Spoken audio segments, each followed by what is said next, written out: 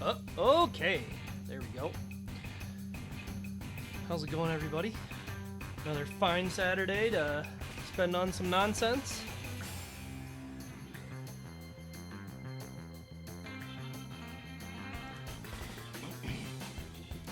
So, today's gonna be a bit of a weird one.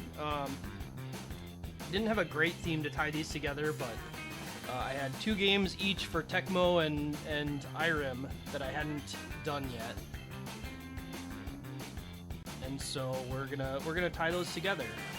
I just realized that I never took all the text out for that, so I don't know how I'm gonna manage the thing.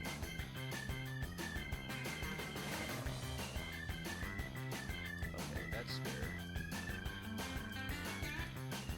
Okay, we'll just make new ones. That'll work. Oh, not like that.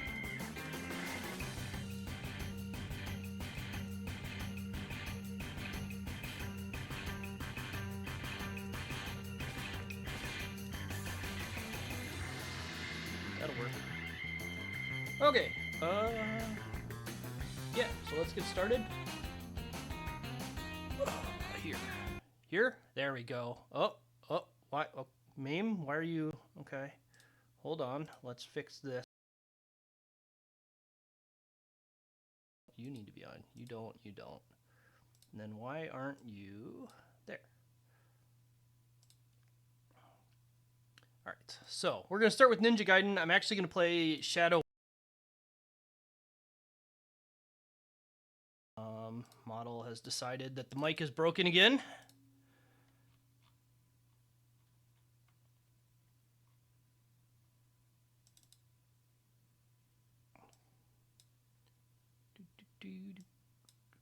Reload. Okay, nothing a quick reload doesn't fix. I'm glad I figured out how to do this more efficiently, because rebooting the entire studio every time was a bit of a pain. That said, you need to not capture the cursor. Thank you.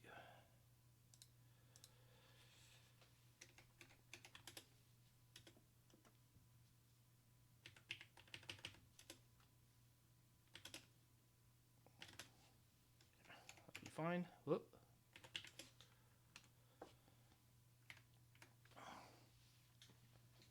E.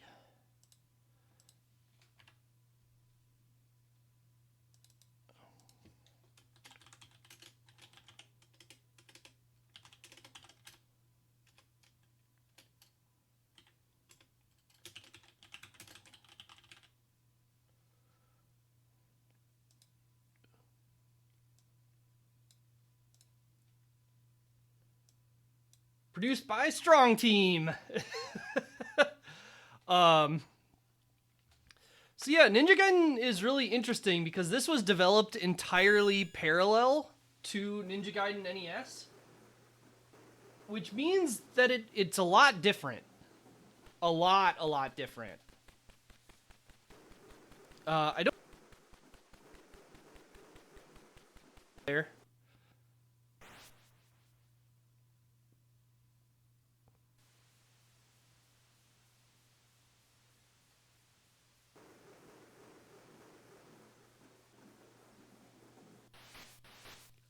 Yeah, I might cut out for a second there, but it looks like it's back. Insert coin. Good. Yeah. Ninja in USA. Oh, it's doing that on the B-tube again. Hold on. Reload.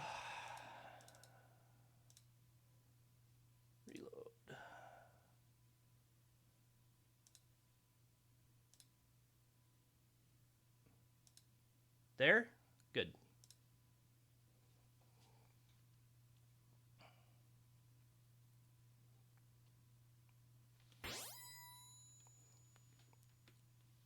Yeah, they gave Ryu quite a sprite in the entry there.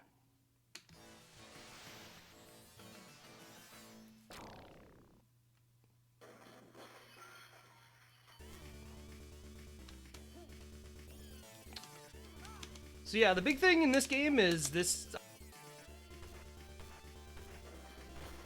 Our life's up in the top, and we have very limited life. It's also a bit awkward to hit enemies with this. It's like a weird range. I believe we can somehow or another. Maybe I have to press something else. Oh, okay. I have to actually press attack after doing that. That's the issue.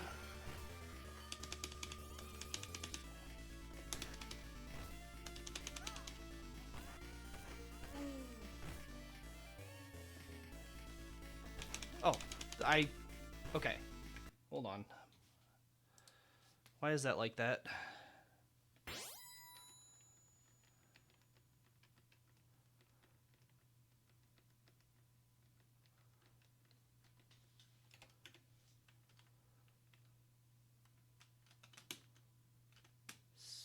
Center button? Why does it have that there? Okay, well, whatever.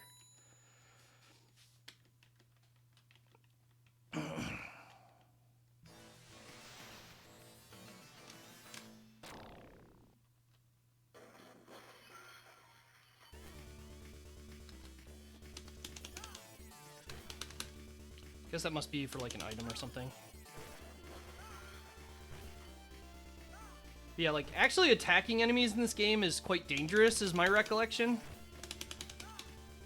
With like just normal attacks, so you do a lot of this. Wish I could remember how to grab this. Oh, that's what the other button does. Okay, so sitting on a pole like this is supposed to be really, really fucking good. Like this, the enemies just have a really hard time with approaching you when you do this nonsense.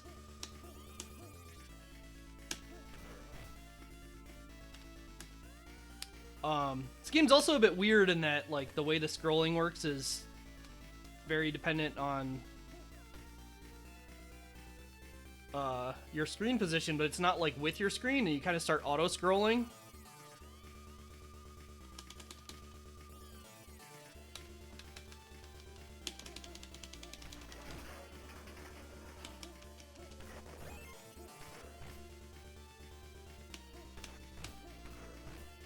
So yeah, just just boot everybody.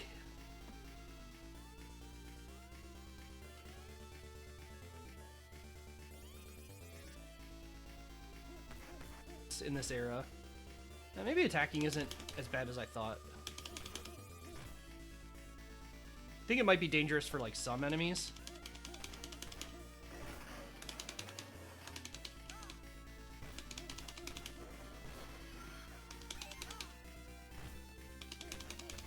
Or maybe if they group on me is the idea. But can very easily toss enemies. I'm playing the world version instead of the US version because the US version has some very interesting difficulty changes.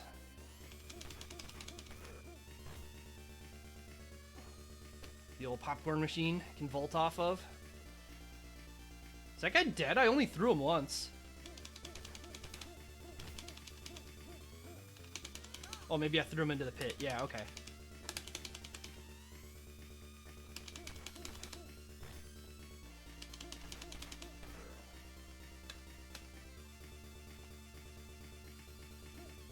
Top Gun, PLDT. Yeah, some interesting graffiti in this game.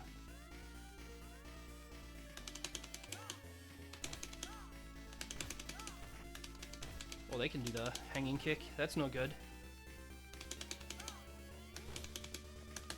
Can I get up there? Yes. The button for, like, changing planes is a bit weird. It's kind of, it feels a bit unresponsive.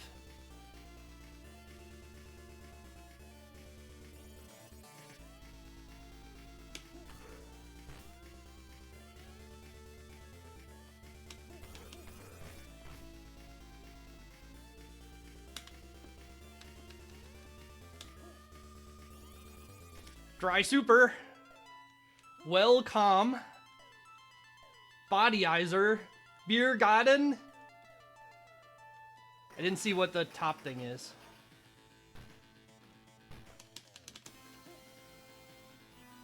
Alright, here's our first boss. I believe we can't throw him. I think that's correct.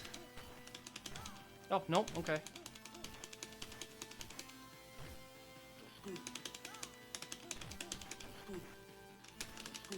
He can sure throw me, too. He just summons more guys immediately.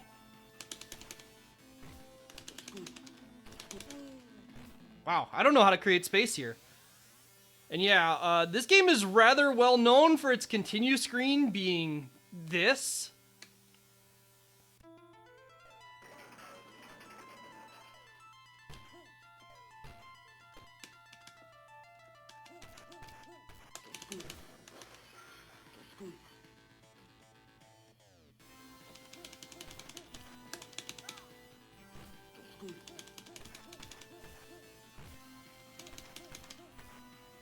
Okay, I guess I just have to, like, really focus on keeping away from him.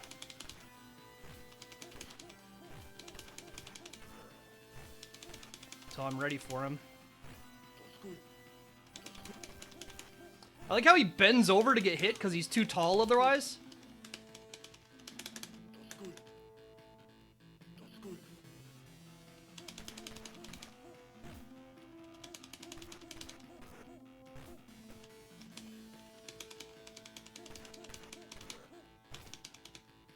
Oh, he doesn't have much health.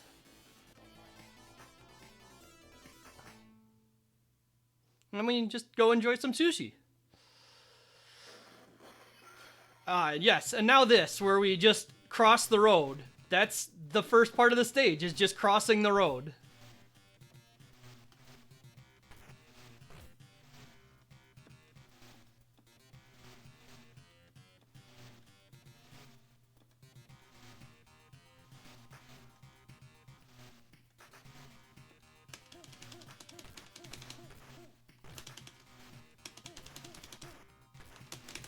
Right. Oh, did we not get life back between stages?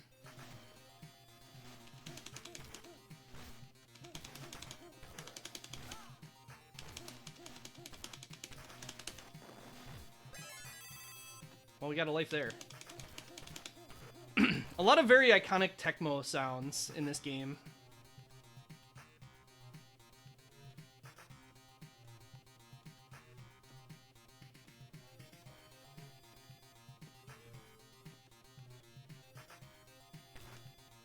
Not sure how you're supposed to... I guess the double up is when you're supposed to go.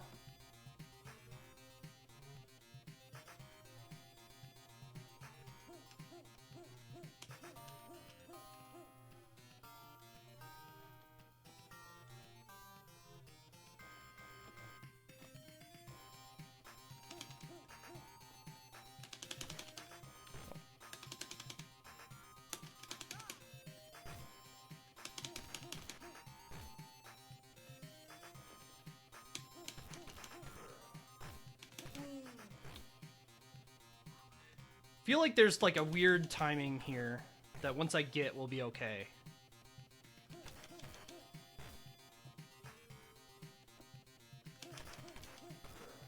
With like when enemies are on plane.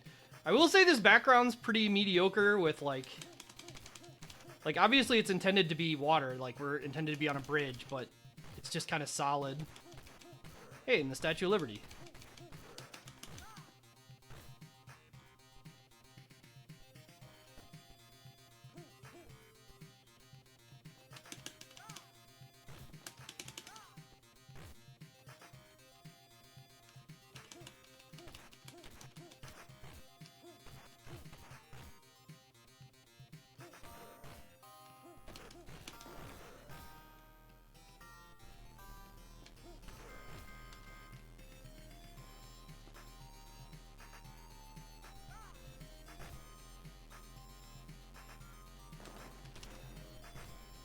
I don't know if being on the pole is good against the motorcycles or not. Seems like it.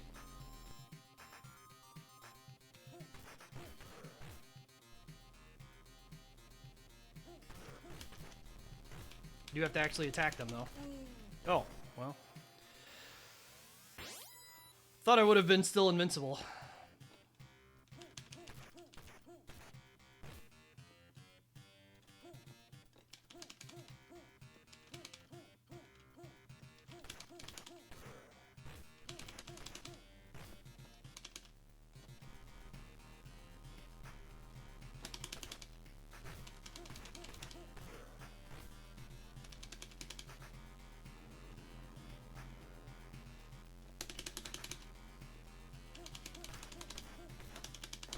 Ah, jumped the wrong way.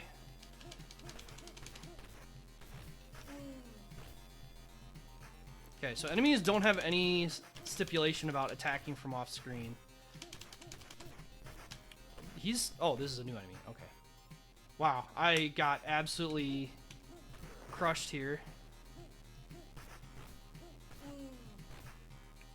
Huh. These motorcycles are weird enemies. I really wonder if they'll stop if I clear them out, or if this is an infinite supply. Well, we've lost our hands, but we grabbed this, I guess.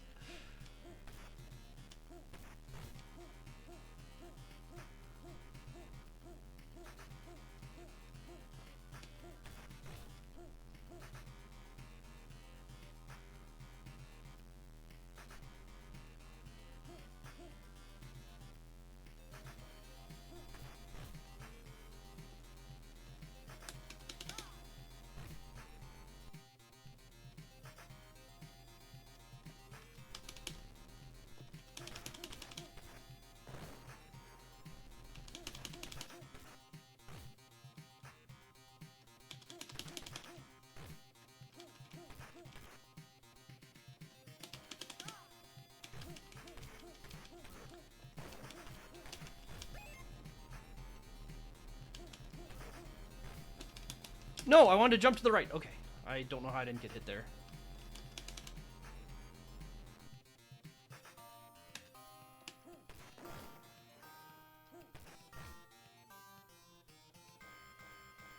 I believe you can get the sword as like a power-up.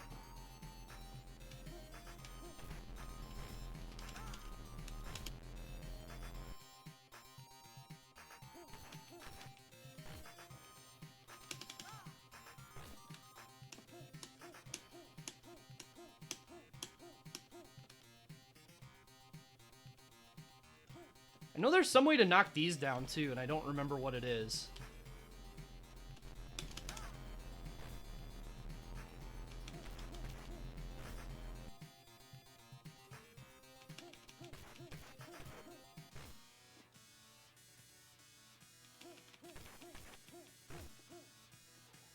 I want you, I am Lucky Rabbit.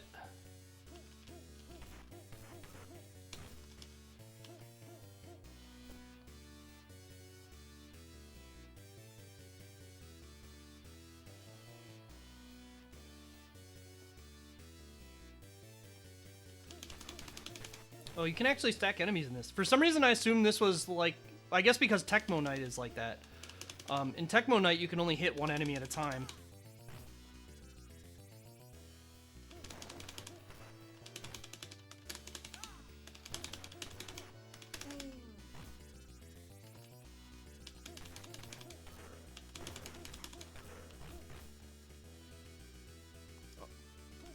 The pill there is life recovery, which obviously I don't need right at this moment.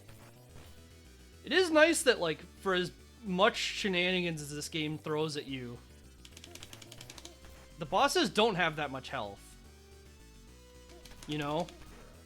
A lot of companies, if they had bosses like this, they'd be a slog where you have to hit them like 20 times. What is this? Just casually riding a train while... Oh, God.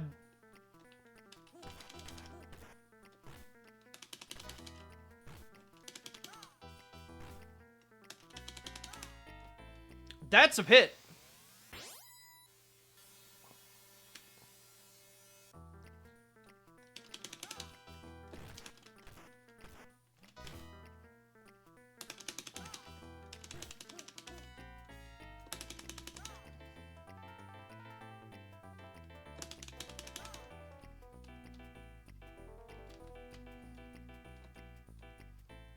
I'm willing to bet this bumper knocks me off.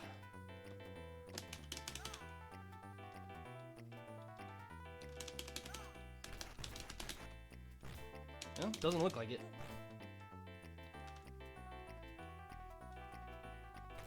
Ah, okay. He has a technique for that.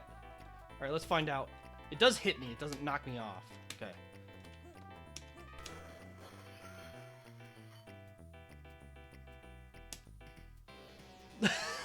this cowboy's arm?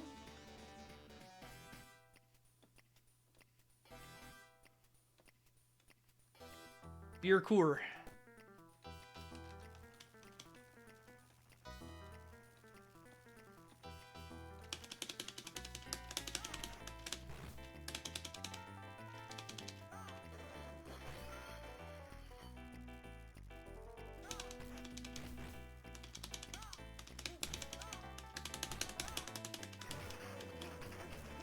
Man, I really don't remember what the general game plan is here.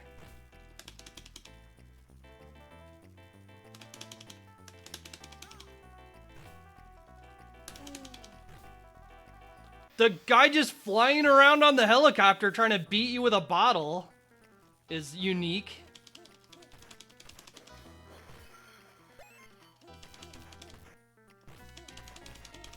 Oh, we can just hit him. Okay. And then his helicopter buddy crashes because we hit him.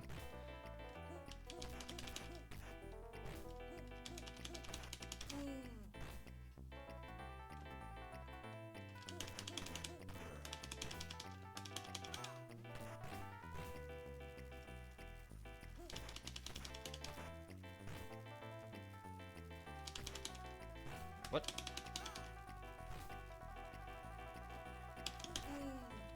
What's the timing to hit him, though? This game is not afraid of just, like, dumping dumb situations in front of you.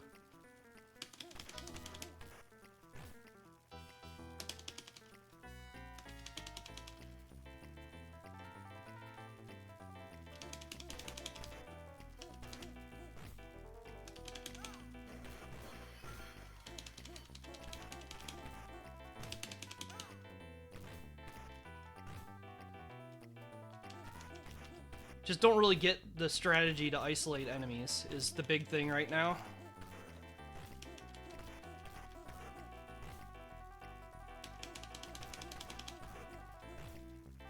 Now, how do I actually hit this guy? Like, hopefully I don't have to just time that, right? Like...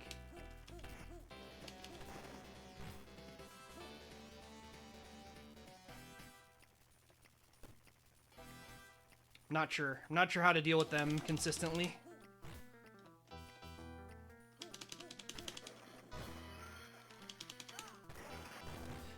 Okay, so I thought the toss throw was supposed to be really good, but it definitely isn't something you can just use, because it does put you in a lot of danger if there's another enemy behind them.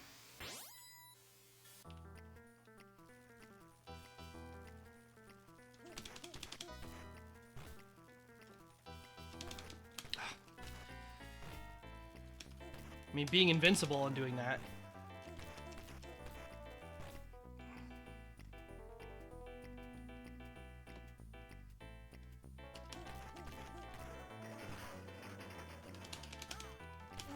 Yeah.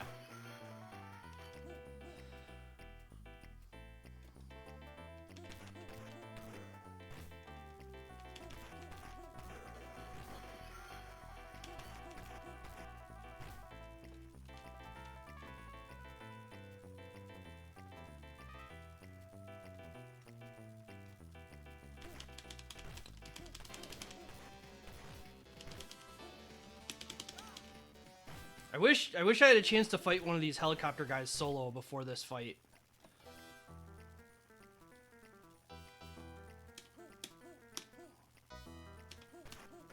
Okay, so I can just hit him. Oh, here we go. Sword. Got our sword. Which is not as long as range as the big fuck off log. Alright, I'm understanding a few things though, so we'll get there.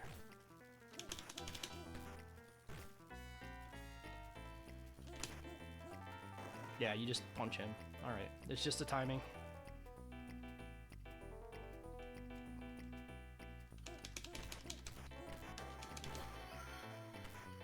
I didn't get out of the way in time.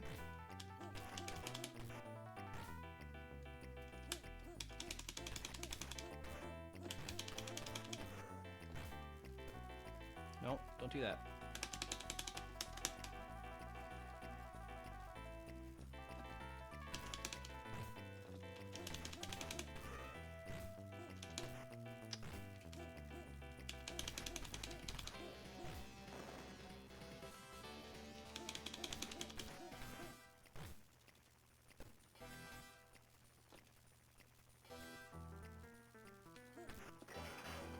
that's not too bad.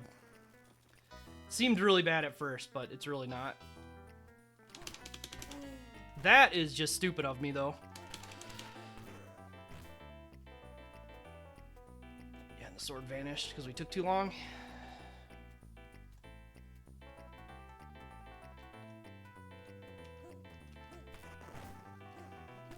Oh, he has longer range than that. Okay.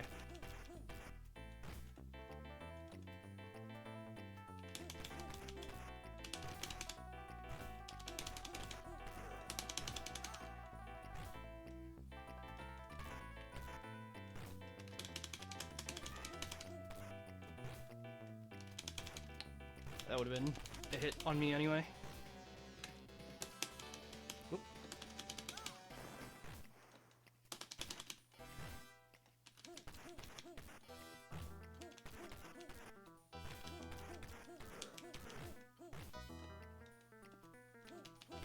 It's interesting that the other ninjas are the least tough enemies, like they just go down in a punch.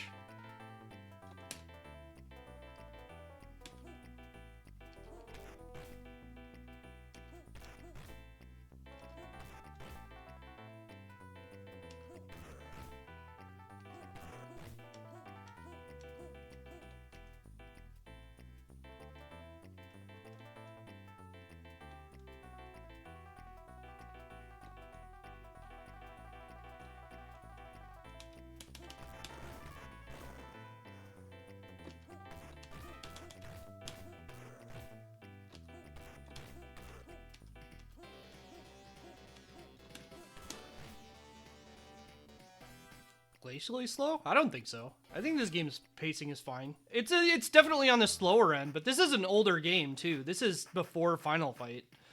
So like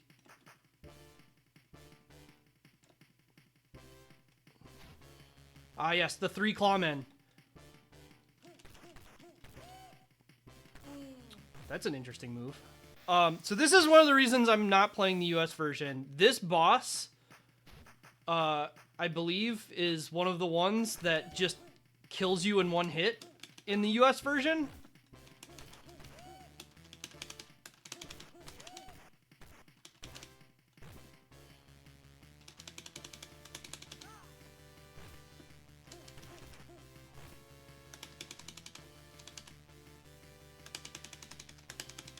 I don't understand the detection for the throw very well.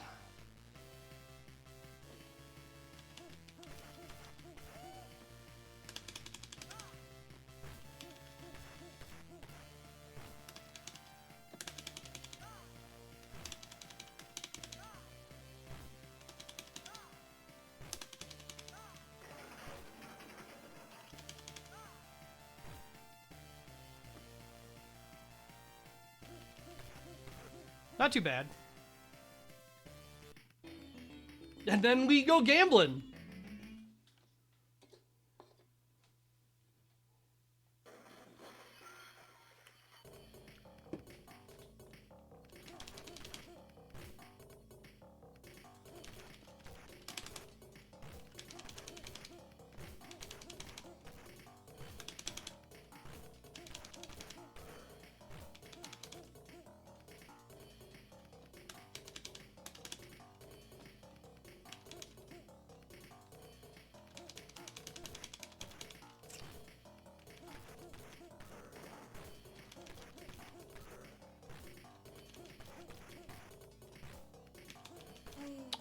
Why didn't my kick hit him? Weird.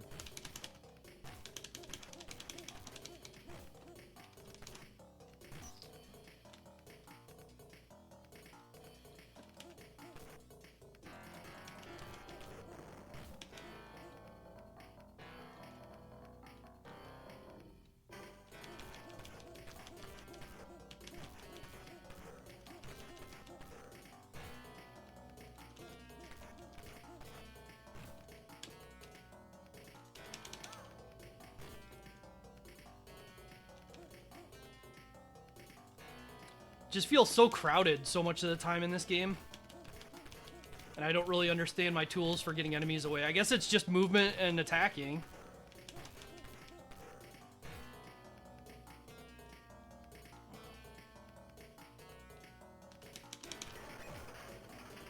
He hit the sign above me there. It's pretty silly.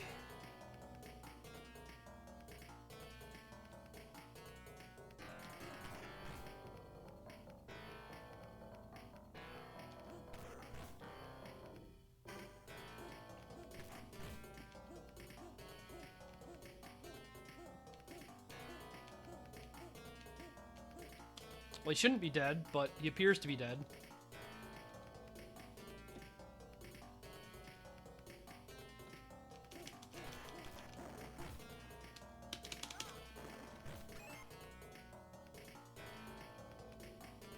Yeah, breakables in this game are interesting because you have to use enemies. You can't just break stuff.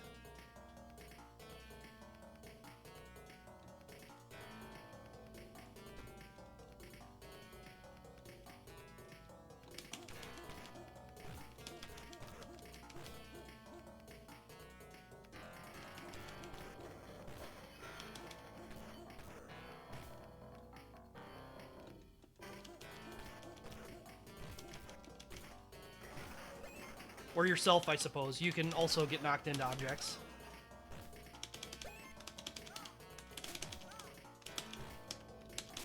Oh, I got a sword somewhere. That's nice. That helps. That should help tremendously here. This is a lot of dudes.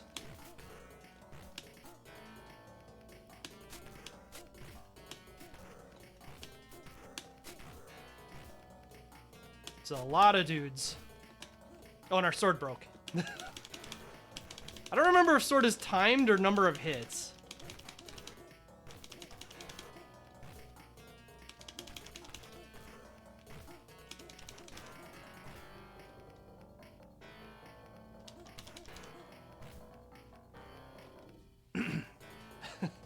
Hey, Adam. It's fine. It's totally normal number of guys to be fighting at once. I actually, like, now that I'm getting the rhythm of this game, I really don't feel like it's too bad. But,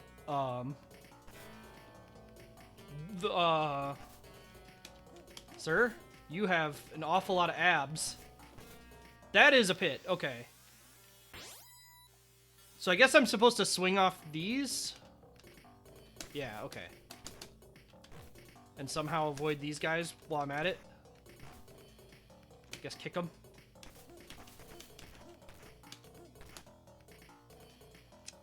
How do I do this? Okay, I have to press again. Wow, okay. This is an interesting little segment here. Kind of like a wacky thing to expect of the player, but...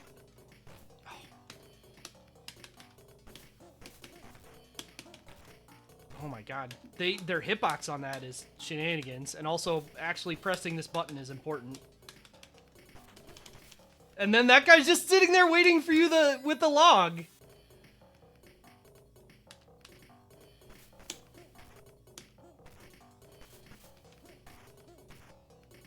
These guys run out? Probably not.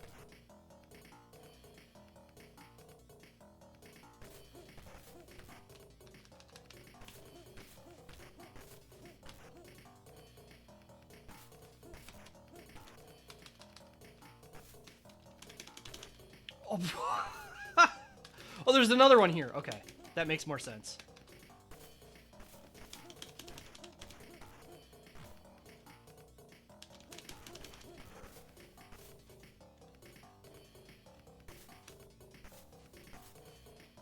What if instead I just go up here?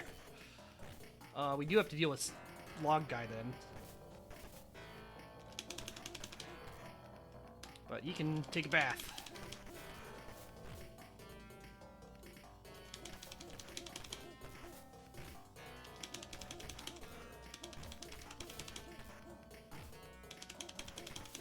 Okay, so I can bully enemies a lot more than I feel like I should be able to, I think.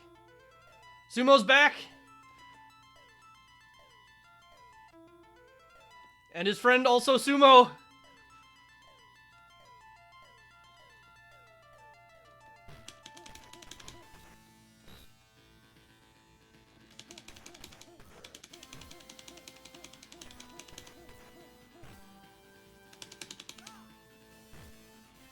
The sumo's run animation is so good.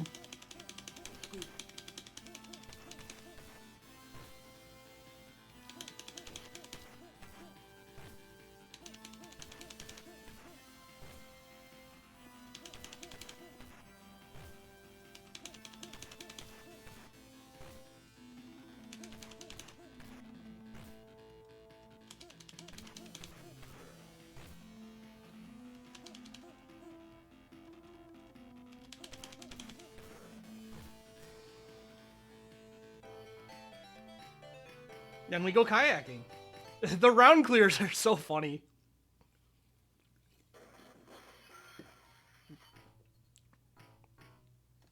Hey Katsu, thanks for the resub.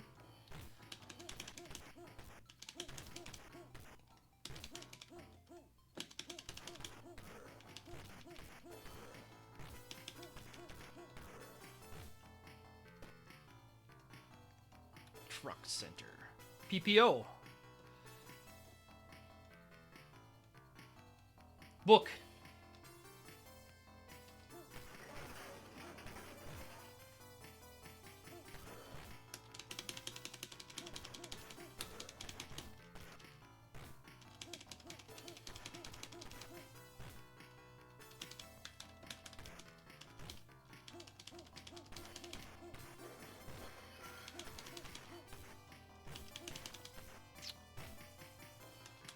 Whoops.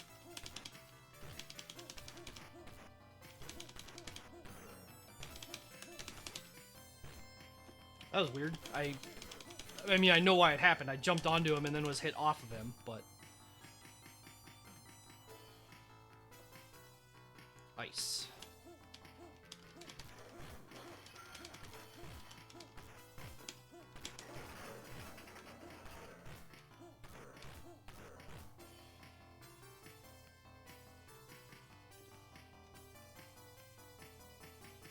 Look at this trash bin.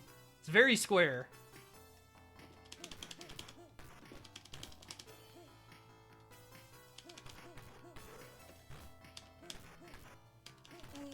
Oh. Thought I noticed something and I was wrong, and it killed me immediately that I was wrong about it.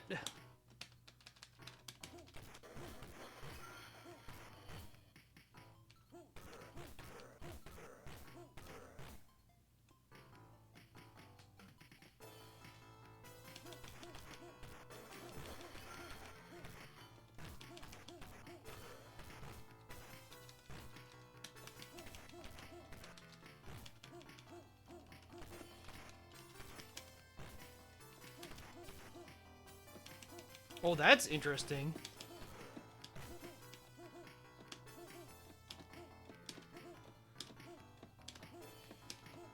So you can just cancel an attack by walking away from it.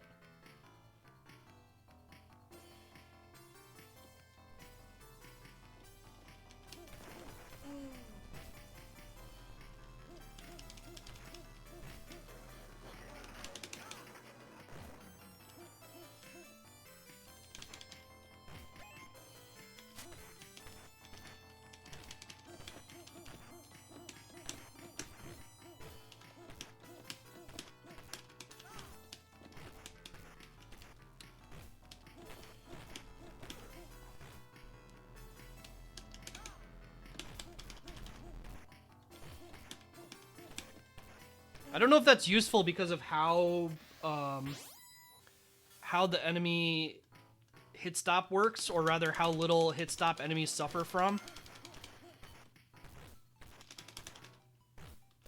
But it is interesting. We're just gonna let this one go.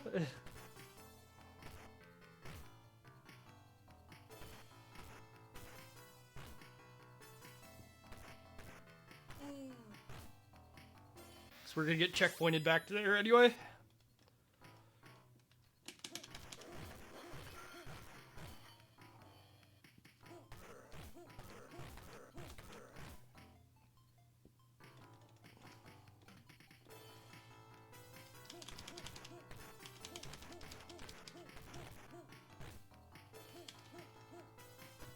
No.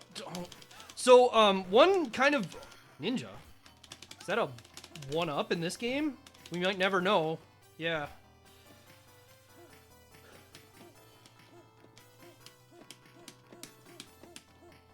Yeah, I don't know if that's useful because of how hit stun works, which is a shame.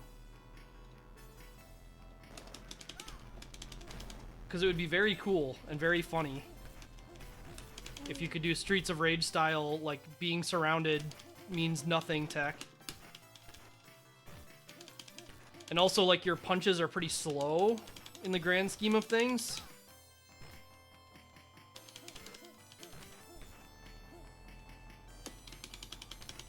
God, the motorcyclists aren't a big deal until they're in a fight, like, with other dudes. And then it's like, well, when do I actually attack this guy? What?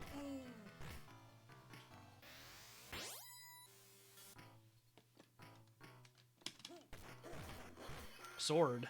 Kind of want that, but I kind of also want to just win this encounter.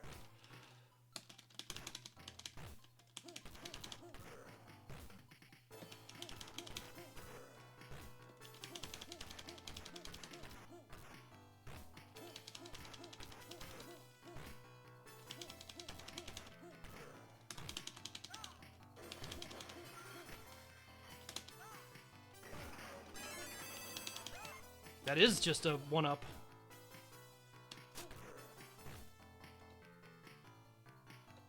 Sword will be quite nice here.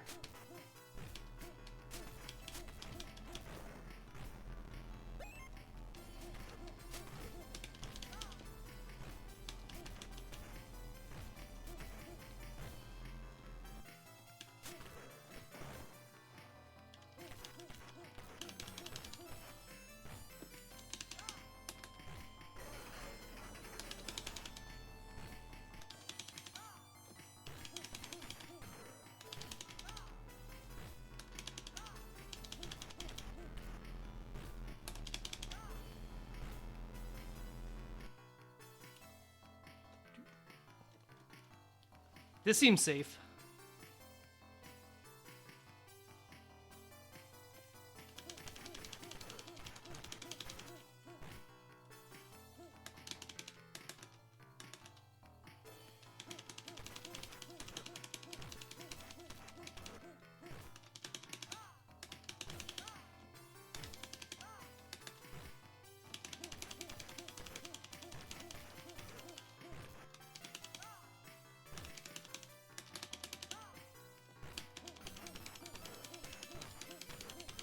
Just the huge Mawa dudes on the train tracks, though.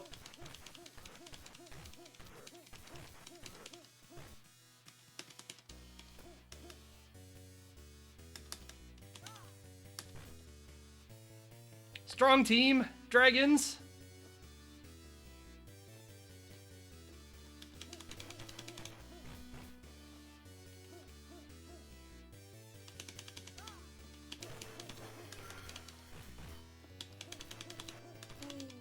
Damn. I was hoping I could finish that guy quick. You have, like, just enough time to finish an attack string while invincible, but not still be invincible for, like, the recovery of the last hit.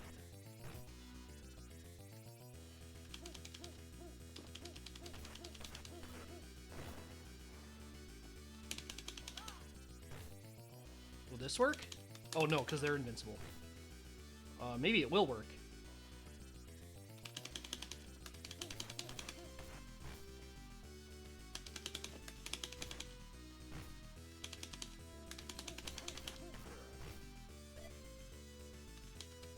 Weep. And then just scare some painters.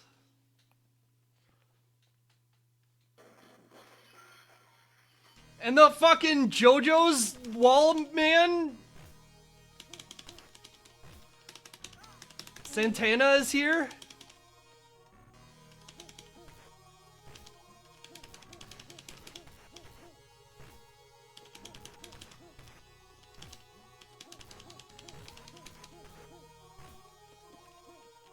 Oh, that's a thing I could kick off of. That's true, that is Wham, not Santana.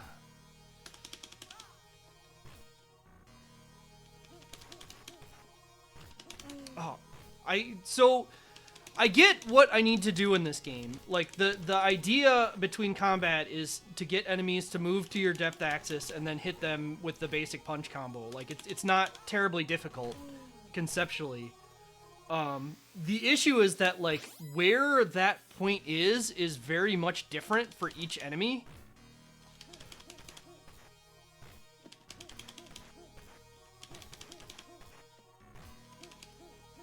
So I'll attack at times that feel good, and it'll be against an enemy that attacks sooner.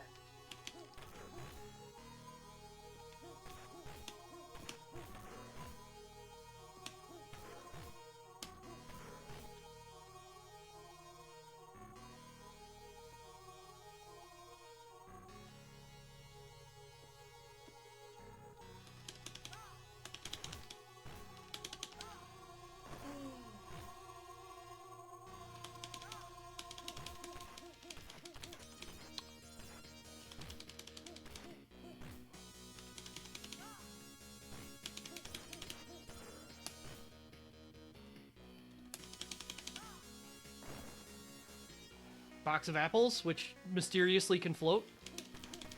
I like this pipe just stapled to the wall. I can probably break this statue, huh? Well, we'll find out this time.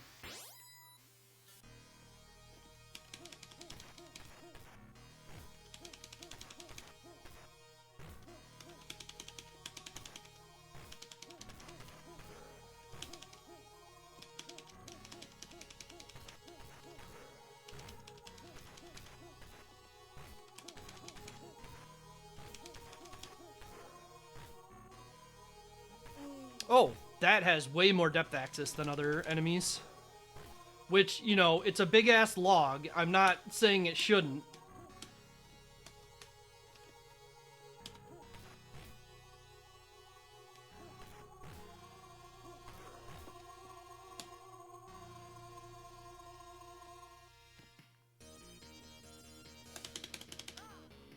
Oh, I can't.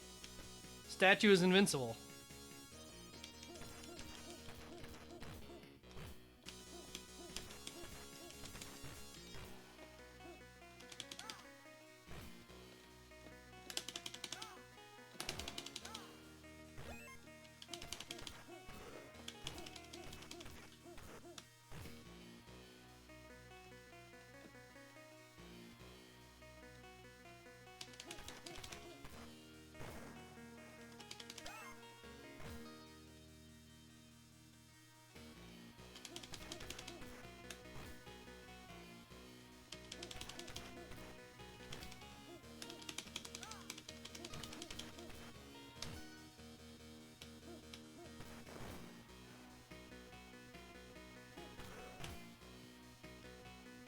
No, you have so little time to pick up power-ups.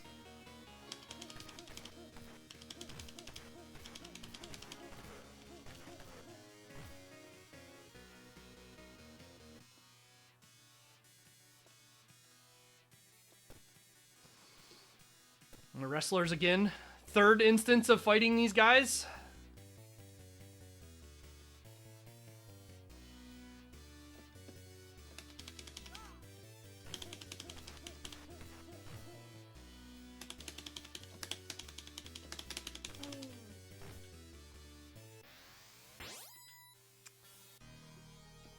Oh, this whole... Okay. This is a long checkpoint.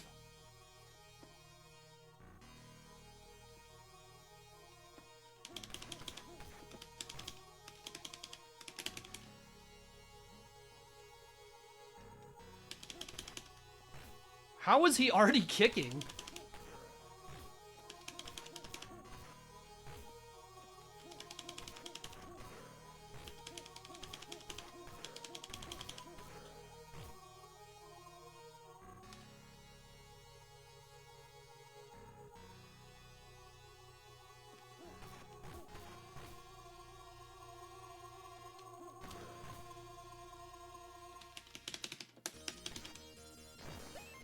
Well, it's one way to get the pickup.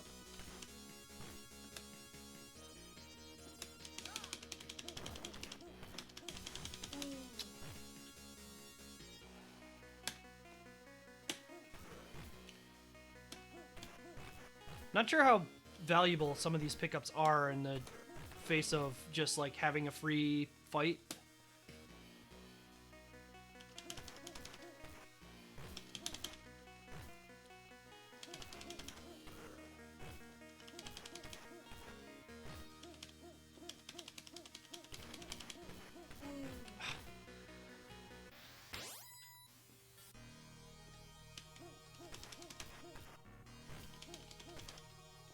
I've got ideas, just the devil is absolutely in the details in this game. What? He was done swinging!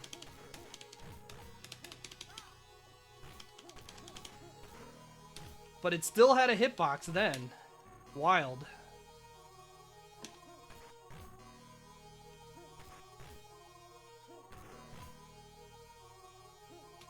Whoop.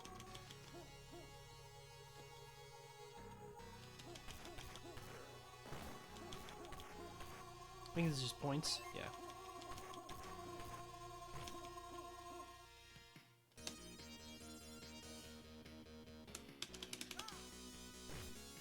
Missed the box.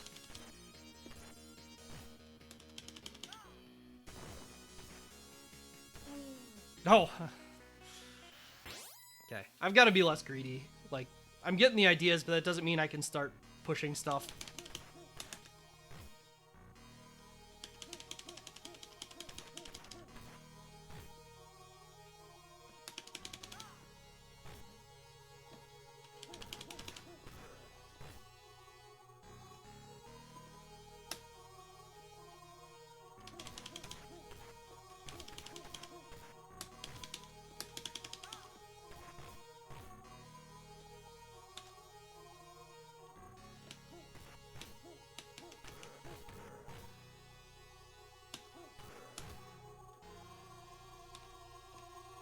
Oh, they did come. Thought I hadn't spawned him yet.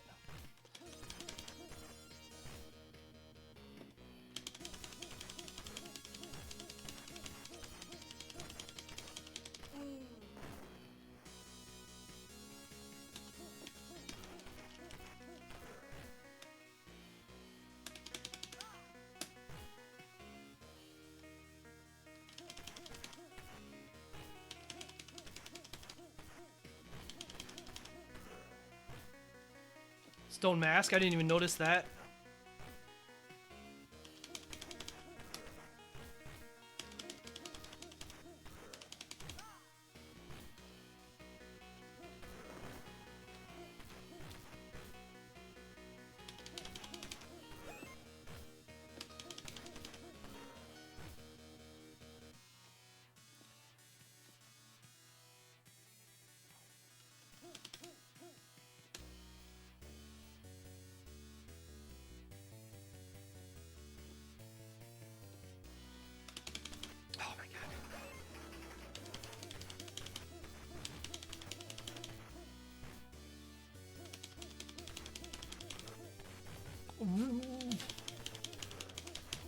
I feel like I got bailed super hard there.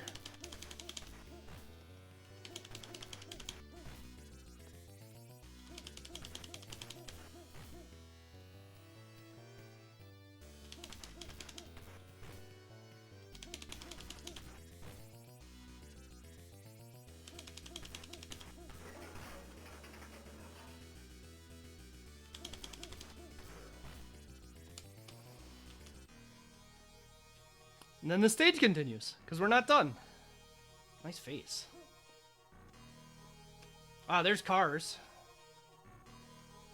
Yeah, so the pillar men just all here. Okay. See where this continues me. All the way back here, baby. So yeah, I think this might actually be the last checkpoint in the game. Like, I think you might actually have to do the remainder on one life. So this game kind of like forces you to learn how to play it, which I kind of think is cool. It is very mean, but it is like, it's better than it just like saying you can't continue.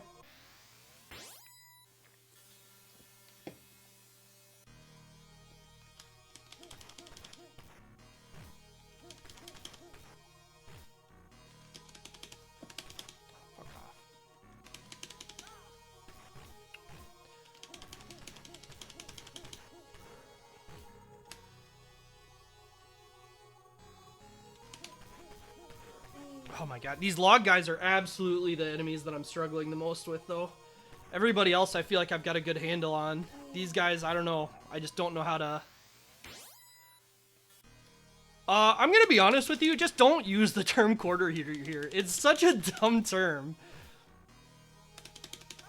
Like, people throw it out because they throw credits into a game they don't know what they're doing in. It's like, yes, if you don't know what you're doing, you're going to lose the game.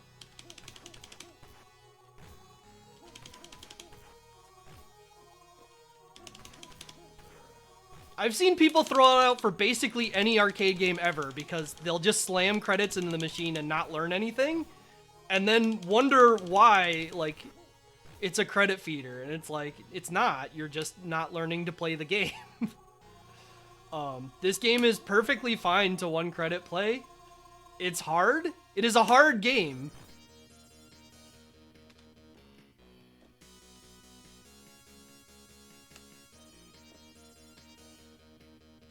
Oh, where's these dudes? There we go.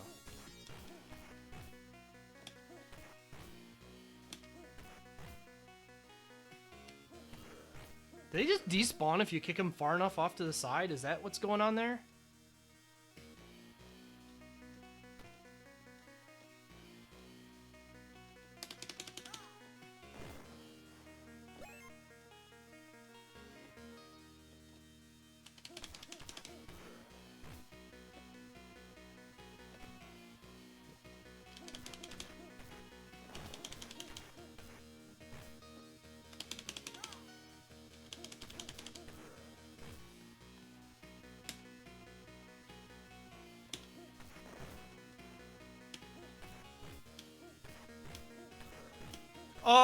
Did he screen wrap?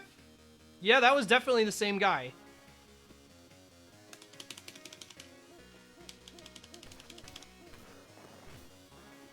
Nice. Good timing for that.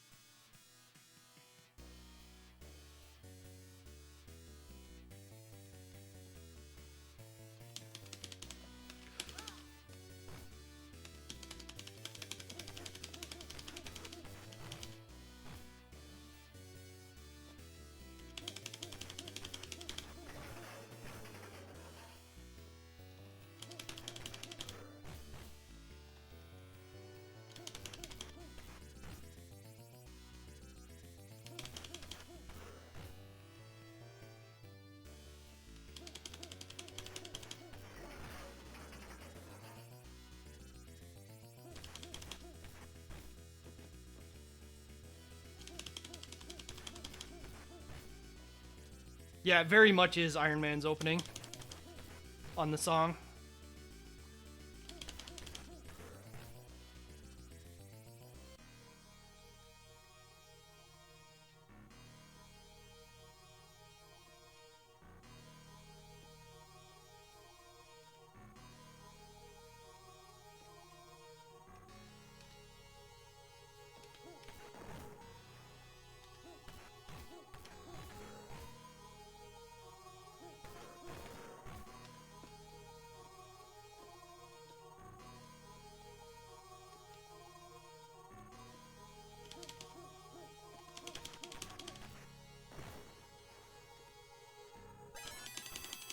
That's fine. That's just a health refill at that point, which is fine. Even though I've already lost said health refill.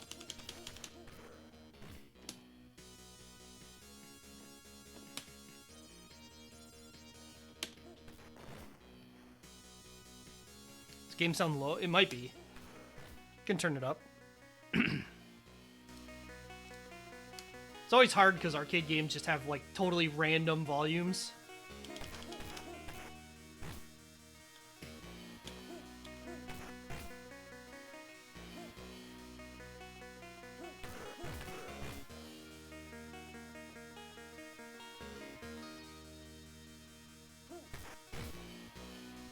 Retreat back to the safety pole.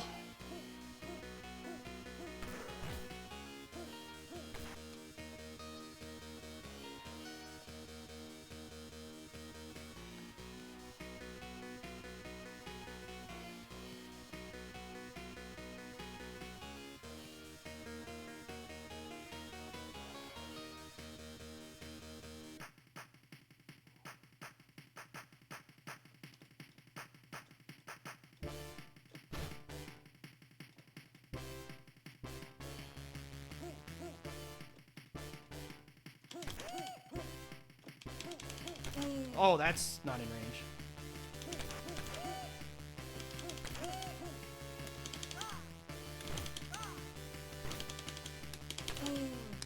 Oh, they instant kill on this version.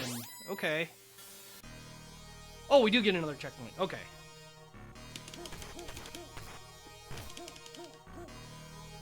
Or I had some damage and didn't realize it. That's also possible.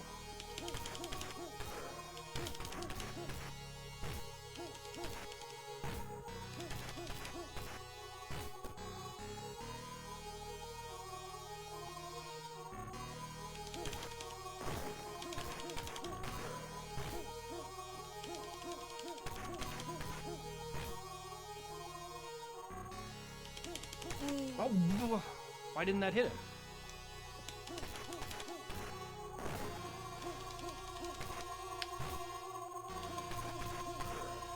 I had the timing and I'm losing it.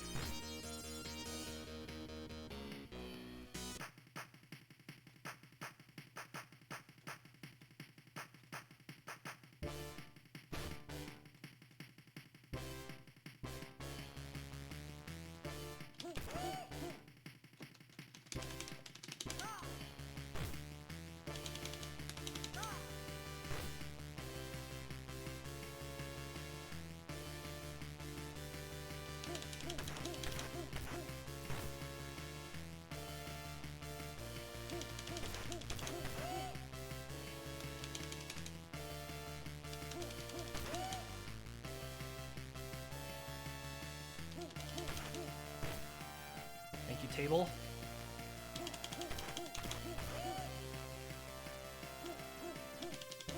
Oh, damn it. I was slow. It's weird, like, so you can easily beat most things with the basic attacks, but you do have to time it. It's not like Final Fight or games where you have fast jabs where you can just mash on it and you'll win the encounter that way. You have to actually like sit there and be like, all right, now's the point where I attack when they're approaching.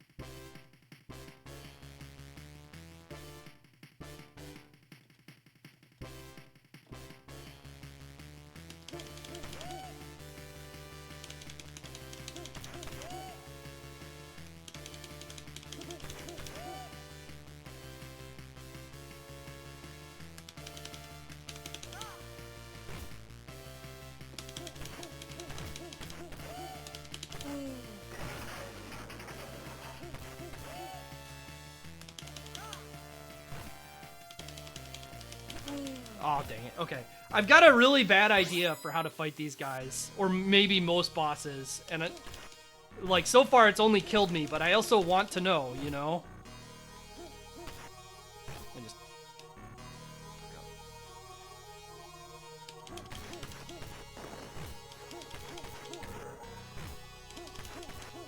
I also thought, I thought this was supposed to be one of the versions where this boss doesn't instant kill me, but either that's not true, or this version of these guys is not true.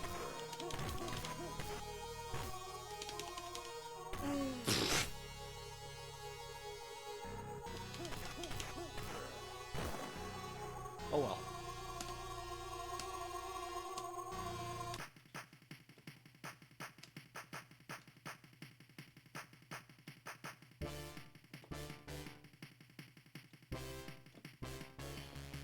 Do have to let the screen scroll all the way. I was hoping once the music played it was just far enough.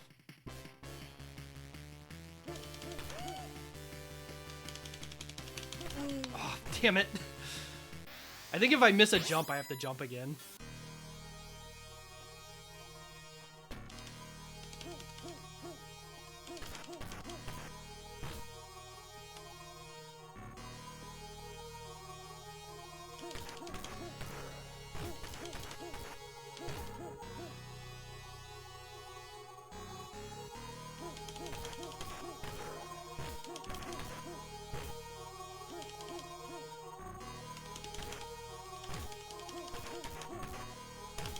I hate jumping at these guys. I fuck it up every time, it seems like. I mean, the good news is that damage doesn't matter, because this boss is just going to kill me if he touches me.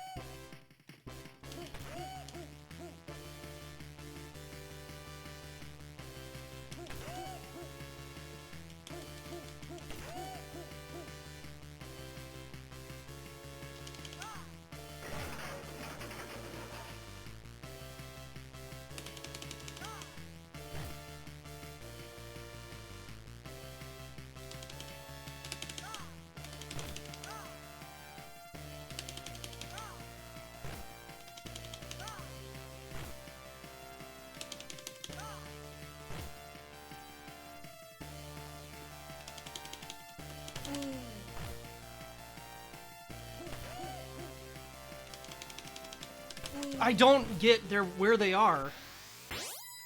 The jump attack is so strange sometimes.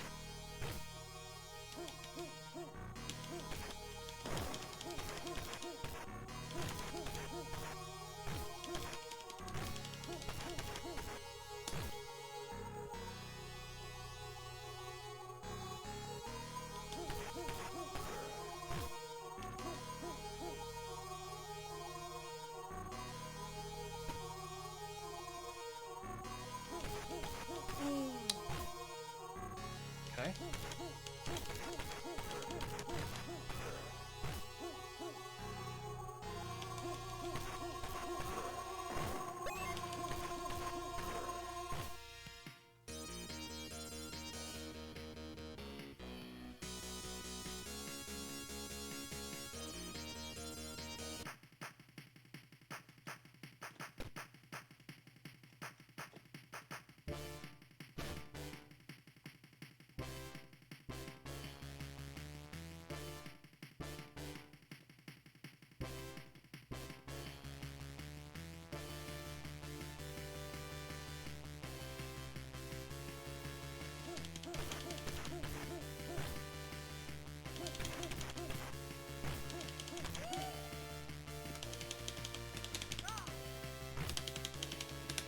Yeah, maybe that's just a bad idea. Maybe I don't understand the range on that well enough to use it.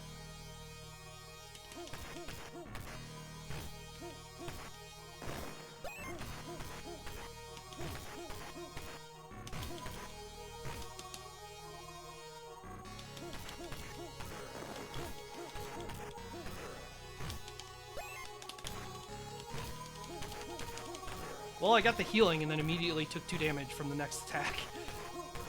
Which again, doesn't matter. Because these guys just kill me.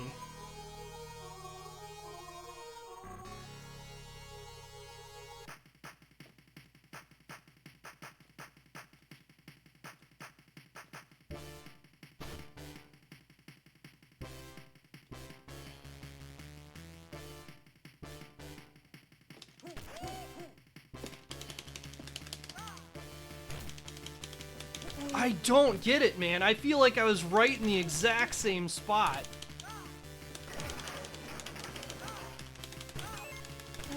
I feel like I'm in the exact same spot and don't get a throw sometimes.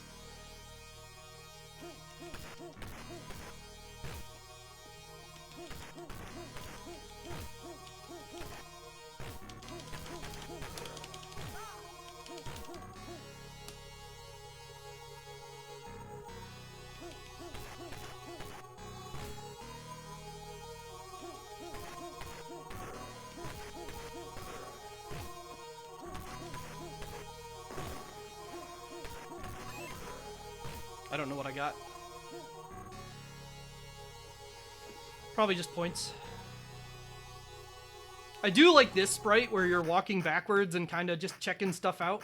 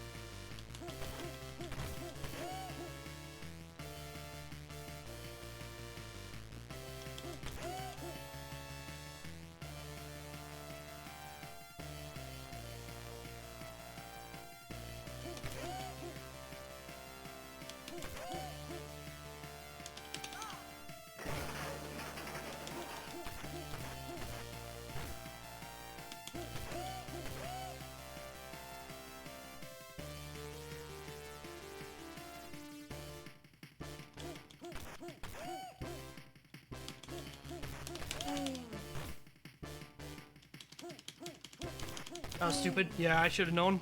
As soon as I started attacking, I was like, this guy is coming up behind me, and he's gonna kill me.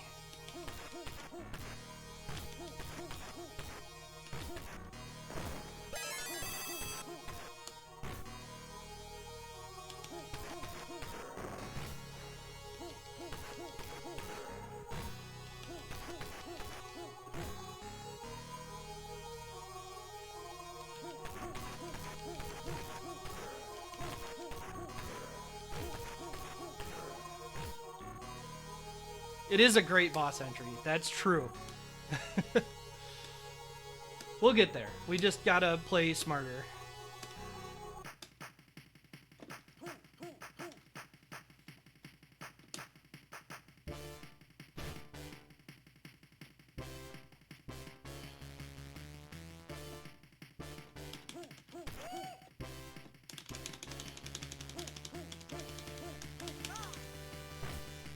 Can he not hit me here? Oh! I mean, we still need to not be here for that reason. But that is a tremendous piece of information.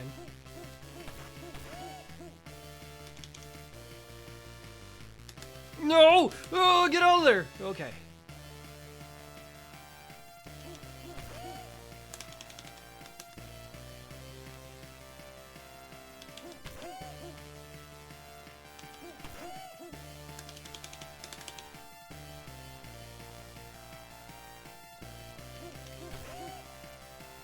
Oh, you can't sidestep through that fast enough?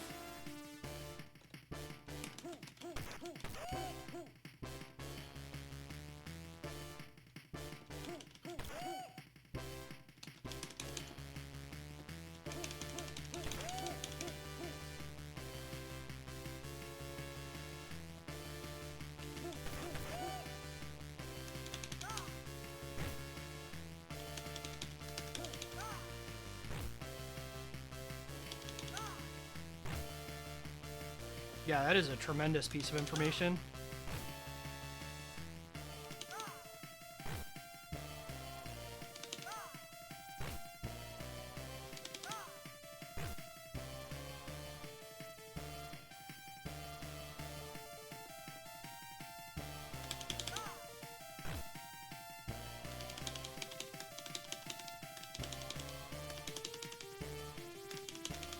Can I... Why couldn't I throw him? What happened there? What?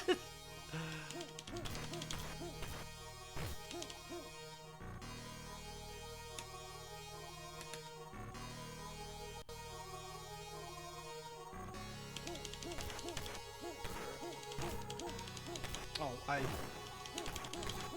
have to time things. I can't just mash.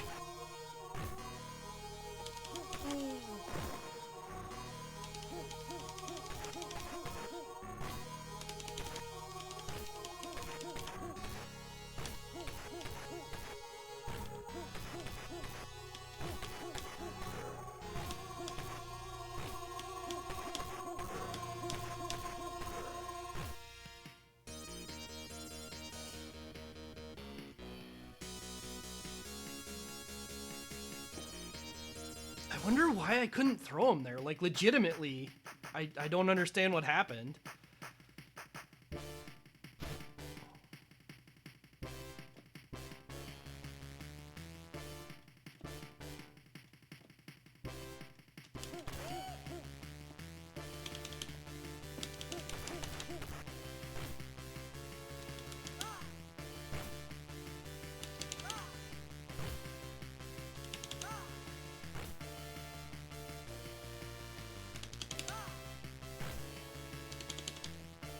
Oh, okay.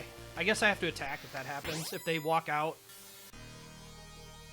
It's a good strat, but it's still not flawless.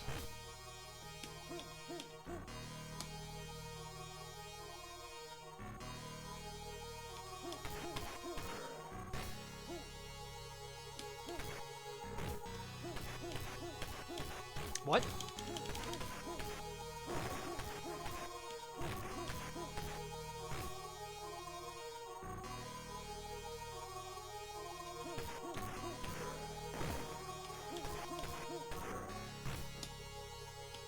Oh, good. Good bait.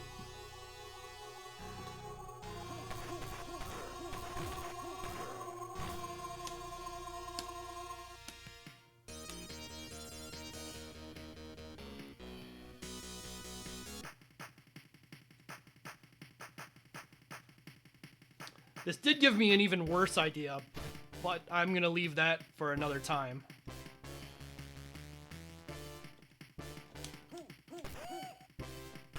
Whoa! Okay, that hits in a weird spot. Good to know.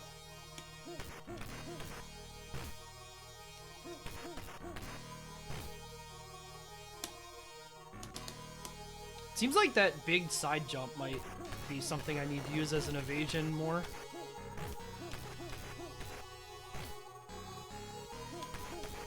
Like, it's supposed to be jumping into the top plane.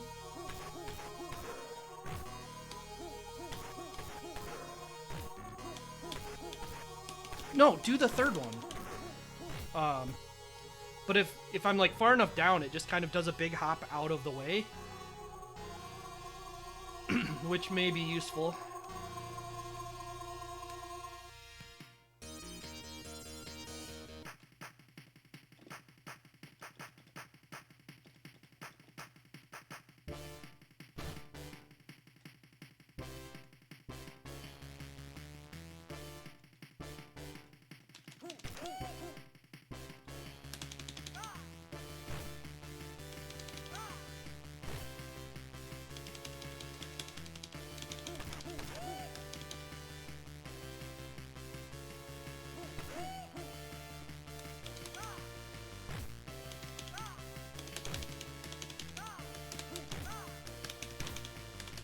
I'm dead. I'm not dead. Somehow. Yeah, I jumped too late. Oh, really? I didn't have enough invincibility for even that.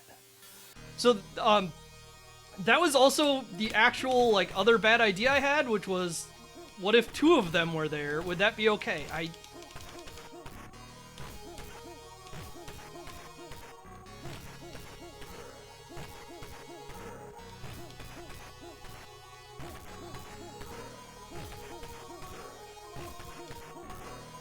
And the answer to that is both yes and no. It is okay, but also will go bad.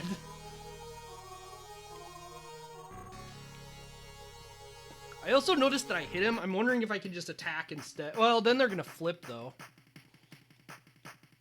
If they flip out, I'm in trouble.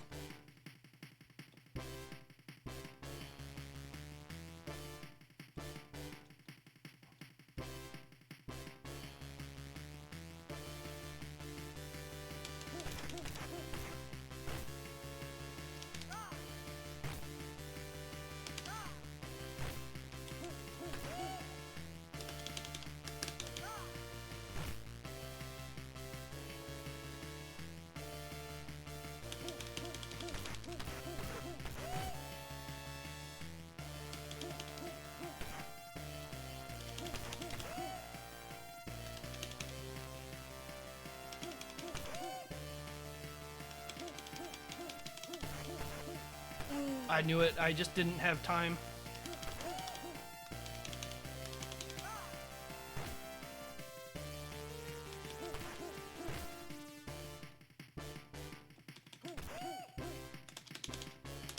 No, I shouldn't have tried to jump there. I'm getting it until I get to the loose situations where I try and be cheeky and clean it up faster.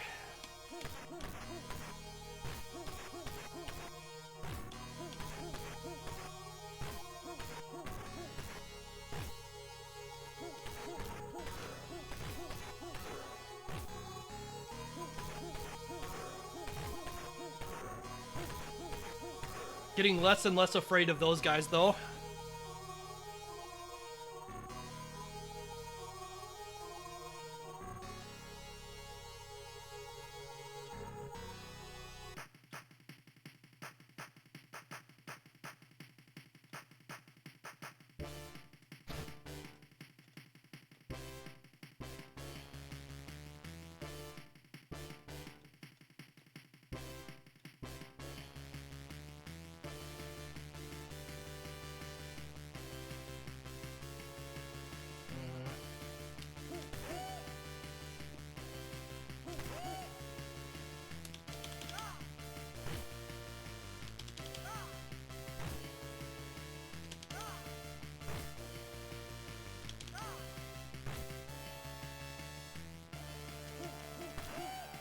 Yeah, I didn't know what to do there. I was just, like, super stuck.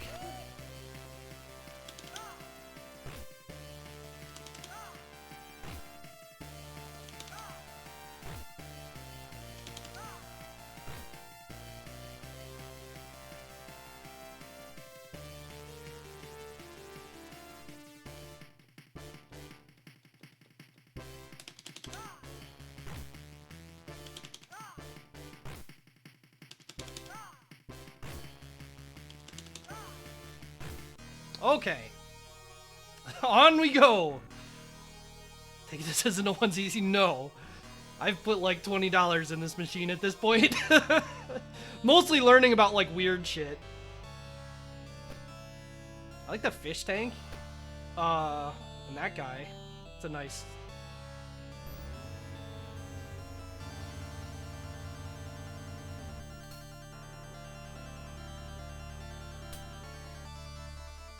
This is a large man.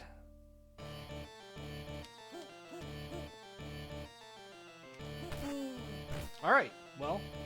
Let's see where it puts me. Do we have to fight those two idiots again? We do. Alright. So by the end of this, we're going to be really good at fighting these two idiots. Or these three idiots, rather.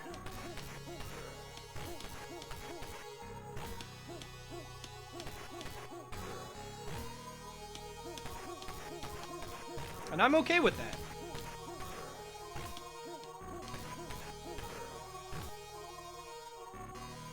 It is going to be a bit frustrating to do them over and over again in order to get one attempt at seeing what the final boss does.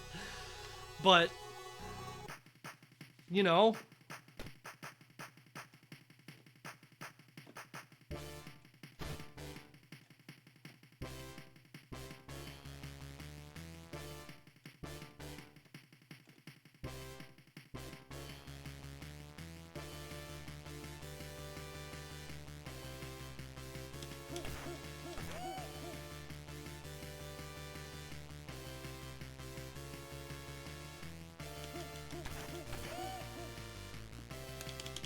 No. Oh, I should have attacked.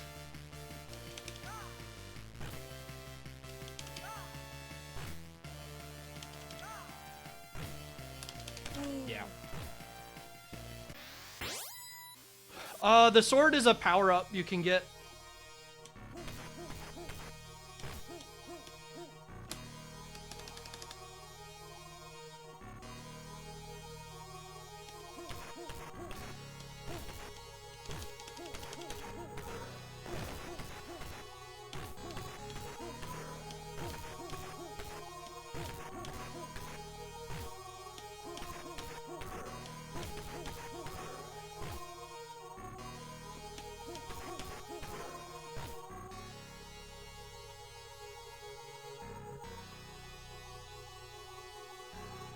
You know, I wonder, I can fit between the barrel. I wonder if they'll actually attack me from the other side of the barrel, or if this is a small enough area that they'll just be stuck.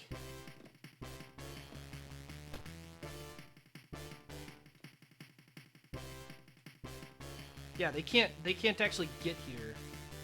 Although if one of them targeted the right side, maybe?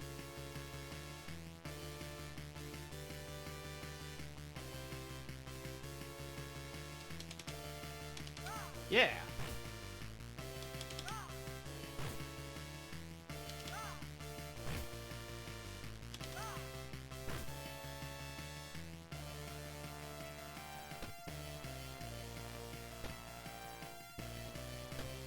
And I just have to trick them somehow into not doing this.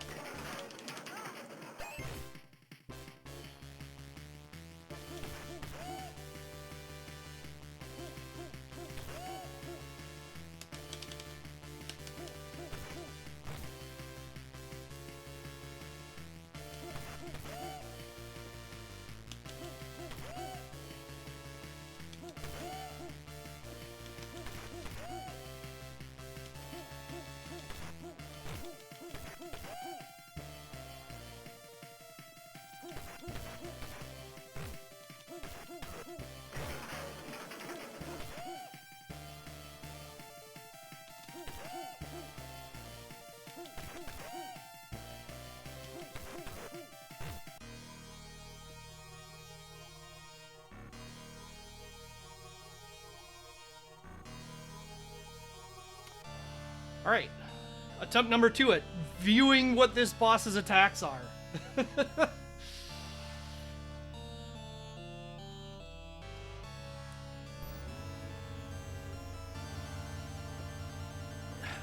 Yeah, it's beautiful.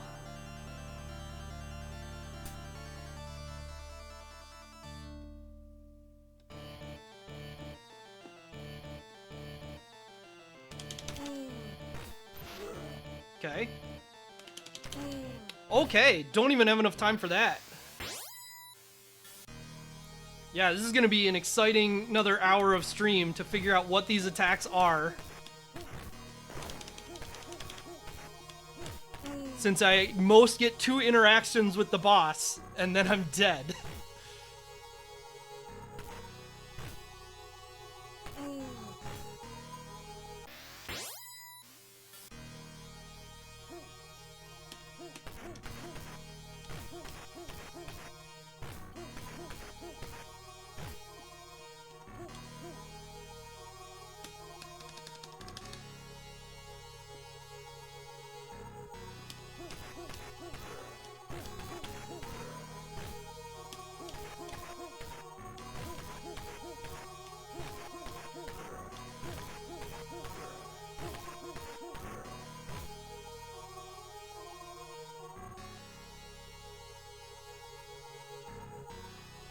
Yeah, I'm just not even sure which direction to approach the boss from. I mean, I feel like it has to be the depth axis, right? Like, if I try and approach him from the side axis, he reaches for a mile.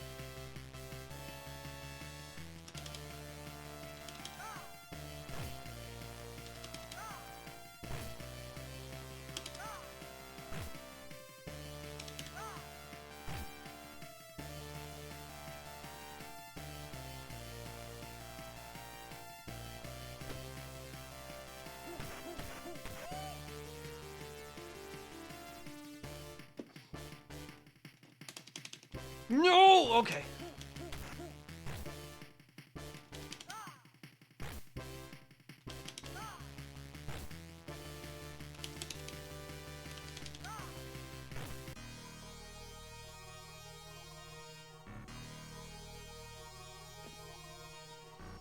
Well, I know for a fact there's a strat. This game is one creditable. I know that. I just don't know what the strat is.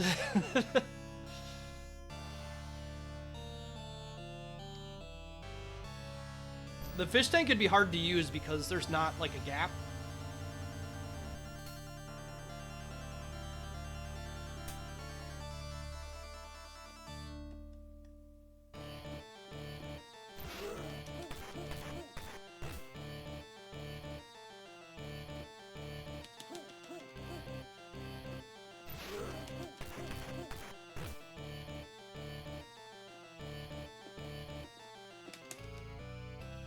Yeah.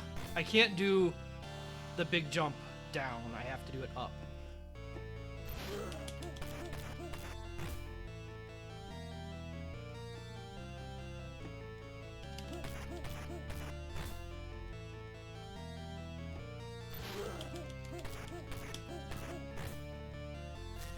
Oh, he's dead. Okay. Well, at least they had the courtesy to not give him a shitload of HP.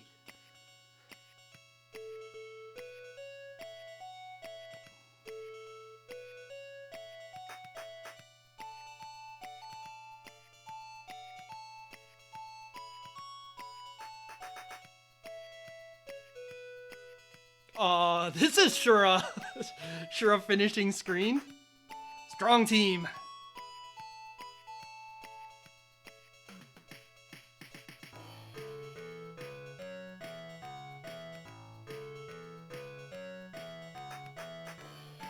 Yeah, it was America. They say that blatantly in the beginning.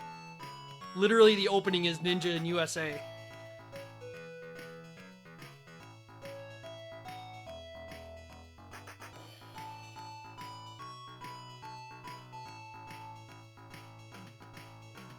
Italian. French? Norge?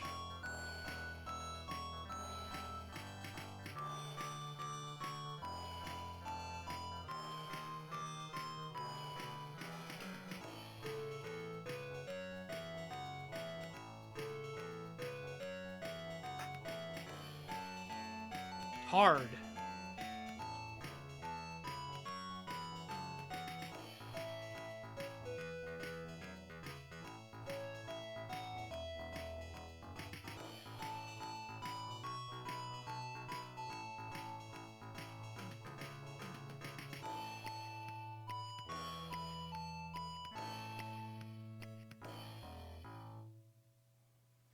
Good old strong team.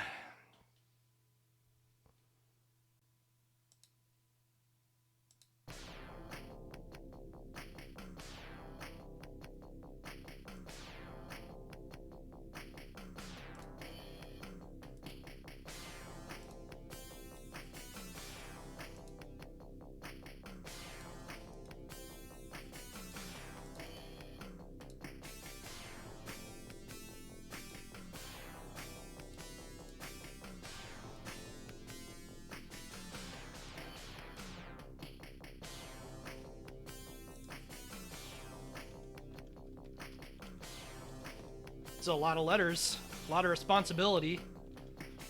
Oh, I ran out of time. We're Ka.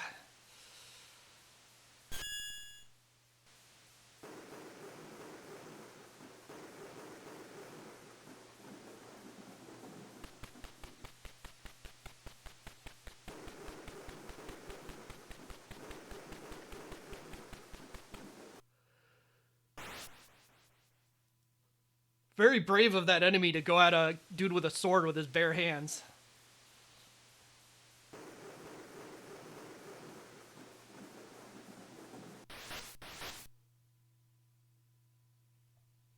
Okay.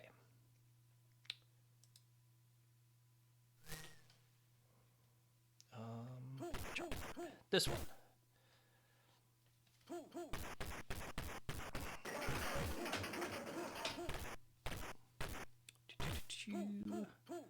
Use this.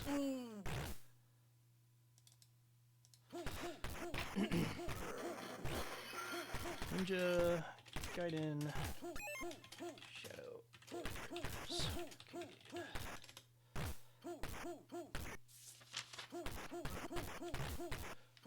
For recreating it, so these NES Ninja Gaiden and arcade Ninja Gaiden were developed in a parallel. So a lot of like the reason that the games are different in the ways they are is because they kind of had a general concept. And I don't know how much communication there was to do, you know, that kind of thing, but I want to check one thing before I start writing here.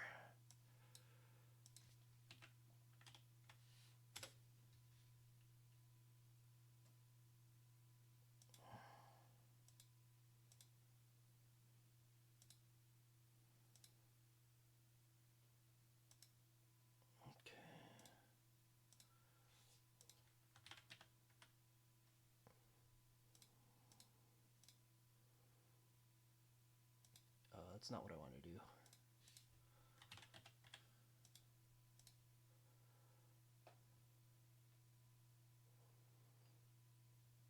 Okay, so this was... So actually, I was thinking that I had done other Tecmo stuff, but this is just one of the only things that Tecmo did. Only two emotes Tecmo produced.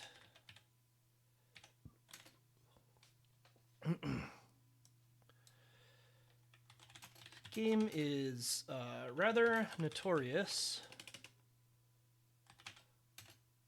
for being an entirely different genre than the NES game, which is generally more well regarded. As a pre-Final Fight game, this does not follow many of the conventions that would later be established, but does well in setting its own identity. I should turn on, hold on, this.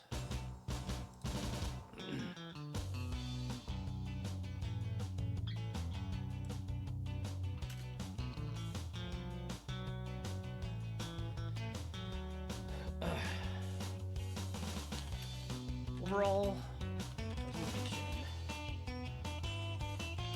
is quite good, with many interesting stage backgrounds, and is very very much follows the iconic techno sound of the era. Although much of the music is inspired by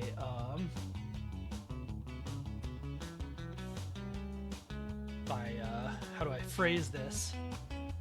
By major commercial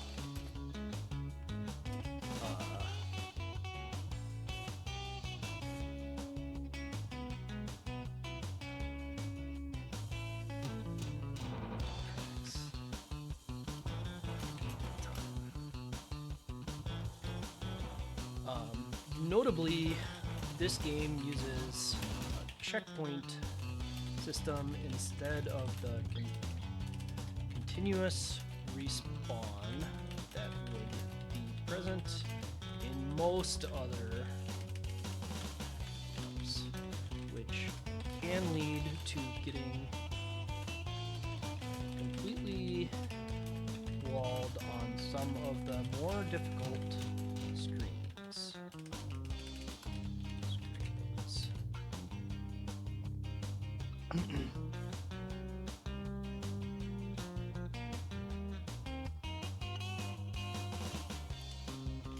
The limited tool set is adequate for all the situations.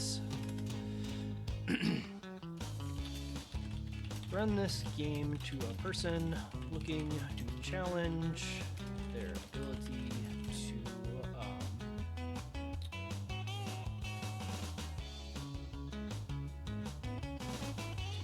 learn precise ways through situations. May not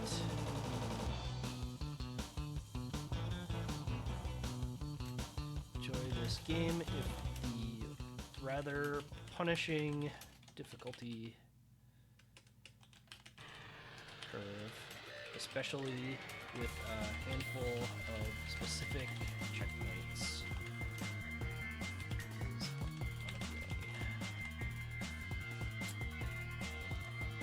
unappealing. So, I feel like this game gets a lot of flack because it's not a modern beat 'em up. It's not anything that follows the modern conventions. It doesn't have, the safety attack. It doesn't have it has the checkpointing that's a bit odd compared to more what people would consider a more standard. And people think about it that, oh, it's not the NES game, and the NES game is incredible and all this. I think this game's really good.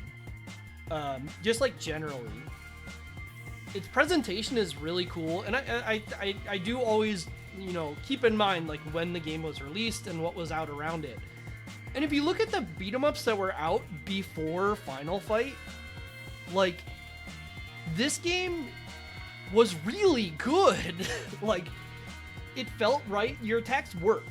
there's some weird ass shit like in how you have to interact with enemies, but your attacks all work.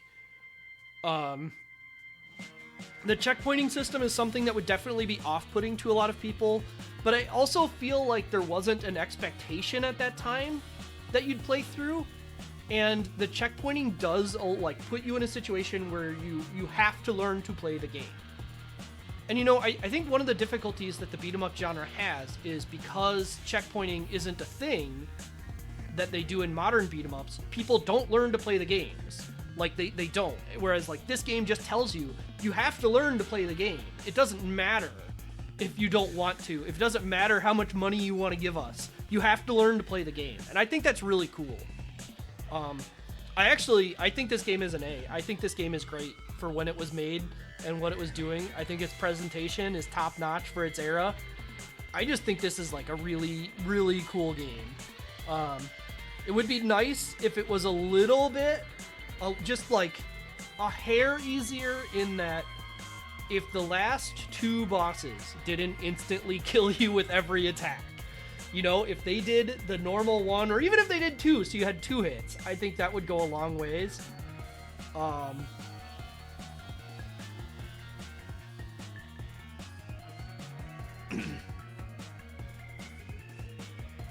So I just think this game is really good for when it came out. I just do. I don't know how else to put it.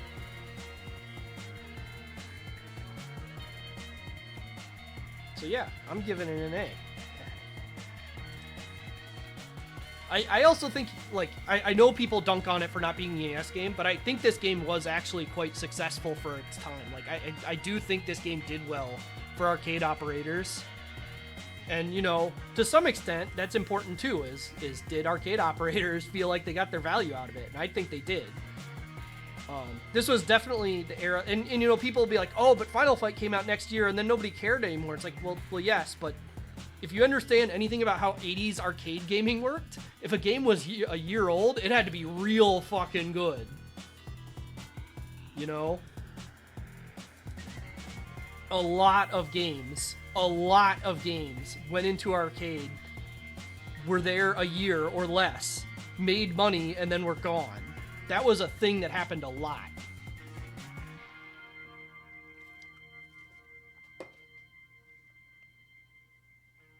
Especially in, like, more urban areas that could afford to rotate their machines.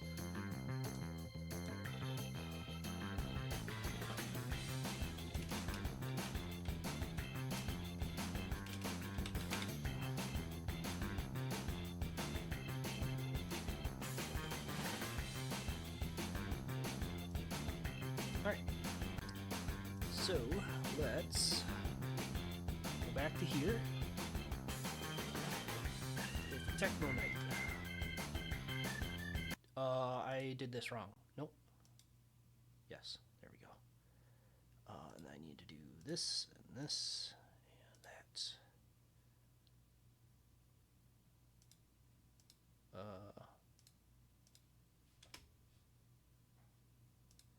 Okay.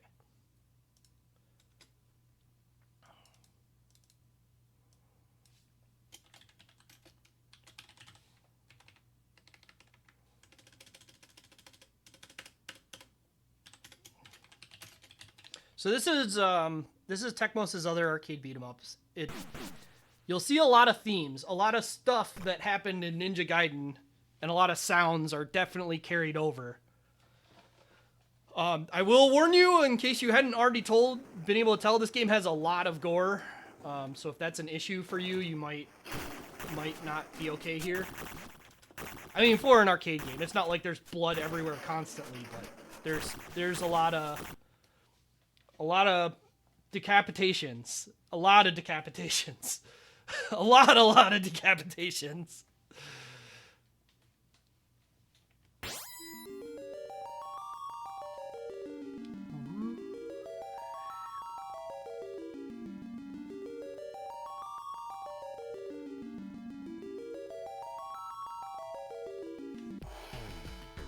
Alright, so, this game definitely has a lot of similar sound to Ninja Gaiden. One thing I will say is enemy stacking does not happen in this game. You can hit one enemy at a time. Also, yeah, you're just the small guy riding this.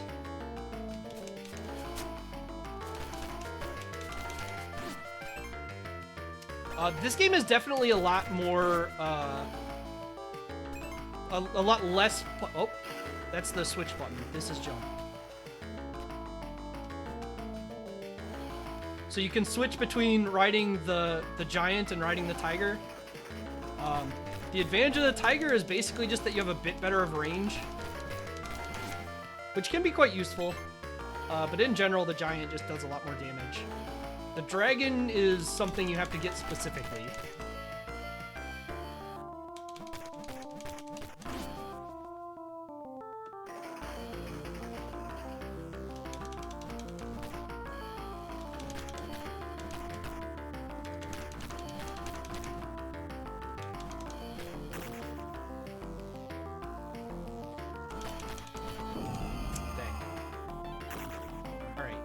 Now that I know which button to switch, because this is a game, I don't think I will, but this is a game I have one credited and could one credit, so I'm gonna at least give myself a real start.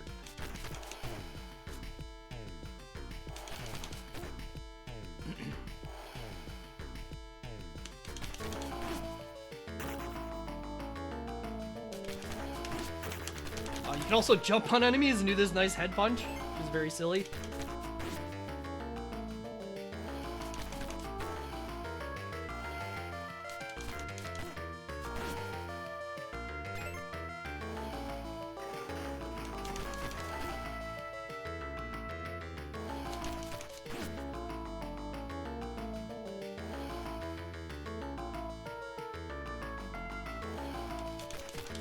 This game's also funny because there's some set of conditions, and I don't know fully what they are, but there's some set of conditions where you can get knocked off the giant, like the giant dies, and you just get to walk around on foot.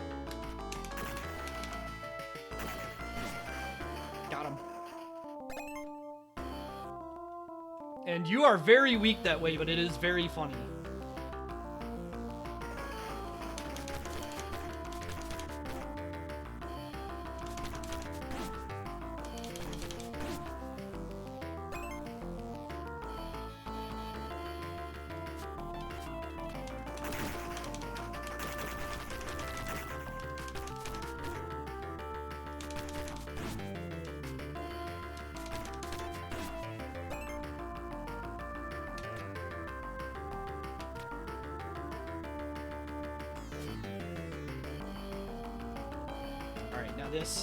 This great fight. I'm gonna bait this guy out first because I don't want to have him here.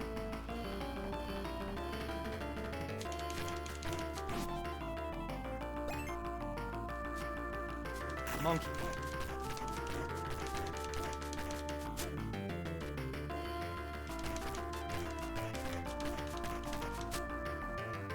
Beat up the monkey's hands and he gives up.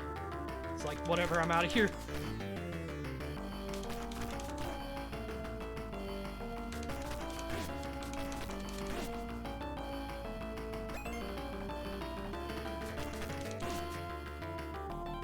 There we go, dragon time.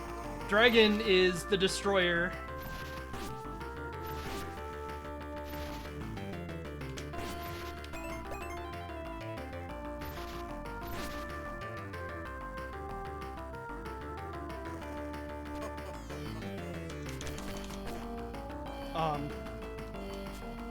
The dragon just like instant kills everything, like including like bosses. If you get to a boss with the dragon, you just kill them.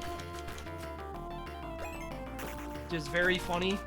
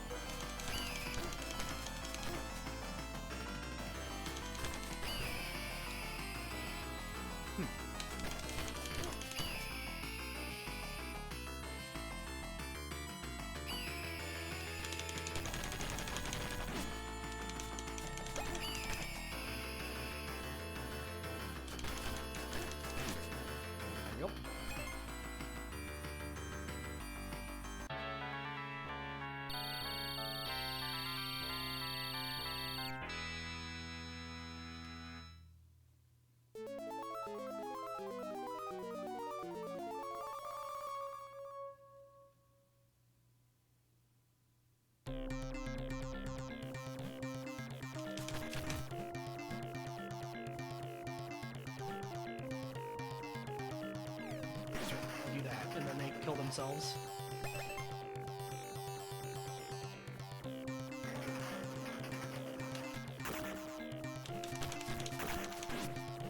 I don't remember what it is. Like something about these guys' slam has a kind of screwed up hitbox. Yeah.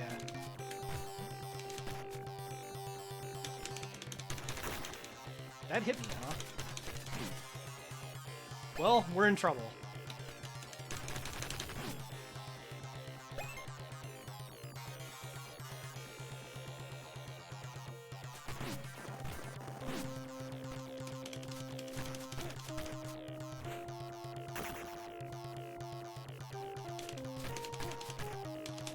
One thing that this game and Ninja Gaiden both did that's kind of like oh, there we go.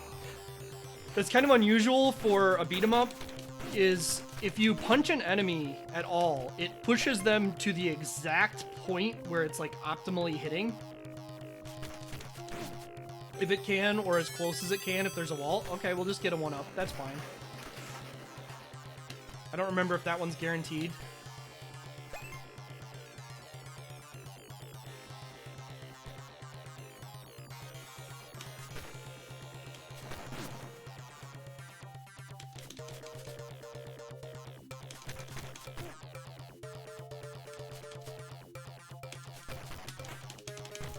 That didn't hit, huh? So you get weird situations like that where they kind of seem like they get sucked over.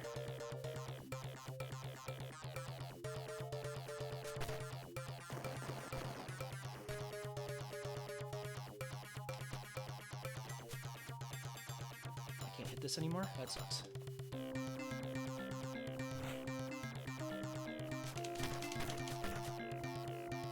This blue guy is not an enemy I want to...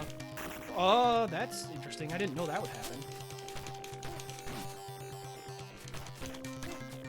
These blue guys are not enemies that I want to trifle with.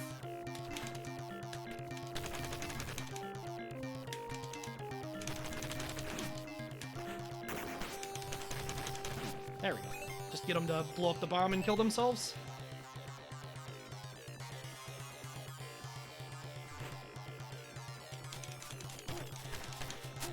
Whoa! I did not know they could charge off angle like that. It's a bit silly. Oh, well.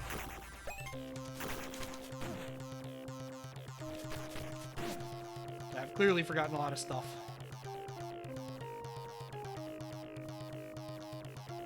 I think we're close to the boss. I want to say, like, after this guy, maybe we're on the boss.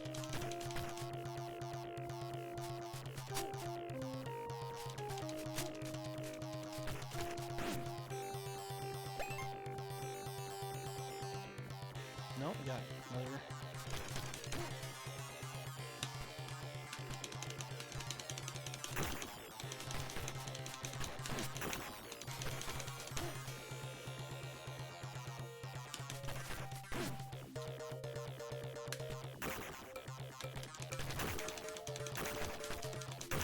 What happened?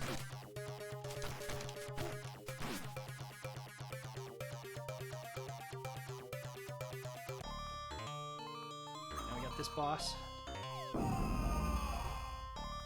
Huh. So the continue screen once again is quite gruesome. And once again, Techno kept their checkpointing system.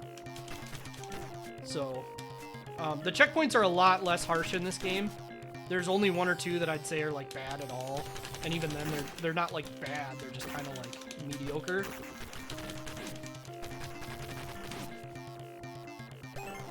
Oh, we got the dragon? Oh, okay. Goodbye.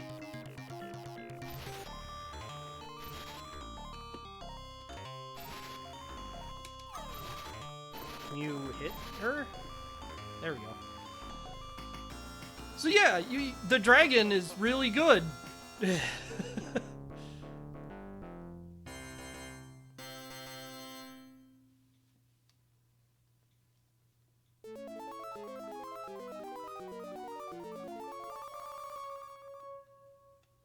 Didn't have to. Yeah, I don't even like the head punch strats that much on that boss, but.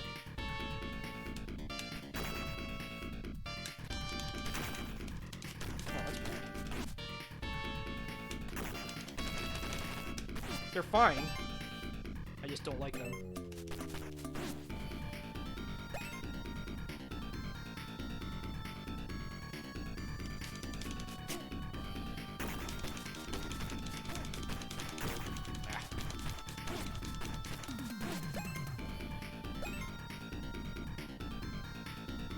I think we got another monkey here.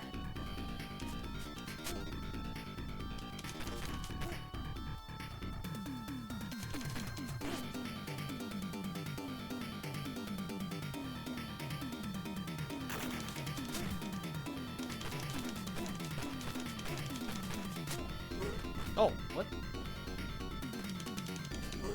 What?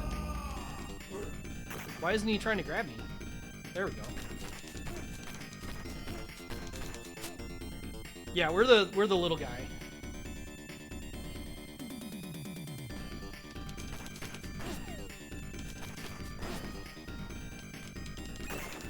Dragon? I think that dragon's guaranteed. There are a handful of guaranteed dragons and then a bunch of like non-guaranteed places.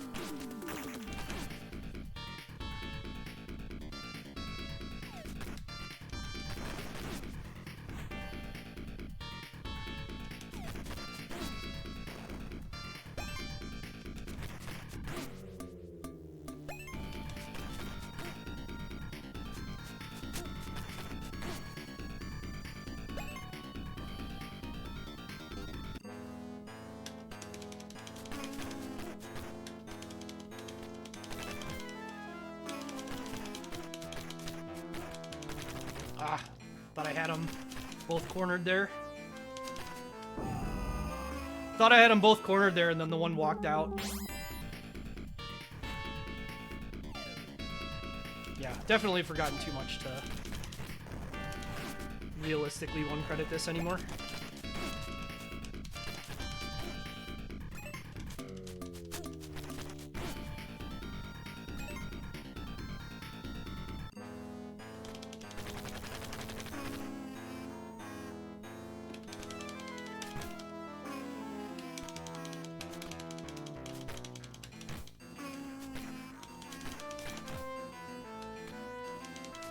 I'm not sure why I wasn't grabbing them there. They're just kind of not. There we go. This is the setup. Where you just kind of land on them over and over again and...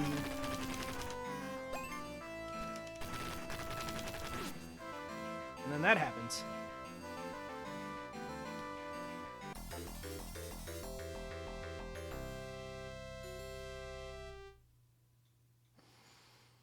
That's the setup I thought I had the first time, but something was wrong. I don't know what.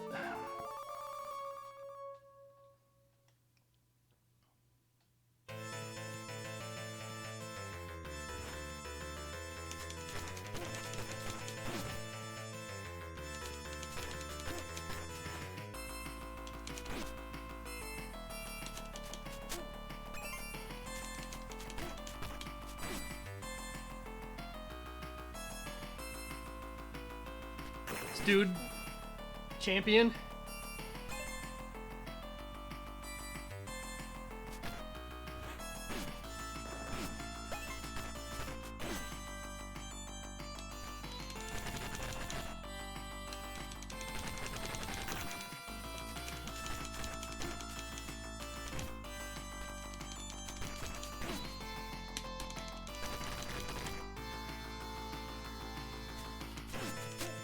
Oh, really? Surprised that last punch didn't hit him.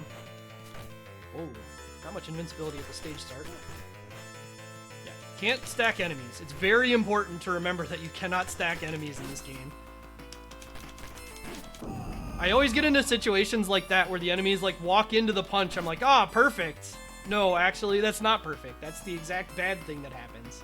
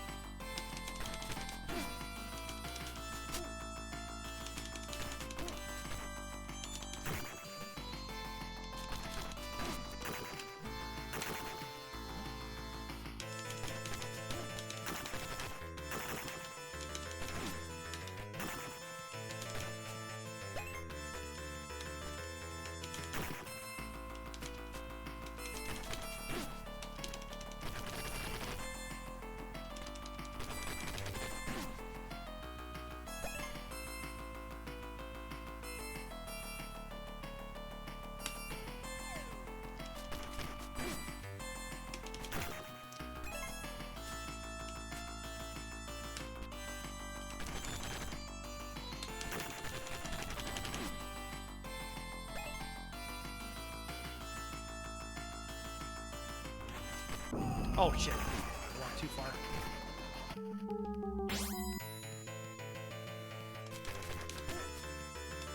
Oh, that's not the button.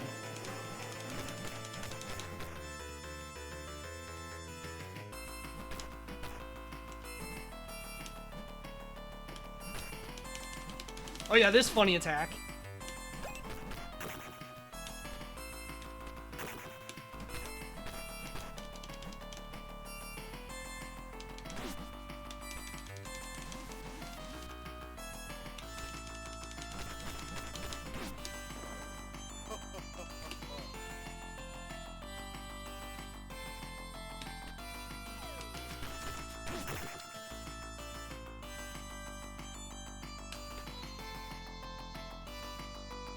Okay.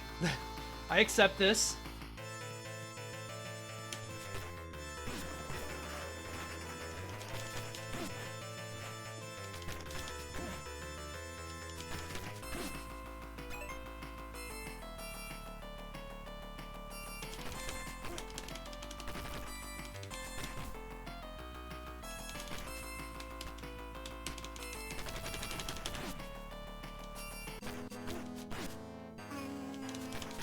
Dragon. Well, we'll just get lucky.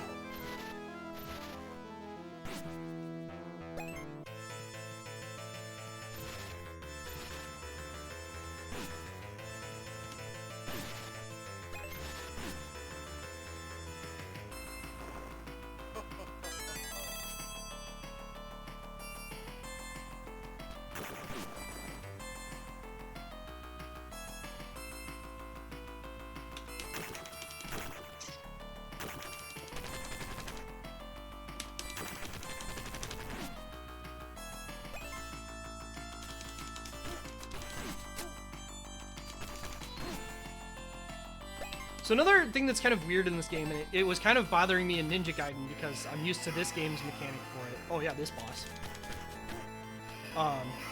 Which is that jumping is like kind of invincible in this game. There's certain things that can hit you depending on like what happens, but in general, just like jumping is a really safe option.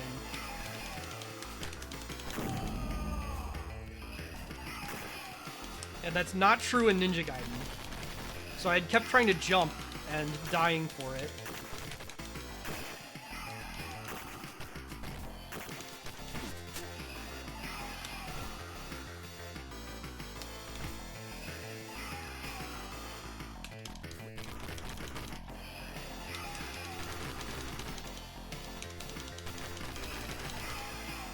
Oh, I landed wrong.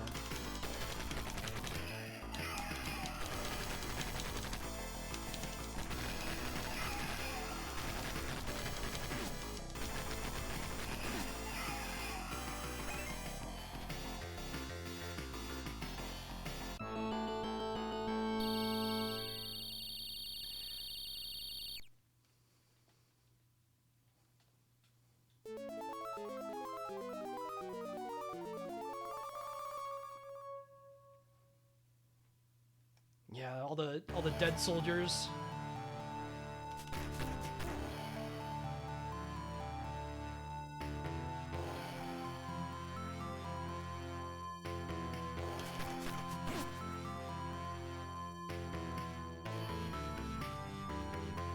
This is where you really have to start like kind of one at a time baiting enemies. As best you can anyway.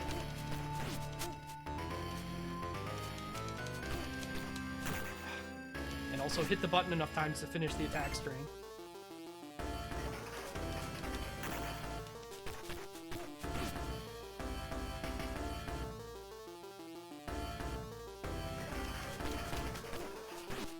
Now here I think I actually just go... No. This isn't what I was thinking yet.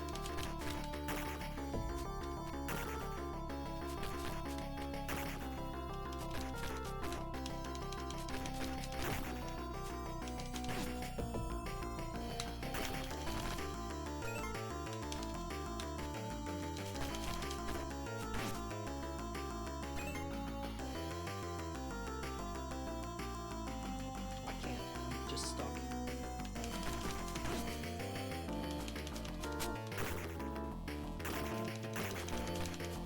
Oh, fuck. Okay.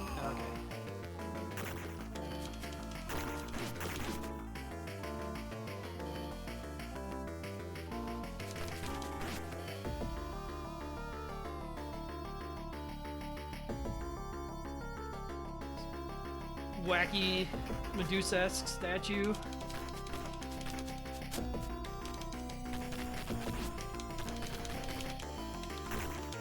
That hit me, huh?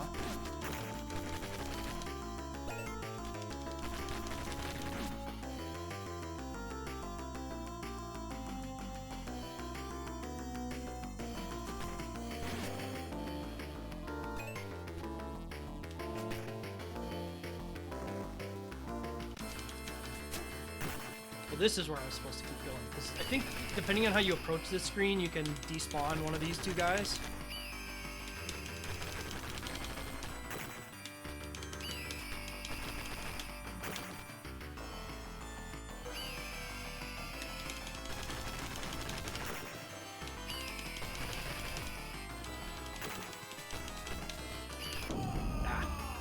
Trying to be stupid.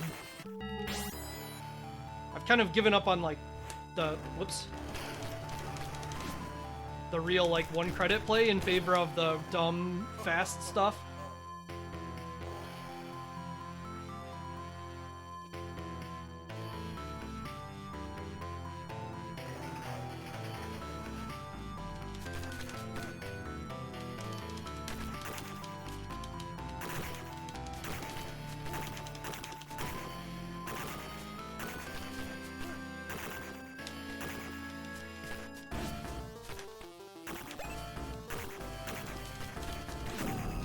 I thought I'd have enough invincibility.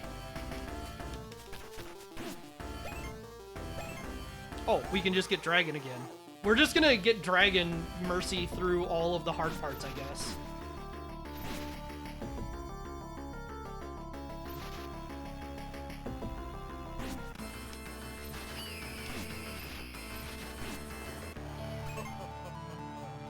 The good news is, so like the thing I was trying to do there actually skips that checkpoint.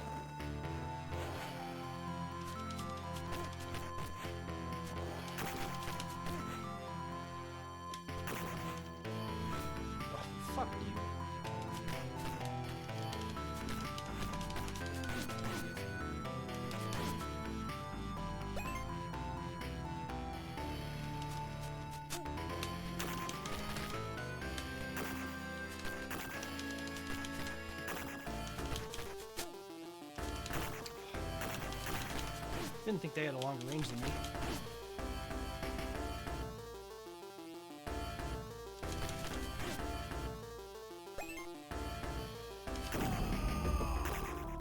I should know better than to try that. Well, the checkpoints you right on these guys. I forgot. Keep the jump button being the left button is very weird to me.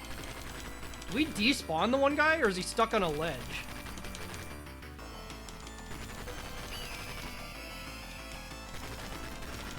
be a bit weird to despawn him by pushing him to the right.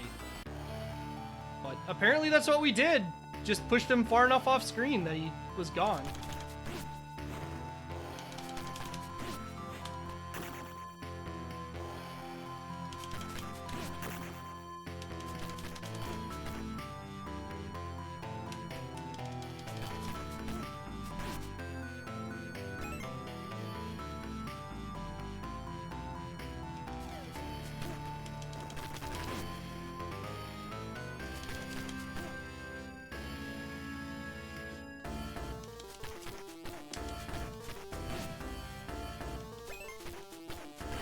Play smarter.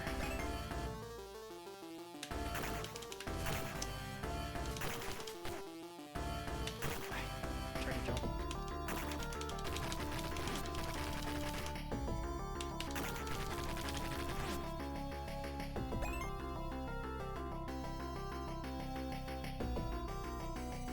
We get another gorilla here.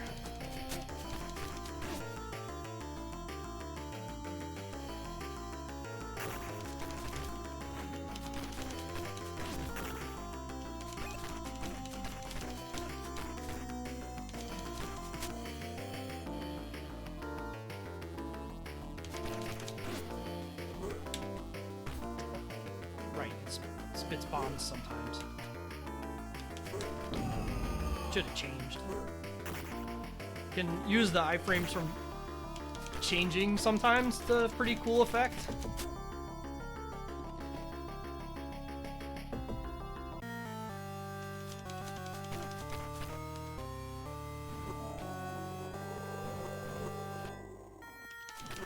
Like this.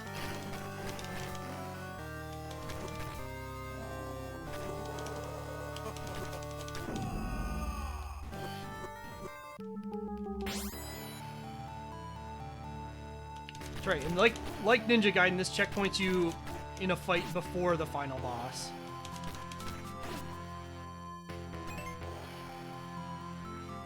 But oddly, in only one?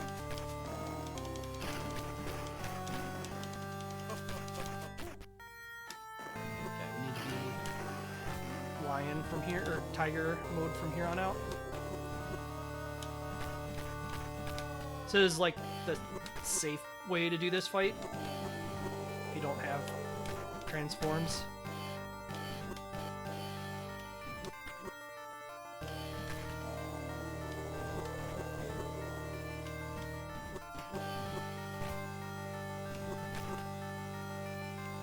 Alright, now we killed that, so we've got to jump up here and do this.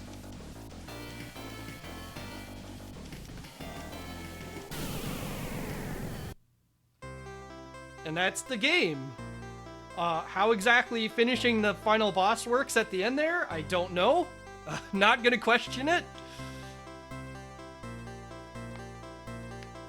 That was a mess of a playthrough.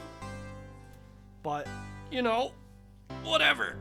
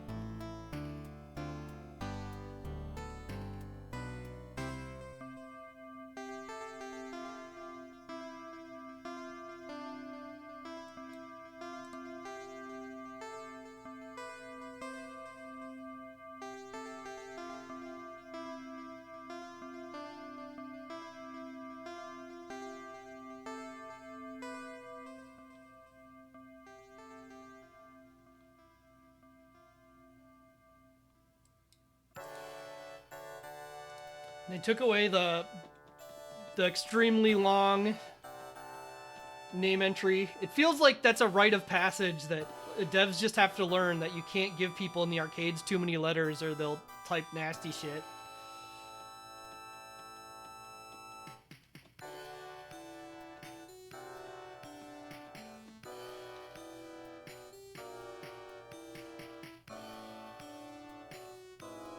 King of Kings.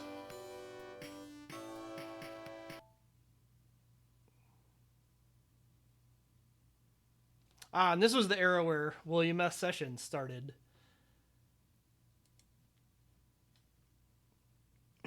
So yeah.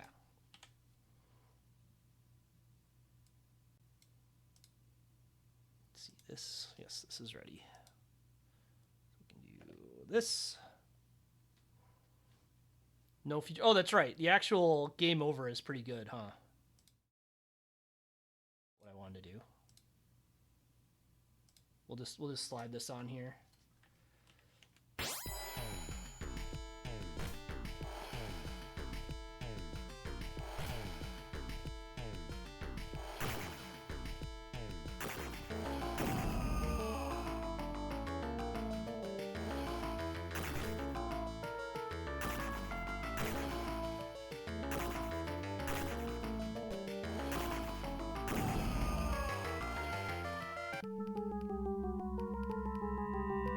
So yeah, if you let the continue, you lose. If you just lose.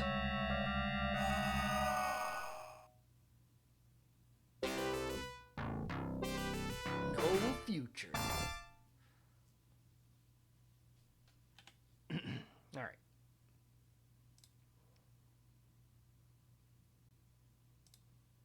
Where are we at here? Tecmo Night. Wildfang. Tecmo renamed their games for international releases for reasons.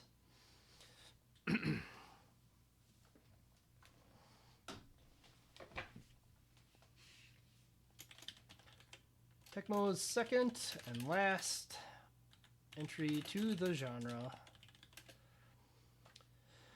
This game keeps much of what made Ninja Gaiden charming,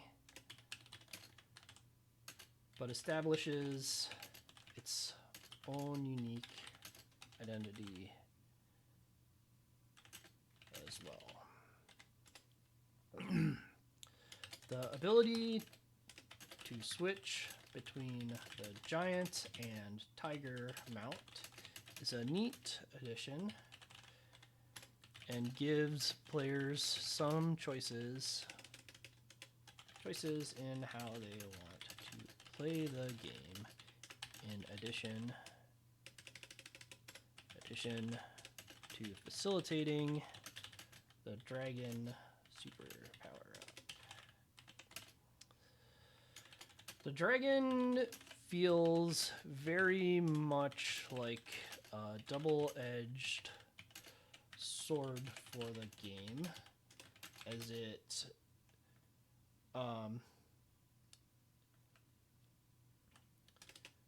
while it does feel very cool and powerful to get, it does let the player somewhat bulldoze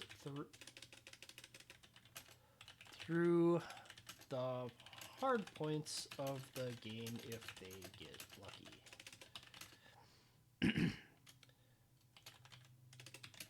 Like Ninja Gaiden, the game functions on a checkpoint system, so players may never actually have to learn to engage with certain content if they simply roll the dice enough times.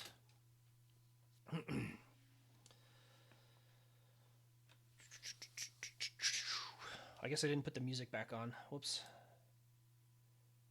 Doop.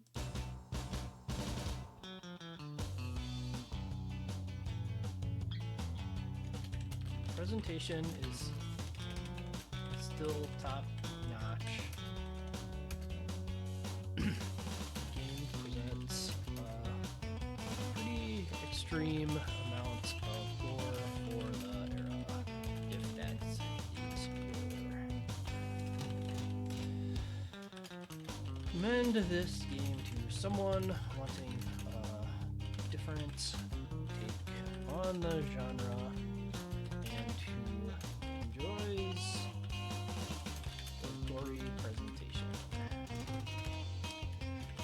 May not enjoy this game if the rather limiting combat options and very non-traditional interactions.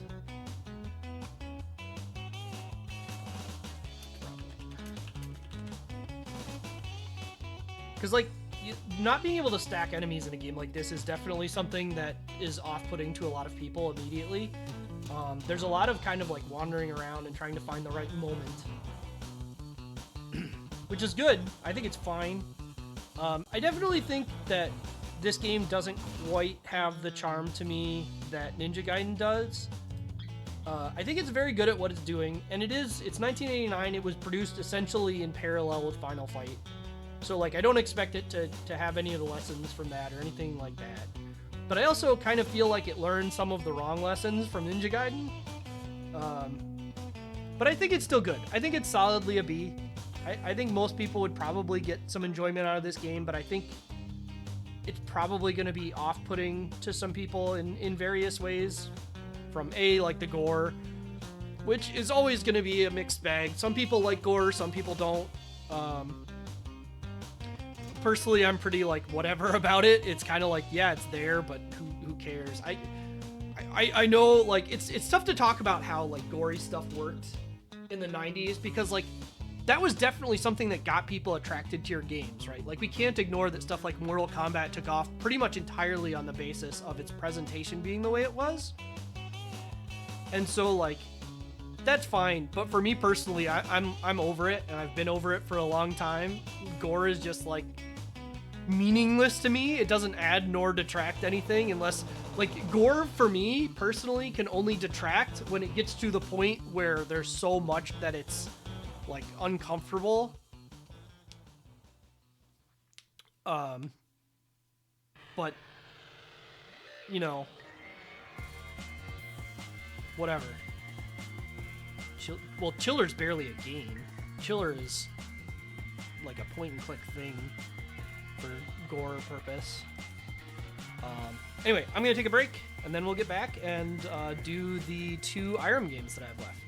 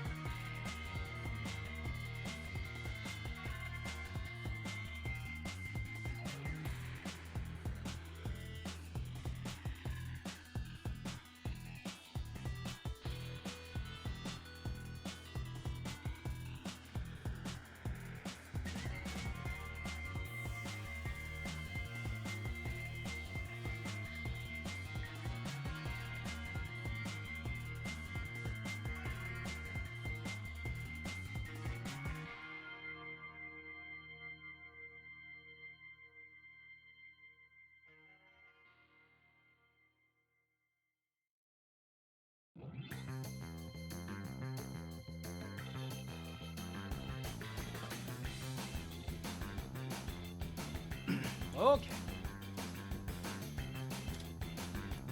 Let's get back to it. So, Hook. I'm going to be playing the Japanese version of Hook. This is one of... Irem had a pretty storied history with beat-em-ups. They were in pretty early in the genre with Spartan X, although admittedly that's, you know, a 2D game, not like a belt scroller like what we're doing. But they had a pretty long and storied history of beat-em-ups. I feel like people talk a lot about arcade beat-em-ups. They talk about Capcom and they talk about Konami. But Irem was kind of there producing some really good stuff alongside of them.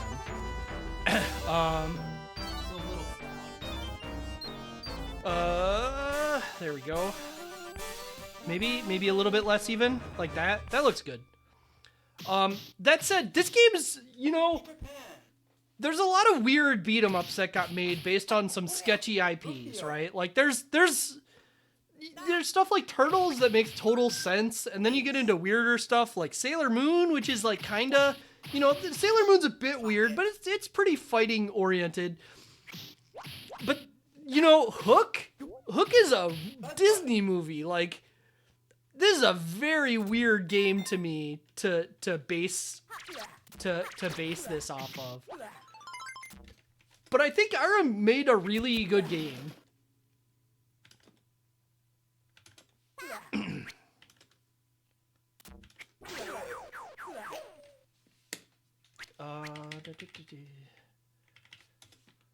I don't know why I had it set to keyboard, but okay.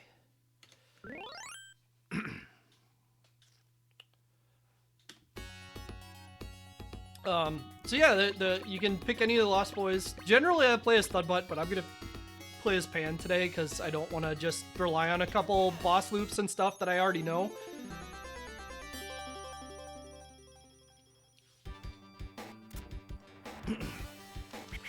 So yeah, this is kind of in the later era of beat 'em ups where Final Fight had pretty much established a lot of stuff. It's not to say people didn't stray from it, but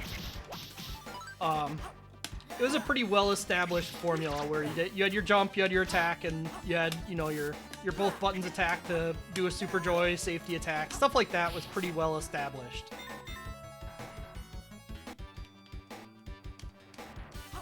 But Irem also gave you this like special move by it's a weird input. It's like you jump and then you, as you're landing or just before you're landing, you hit both buttons, and you can just kind of do that.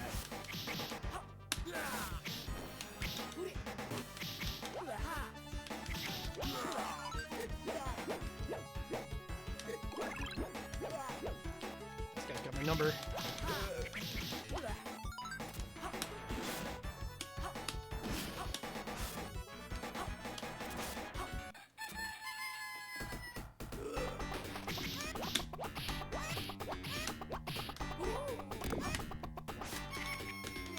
This game also has attacks specifically for when enemies are grounded, which is cool.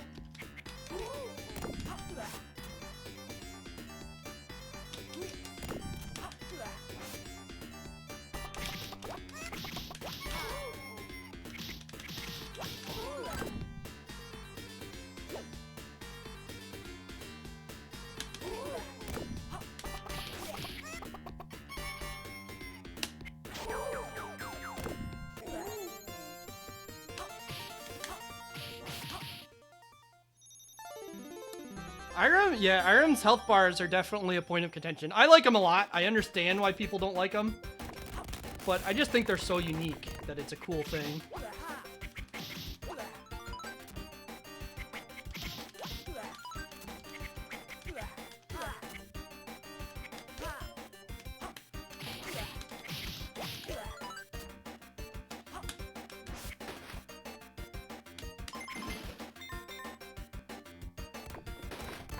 Banana.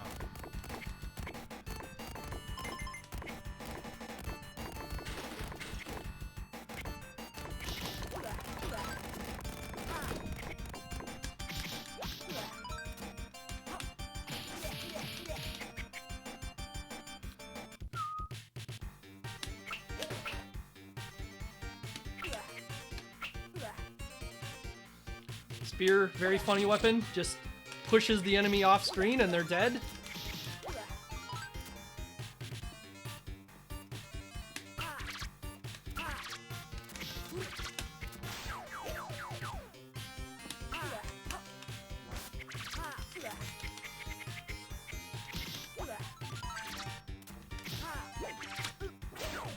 I wanted to do that before he hit me.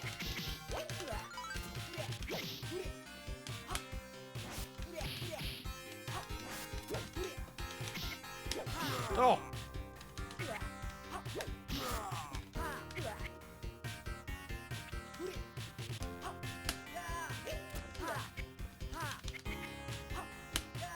Gotta remember that this move is really good for Pan. This move is, like, really bad for the character I usually play. Pan, it's quite good.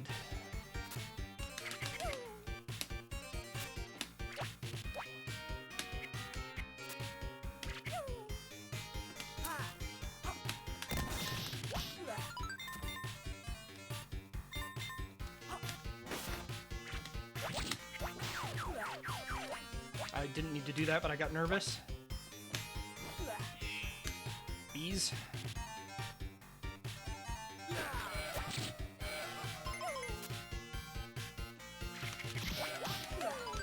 What? Okay, well that's odd. So Pan's finisher has less range than his just normal attack. Barely. I've never seen that actually happen before, but it's good to know, I guess.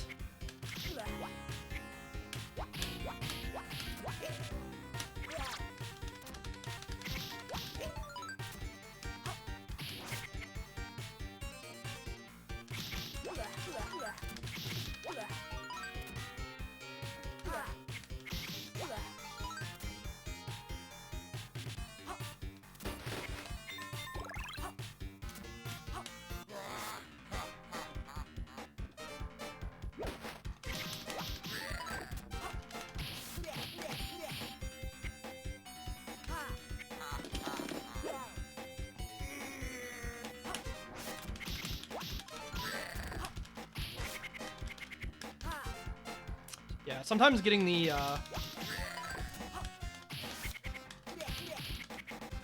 grounded attacks can be difficult in this game.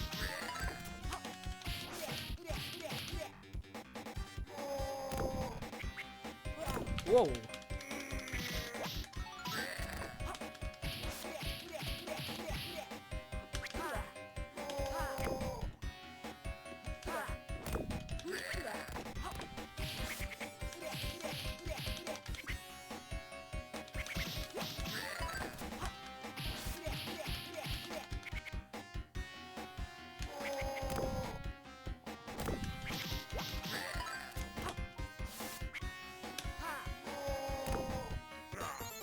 Yeah.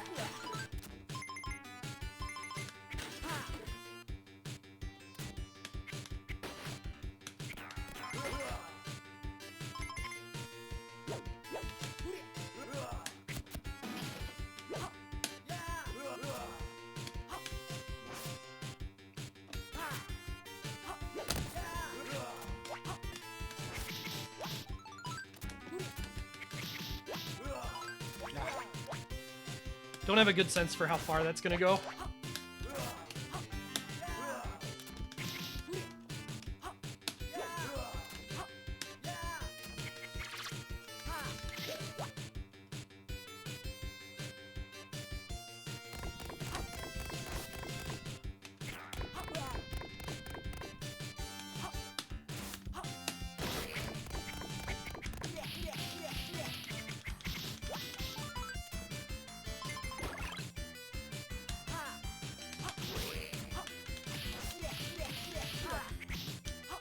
Did that hit that guy standing?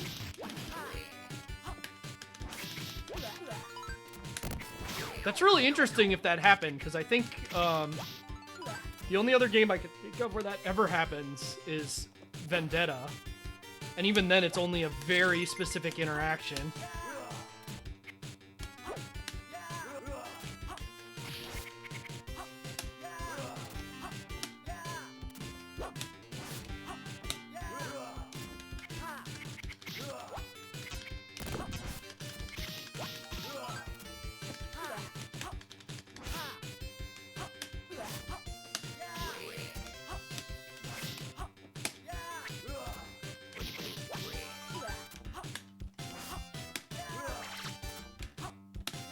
Really gotta not underestimate how good that move is.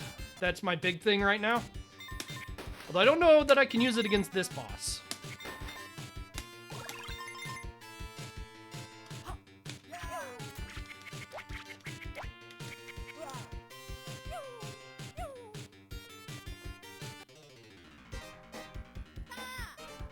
I don't know if this works with Pan.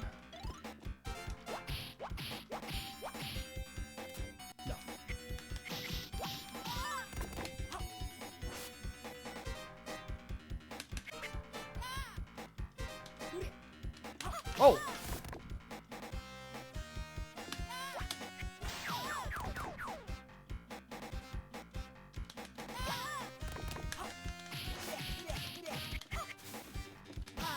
That counts as airborne? That's a problem. So this boss was censored in other versions. For some reason they decided fighting women was not permitted no matter what. And so instead of this, you fight against clones of Hook, who notably is the final boss. Okay, yeah, this... so the problem with this fight is that they have a reaction attack when you jump. Well, maybe I can just do this anyway.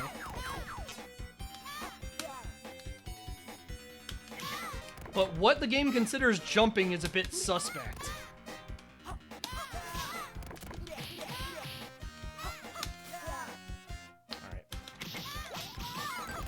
Yeah, like the finisher to your,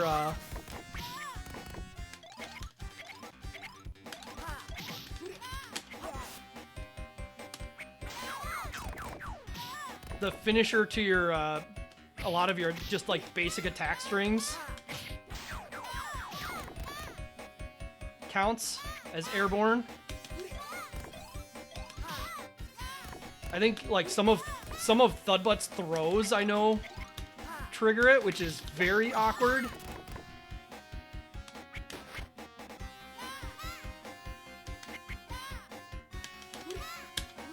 Yeah, try to Super Joy.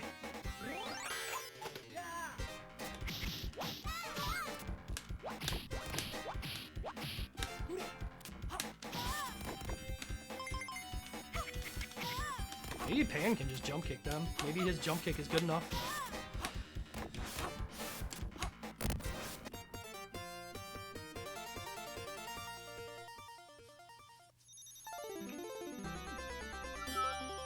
No, Peter's not the best. Peter's probably like third, honestly, but I've played this game, like the way that the character I usually plays this game is like kind of ignores a lot of stuff. So is it Pockets because there's no move? No, at least my opinion is no. I think Pockets is the second best character. I think Thudbutt's the best character.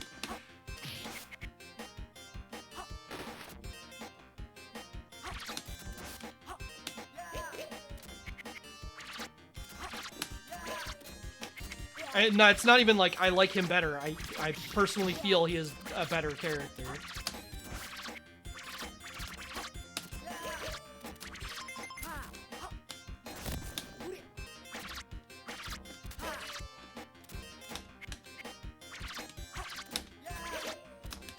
Not like unbelievably much so, but...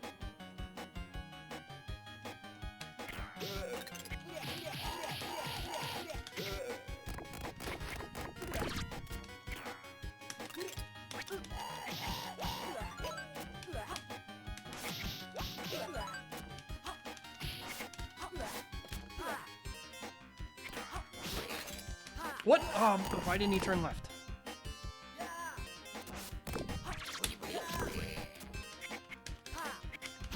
Like, I actually think Thudbutt's jumping down attack is a better attack than Pockets' super move. Like, just ignoring everything else, I just think that move is the best move in this video game.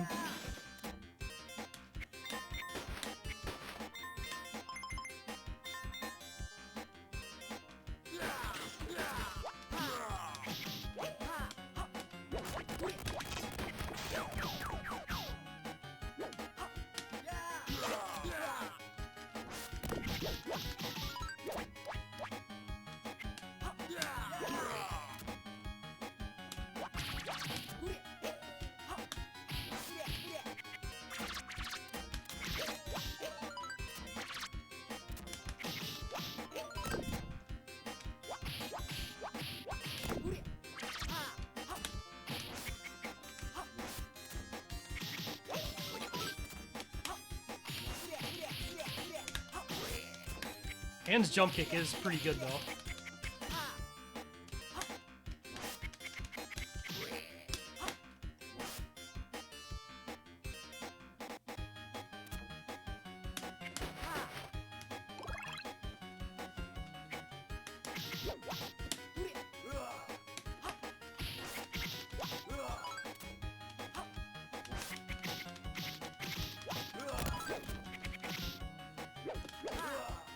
Yeah, I mean, like, one thing to keep in mind, and it's not as apparent with Pan, because Pan is older, but, like, the general concept of this game is that you're playing the Lost Boys who are children. So, like, the bosses being bigger is kind of, like, a purposeful decision.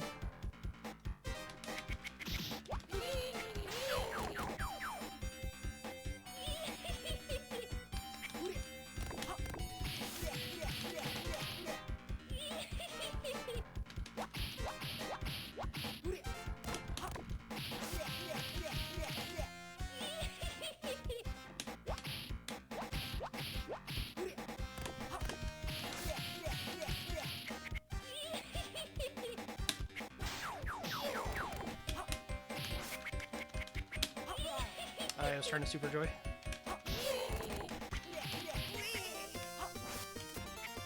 Alright, that's not as bad as I thought. Yeah, Jason and his penguin army. It's fine. It's right.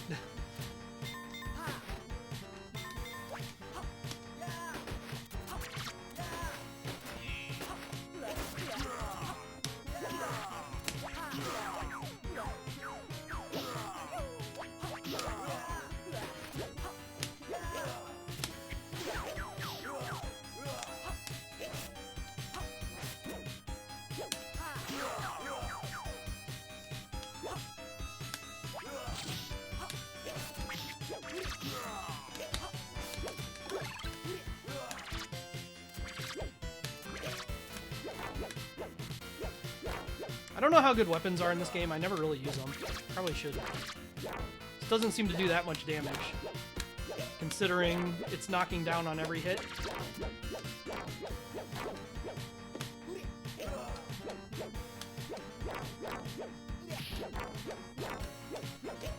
Does make a pretty funny clonk.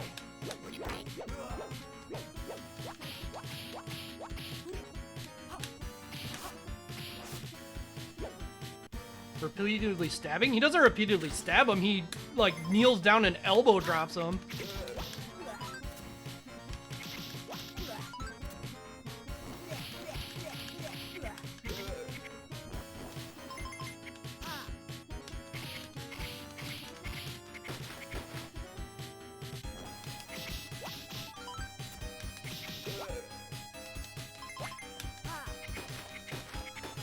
Everyone's favorite weapon, the pie.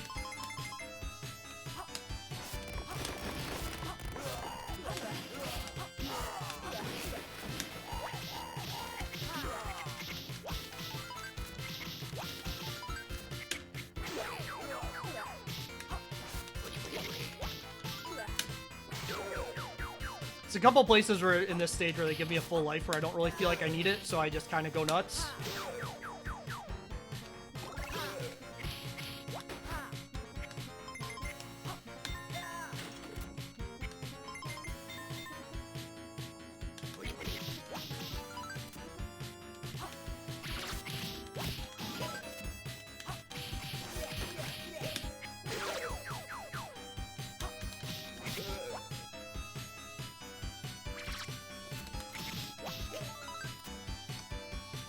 I will say Pan's just stand attack is a lot better than I'm used to. Because Thudbutts is not good.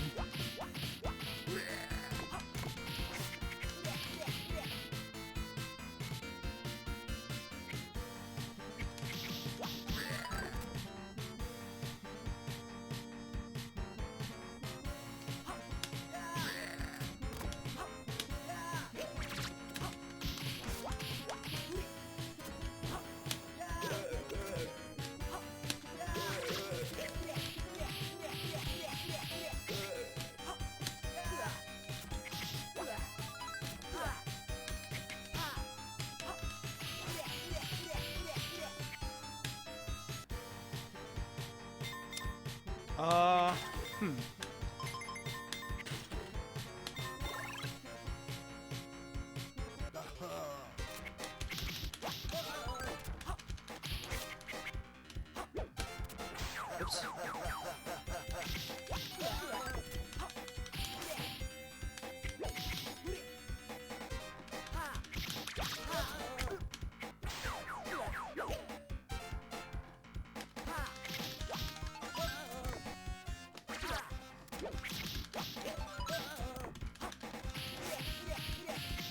Yeah, your ground attack just hits standing enemies with him. Oh fuck. Ha ha ha ha ha ha.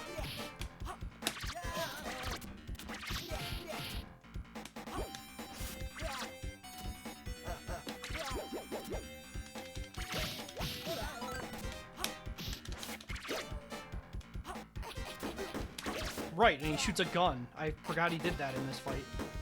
I do like that he has to like kneel down to shoot the gun.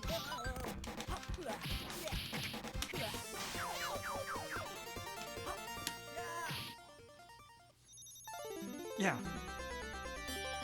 That's another thing about this game. Like, I haven't really talked about it, but these are all real people, right? Like, this is based on a movie, a non-cartoon movie. So, like, all of these, at least the named characters, like, obviously the like, random enemies you're fighting aren't. But all the bosses and playable characters are real people.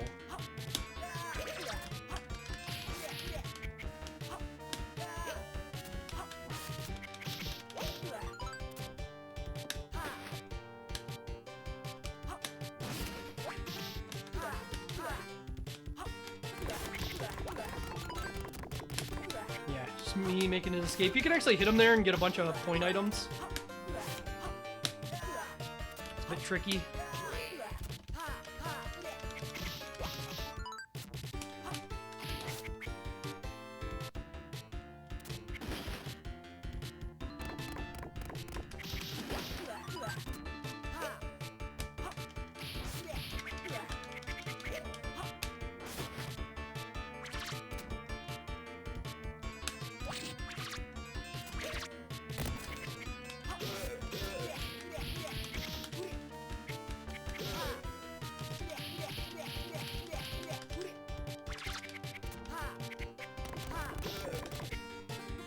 There he is.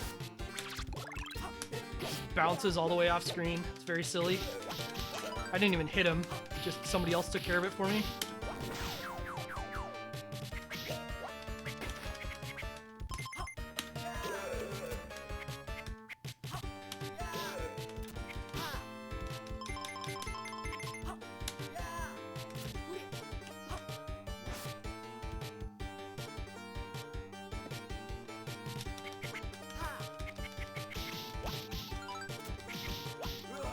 It's so weird outranging these guys, dude.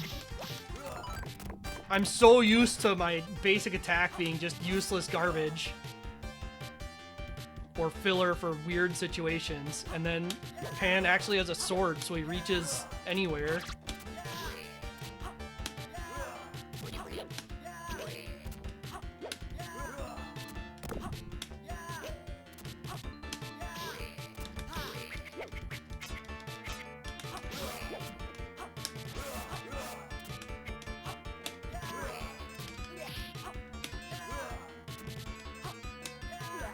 Move is also one that I need to not forget is good.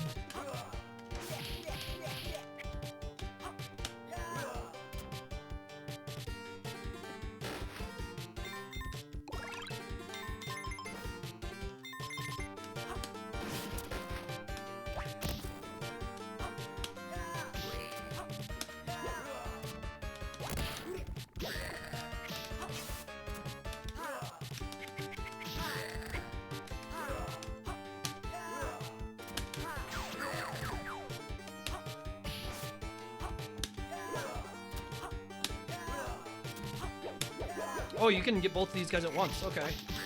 Well, that's not great.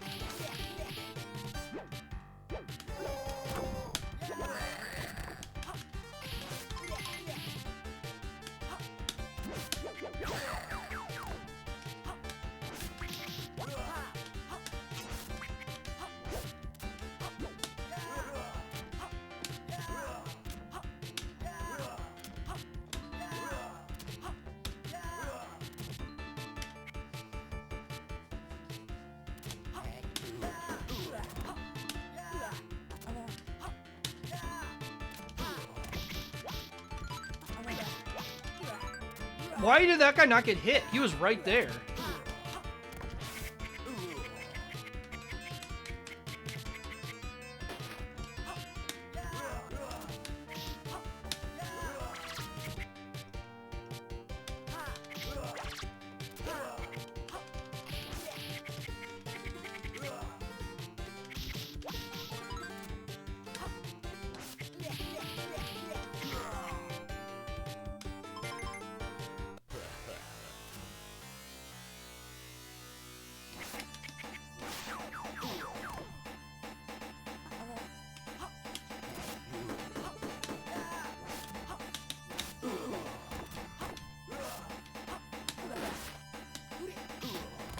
Air throw.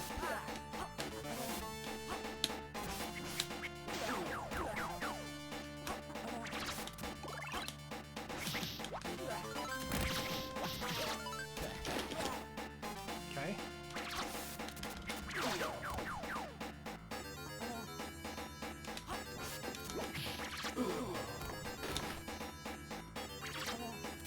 Ah. So if you manage to throw the bees in such a way that his hook like stands up while you're throwing the hive, it'll get stuck on him and just damage him every frame for a while.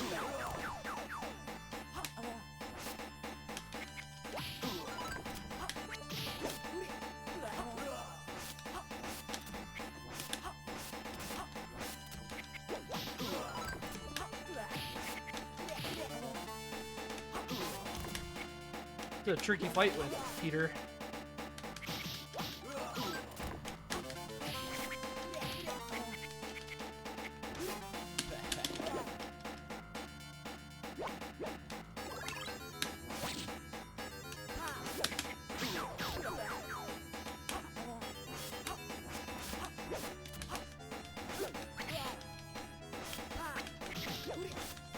Why'd I get a throw there? A throw that didn't even throw anybody. Also, I'm not sure why phase 2 of this fight hasn't started yet.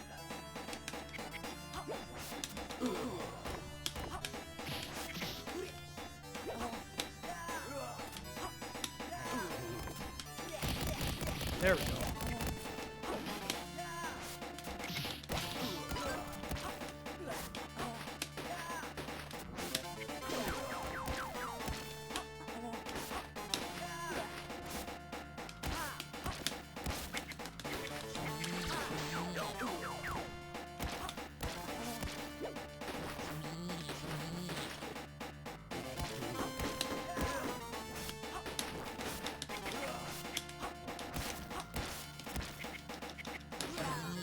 Man, this is a weird fight with Peter Pan.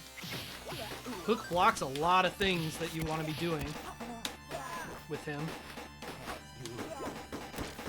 Doesn't block nearly as much of what I want to be doing with Thudbutt.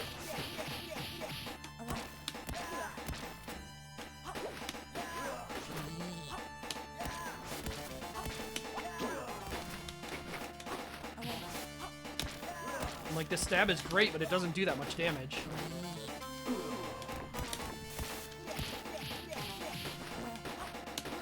Ah.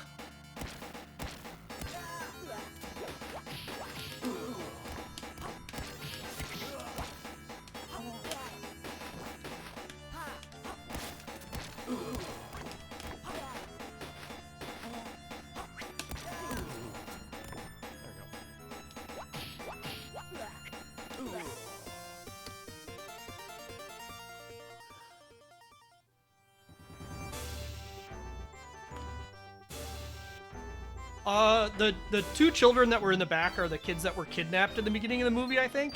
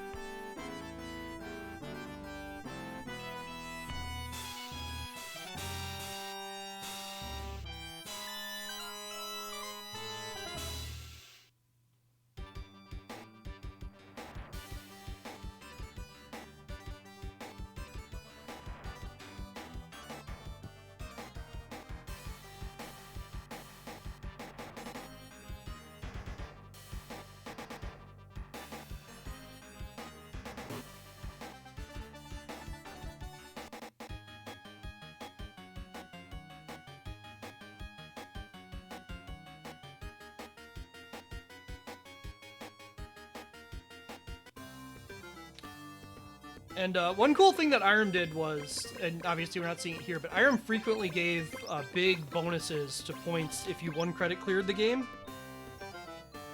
Which is really nice to make sure that people were actually finishing the game to get high scores instead of, you know, doing other shenanigans.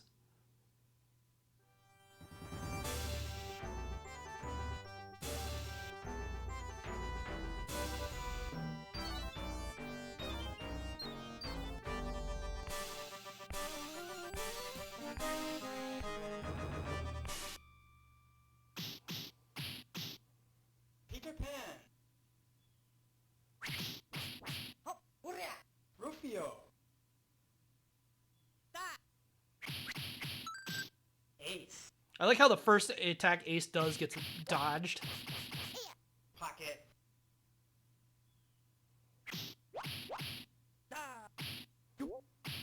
Thudbutt.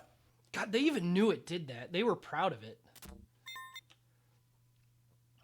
So I guess I'll show real quick. Like, the reason I didn't want to play Thudbutt, this is the character I normally play when I'm, like, trying to one credit clear the game.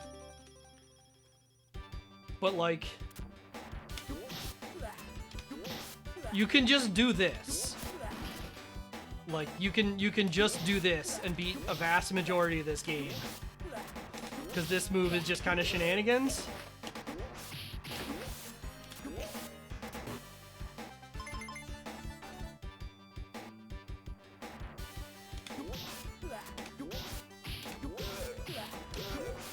It's not even like this takes a long time or something. This is legitimately one of the more damaging things that you can do.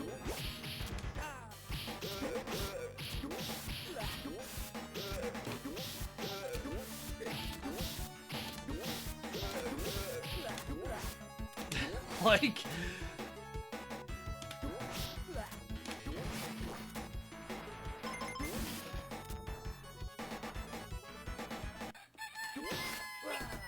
Like, this boss, I think, is the first thing that doesn't fall for that. And you can do this.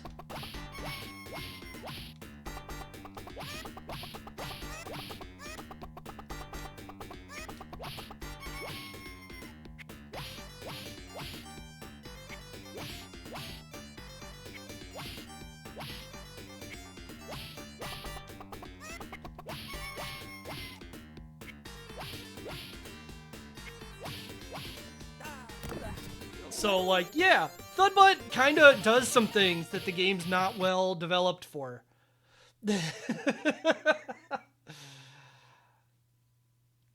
Alright. It's very fun. I like playing the game with him. Don't take it the wrong way. It's just, I also want to make sure I'm not doing the super cheesy stuff. Not that. This. So I need drop word.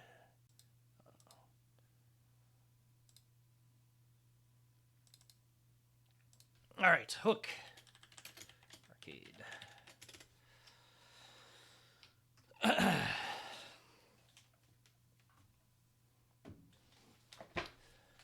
All right. Of all the IPs to develop into a beat 'em up. Irem managed to snag Hook. The forgot what snag one for the movie Hook.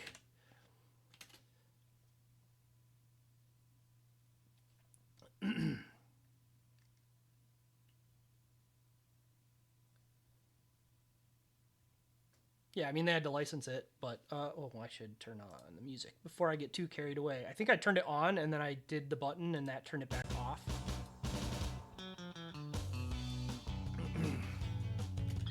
Well, the setting is a bit questionable. It does provide for many generic pirates to fight.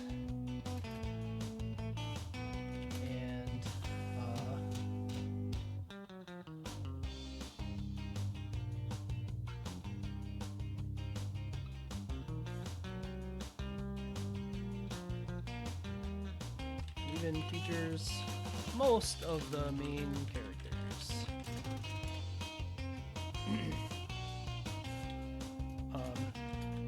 Overall, this game is fairly forward in using the more traditional beat-em-up mechanics, including the simple attack, jump, control,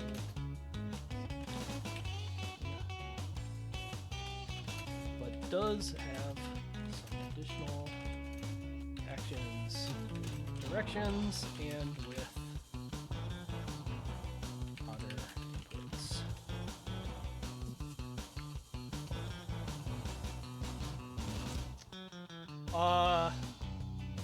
So the thing that Pockets does in this game is the like late jumping attack I did where Pan like flies across the screen with a sword stab. Pockets does basically the same thing, but his goes low enough that it hits enemies on the ground.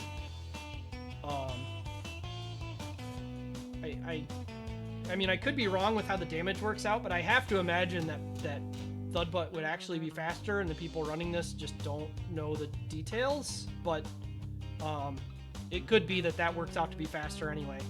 With how much damage it does, I don't know.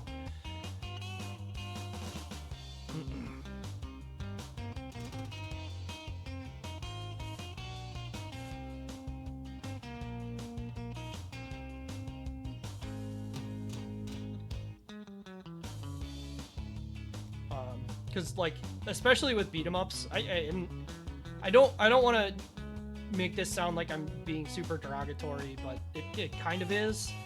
Especially with like arcade games and beat 'em ups, I find that a lot of people will like jump into them and do a speed run by just like slamming coins in the machine and doing whatever the most powerful attack is, and then like that's it. And you know, if you have fun with that, then fine. But to me, it's like totally boring. It's totally boring. And I wouldn't be surprised if that's a technique that like somebody picked up on real quick, that you could do that, and then they didn't learn anything specific. They just did that over and over again. That's pretty common to happen for beat 'em up speedruns, where they don't try and learn dynamic strategies. They learn the one thing that's really good, and then just whatever. I'm trying to think what else to say.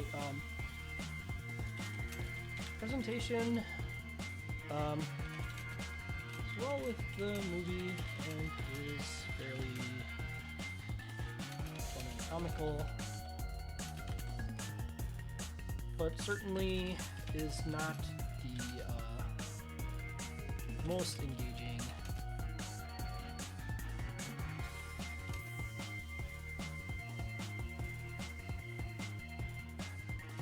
Some instances, it feels like back more than giving them something. Because like a lot of the music and stuff for this game, it's very fitting for Hook to me. Like it makes sense, but it's not necessarily music that I'd want to listen to, if that makes sense. It's just like it fits in with the game.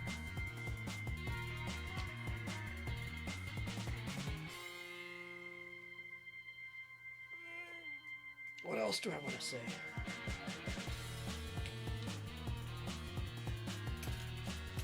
Characters have enough variety to feel unique while being simple enough to switch.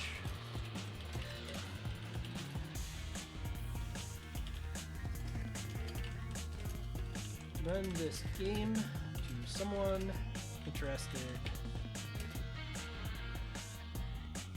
to most anyone interested in beat 'em ups who is interested in some quick view. You may not enjoy this game if the idea of playing a beat 'em up with a bunch of real actors from a non-fighting movie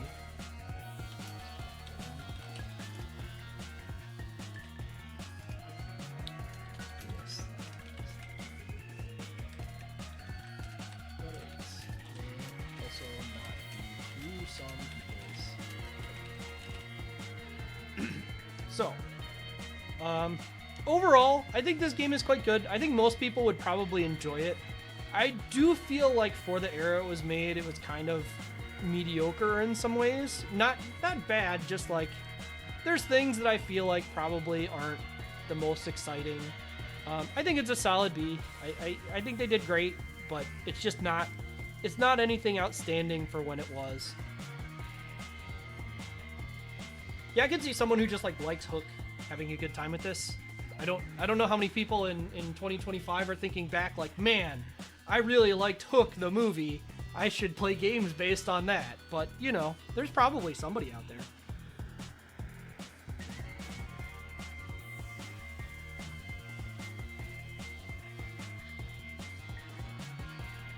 Okay.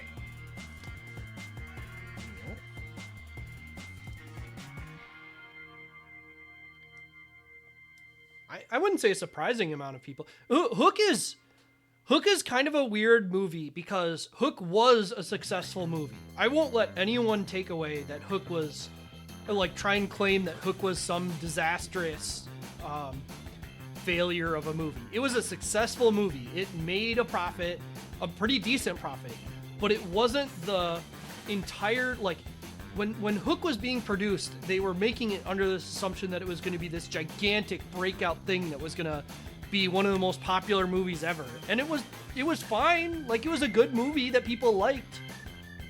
But it wasn't that kind of a movie. It wasn't one of those movies where people are talking about it constantly. You know, it's not like Die Hard where it inspired this. Like, Die Hard basically made a genre. I mean, not made, but made a genre into a thing that was happening. You know, you talk about movies like that are just, like, tremendous. And Hook wasn't that. It was good.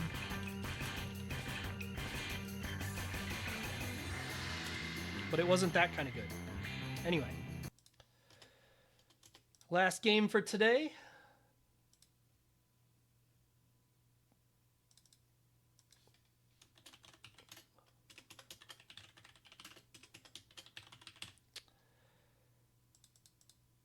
So, Irem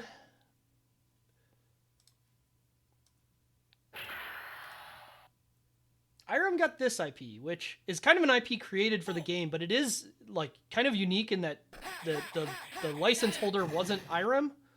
So, like, this is a licensed IP, but it's an IP for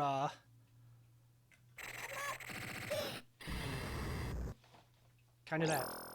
I don't want to keep harping on Hook, but to say it didn't do amazing on release is dumb. It did fine. It did absolutely fine. People pretend it didn't because it didn't meet the ungodly, unrealistic expectation that it had, but it was still fine. Willow, I think, did worse, but that's a different question. Anyway, so this game is really cool in a lot of ways. Unfortunately, MAME kind of suffers a little bit with some of the transparency. But, you know, we'll deal with that. Normally I play Rhino. Rhino's pretty fucked up, but like Hook, I would like to not do that today. So we'll just play Jose.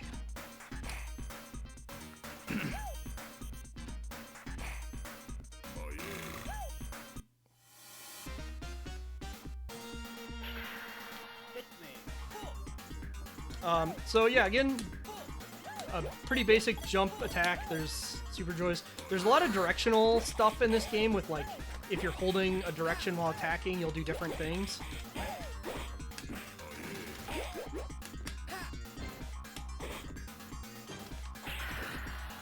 There's also, again, there's grounded attacks. One nice thing Irem did for this game is grounded attacks will happen automatically if you're just holding attack near an enemy that's on the ground. So you don't have to mash. There's also some special attacks, which I'm trying to remember. Jose's is like you run and then you do back forward attack or something.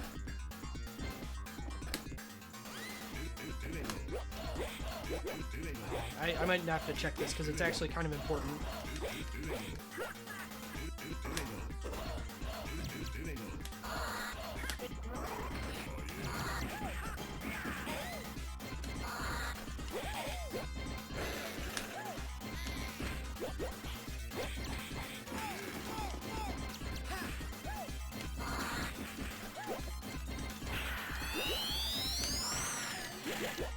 I don't know how to fight these guys. This character.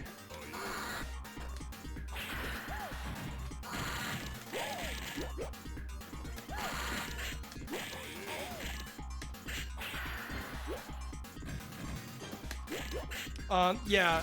So I mean, this game is also kind of weird because it got basically no distribution in the US. There are 42 existing arcade boards ever in the US of the original US release. There's some like other regions, but specifically the US produced and officially released ones. There's just essentially none.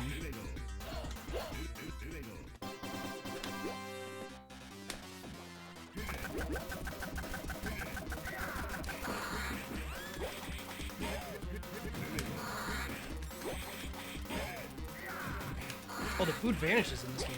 Okay.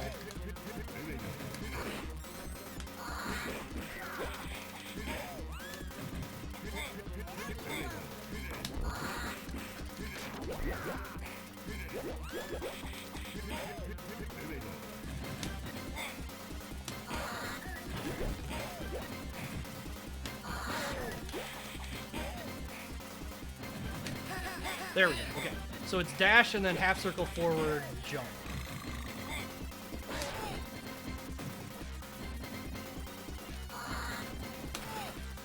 Which is kind of an awkward thing to hit with because you have to dash first. But, you know.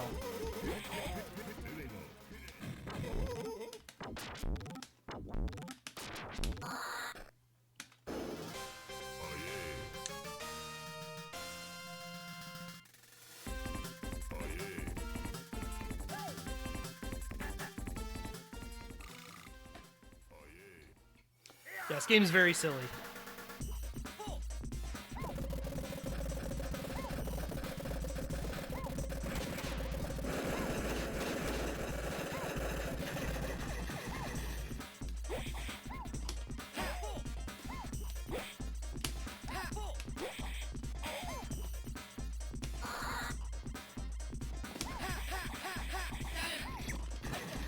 Oh, right, and then there's the supers that you can do in the air. Which burn a third of your health.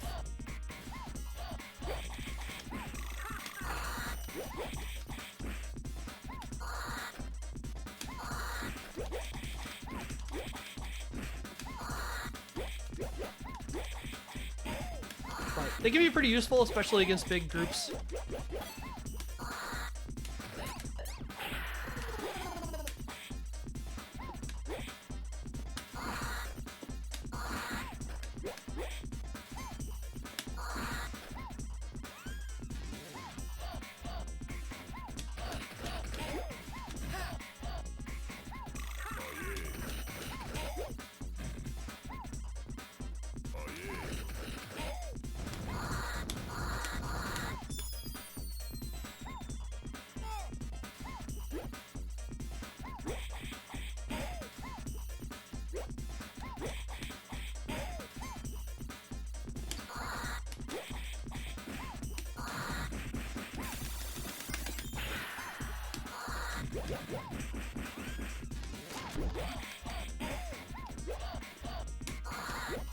Then lots of instances of getting the car and just getting to like charge through stuff.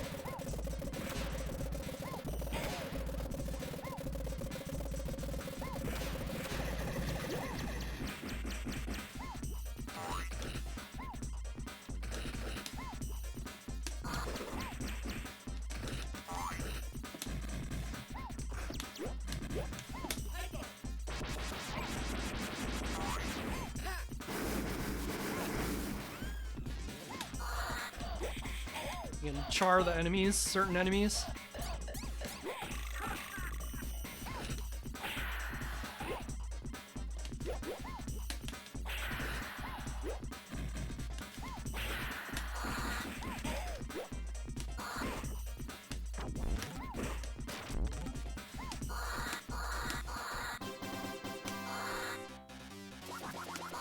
Alright, how the hell is Mad Lax gonna work with this character?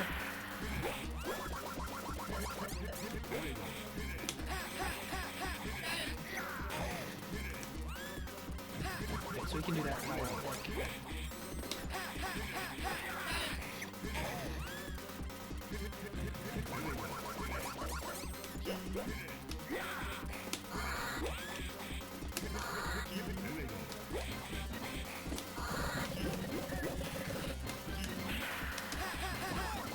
How'd I do that? Let's clear the screen a bit.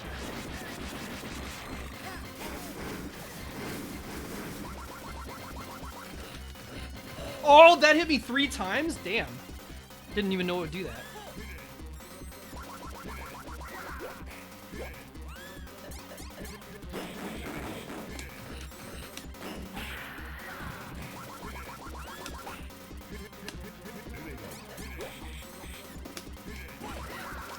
It's so hard to do the quick dash.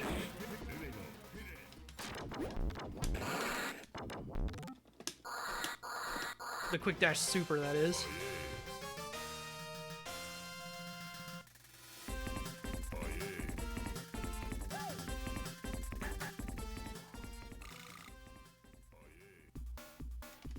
And then bonus stages. The bonus stages are fun in multiplayer because only one person can win them. But in single player, it's just a bonus life for mashing. Crush a baseball with our bare hands.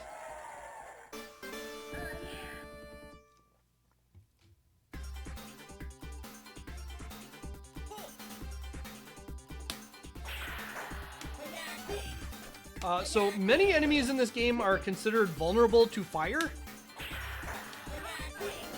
Mainly that means they die instantly to dynamite, but thunder or fire kick, which is a move that only Jose has, also qualifies.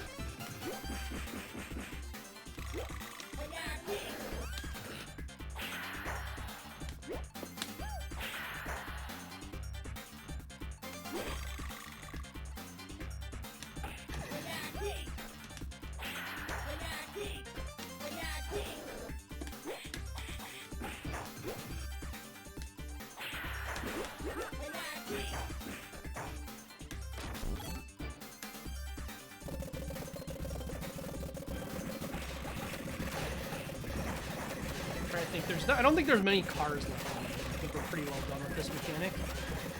There's one in Chicago left.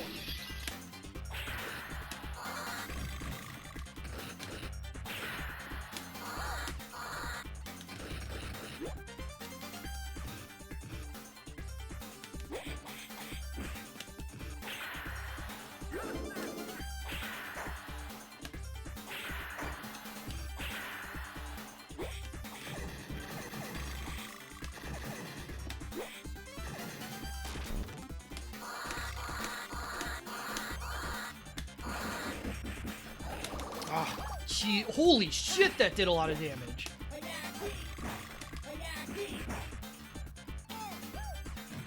That was a weird interaction.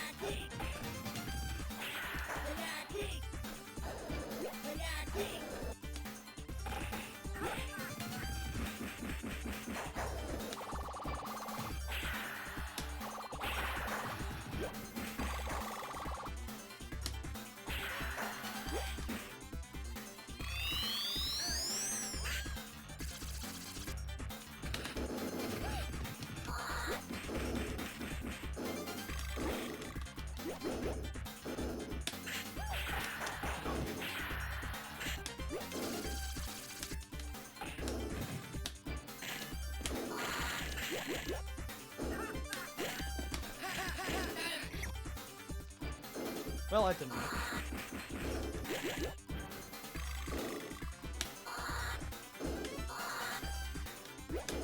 I really don't know how to fight these guys with not Rhino.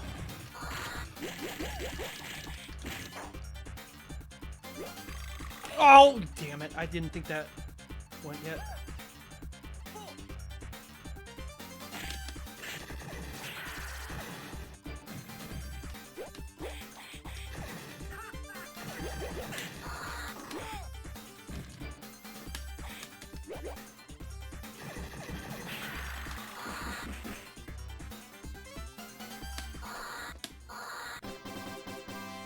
Yeah, you got your names wrong. Rhino is the speed character who is fucked up good.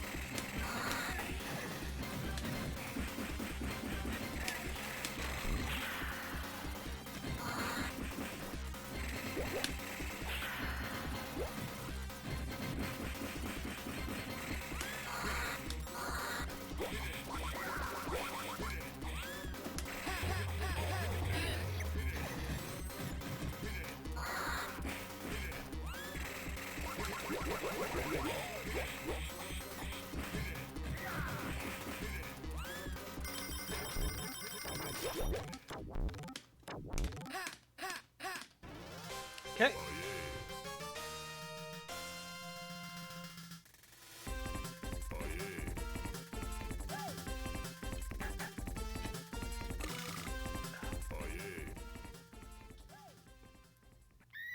Let's go to Texas, followed by loud screaming.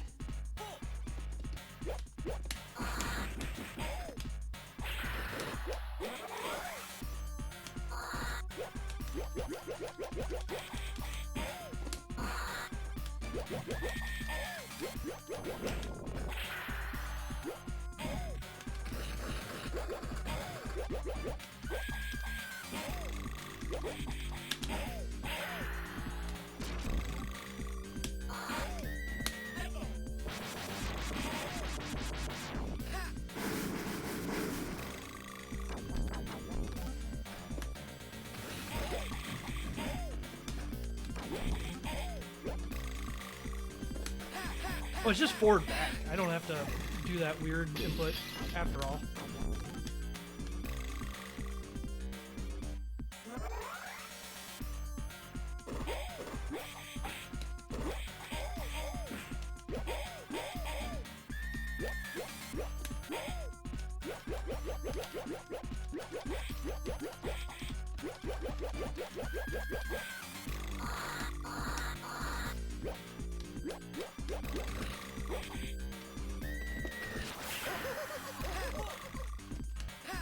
How do I hit him with this character?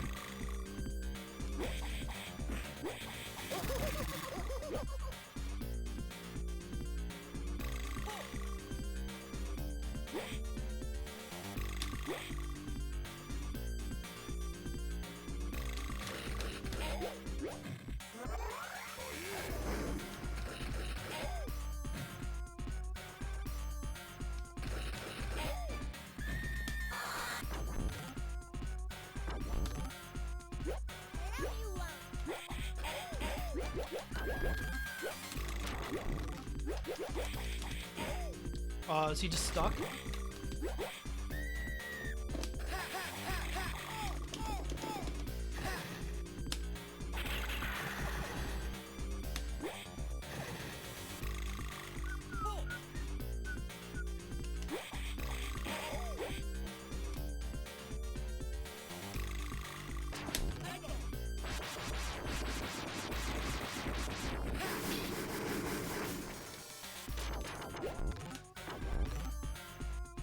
You're gonna follow me into the fight? Nice.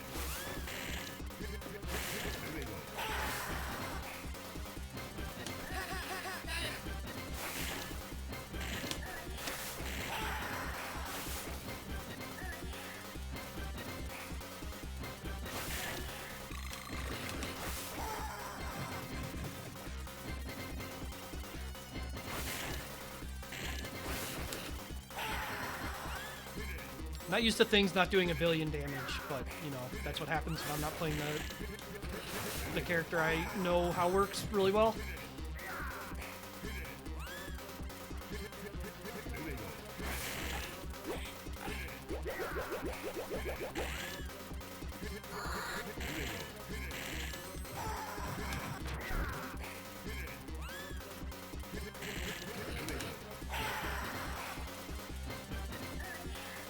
Oh, fuck.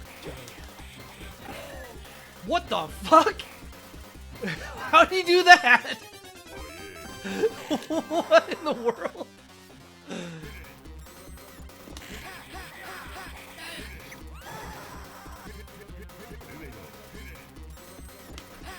Alright, here we go.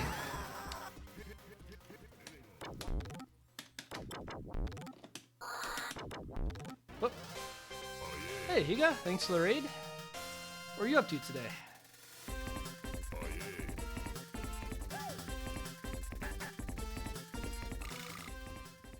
There's a pair of spikes somewhere in Florida. They're not robots, they're ninjas.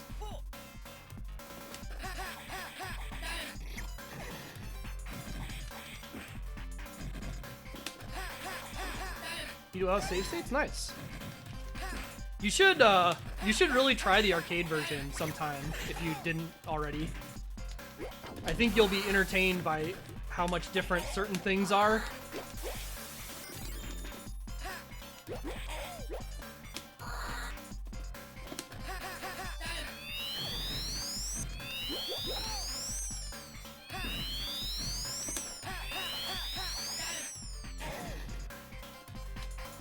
Whoa. What happened there? Well, I missed all the food because... Why did you spawn late? That sucked! I did the right thing and he spawned late!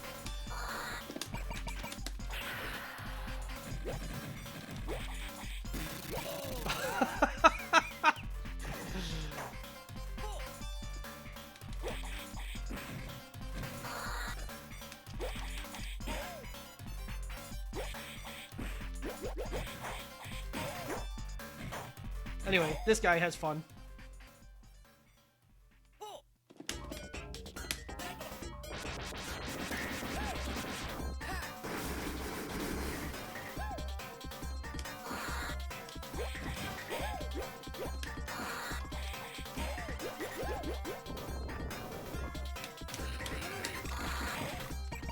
What? Why didn't... Okay. Oh, because it was there.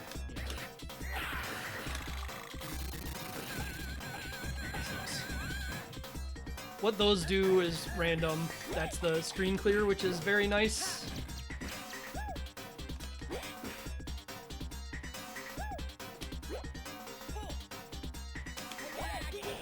I missed.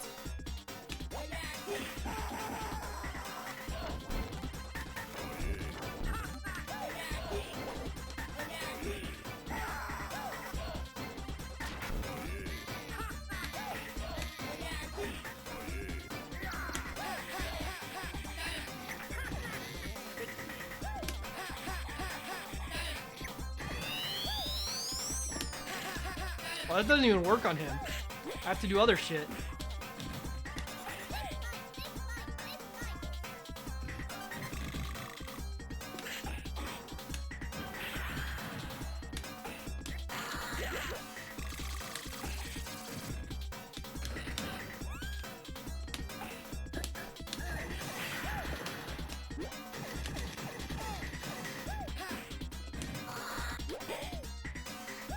Whew.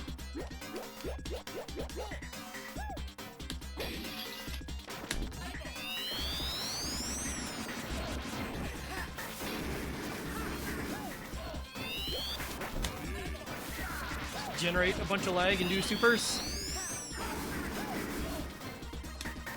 Alright, and now this fight, which I do not know how is gonna work.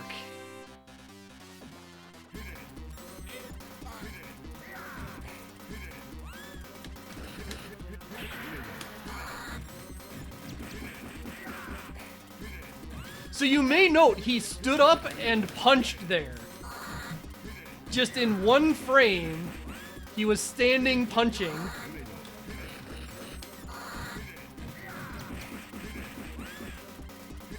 So I have to be very careful, but this loop seems to be fine.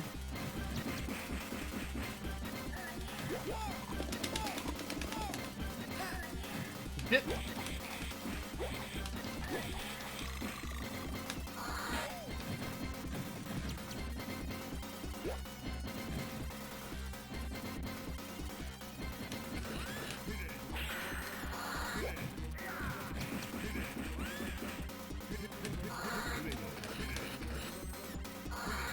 We get legs mode?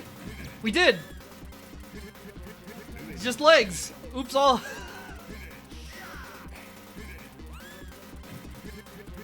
On his last hit point, he's just like this.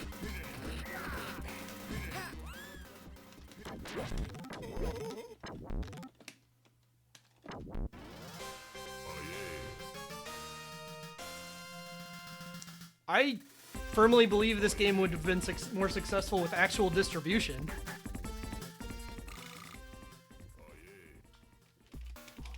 Alright, another bonus game.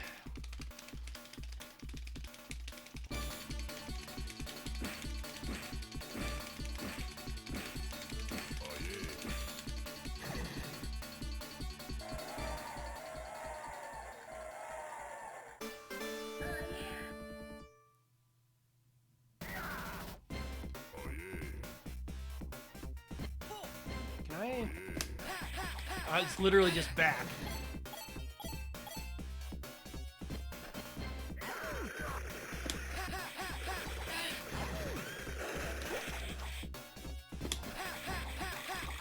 I keep figuring out that this move is easier and easier to do than I thought.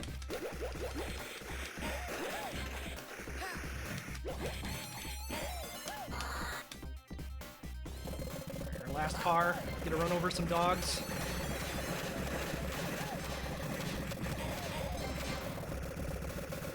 Smile.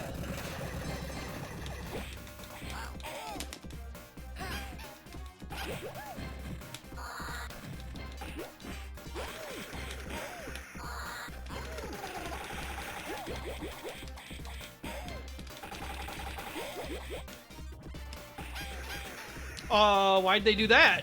That was quite a trajectory they found themselves on.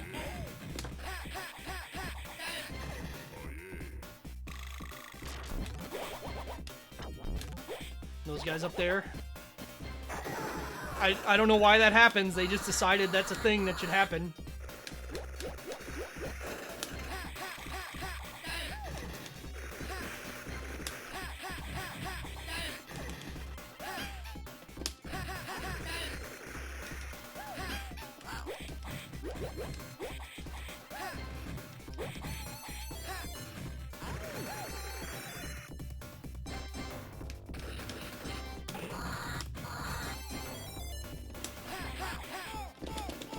Wow, through that, huh?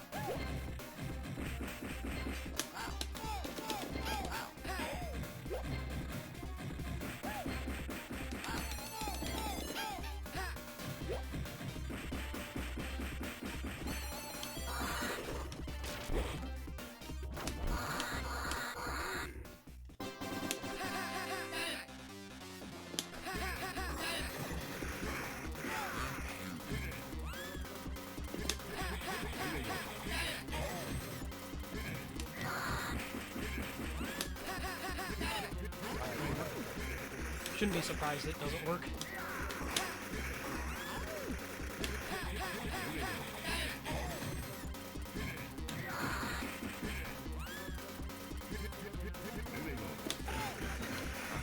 shot. Oh, nice jump, idiot. Huh. I kind of forgot that he spawns the white suit dogs because he doesn't normally get to move in any significant way for me.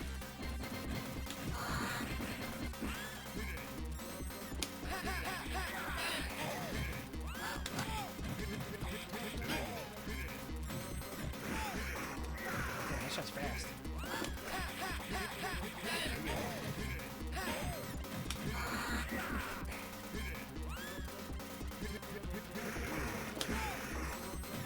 I thought there was a gap. Oh.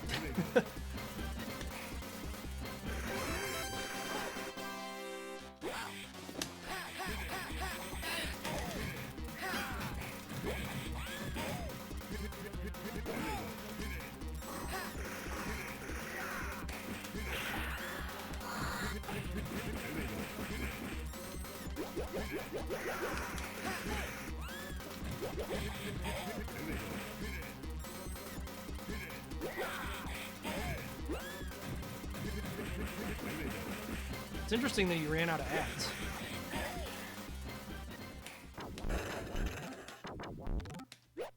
Another thing that I didn't know would happen.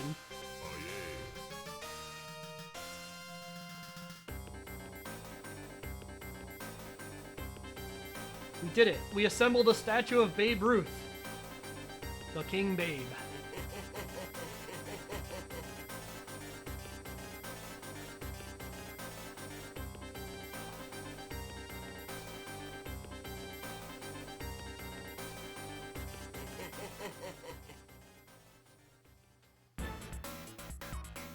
Sorry, though, this flashing is messed up in MAME.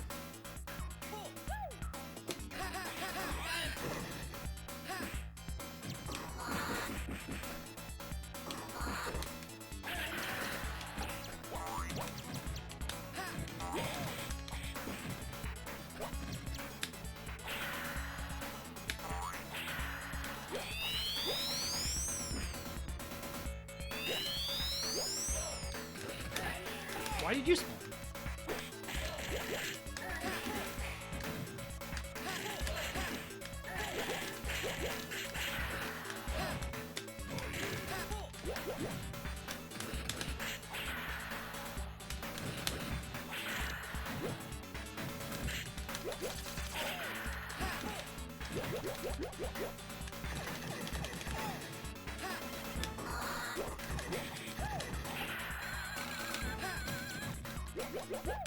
Nice. It didn't kill them because I hit them.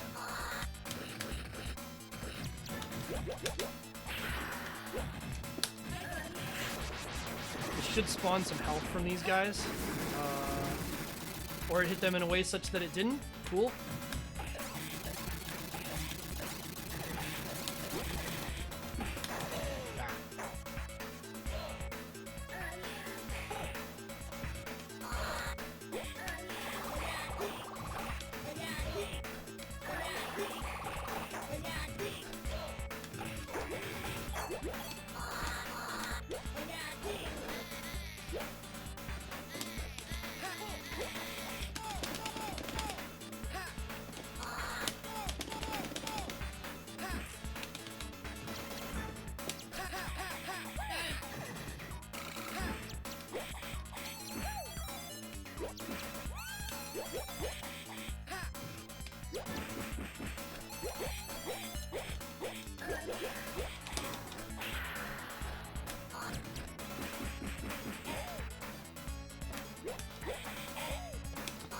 It is neat how many enemies just have like little parts fly off and stuff too. I feel like I haven't been noting that.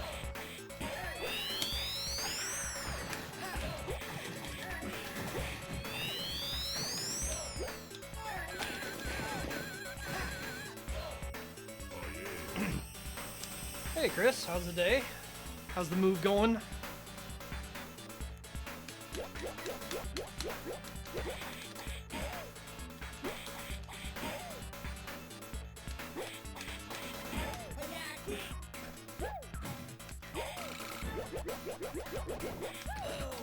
It's an attack.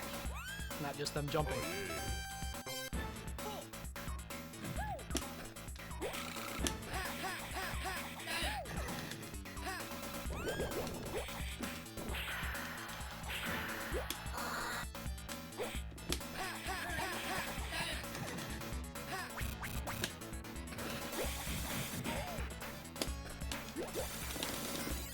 Jose's special is so awkward to do.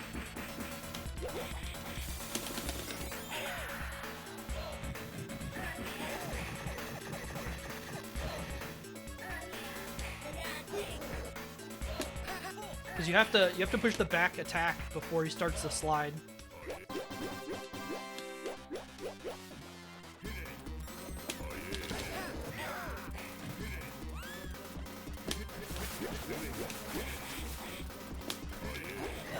Do you have to run a certain distance?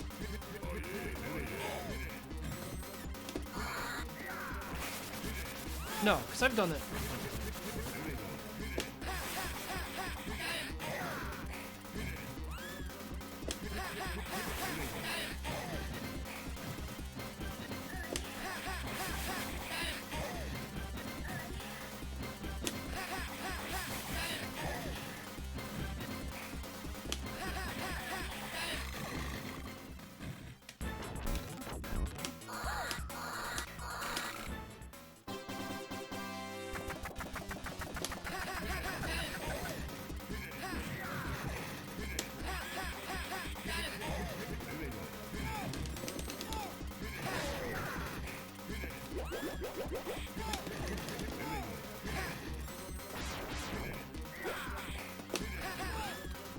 He counterattacked that? That's weird.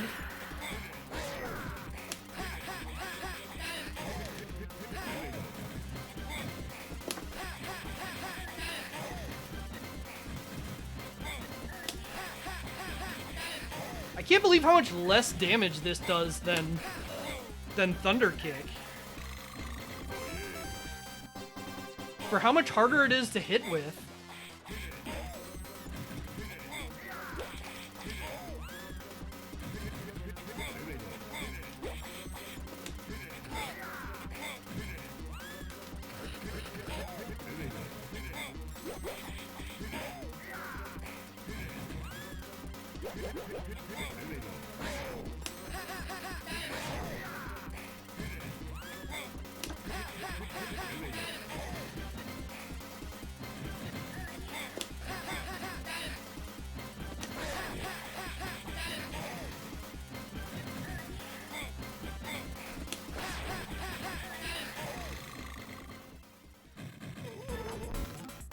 Yeah, I don't understand why it does so much less damage than...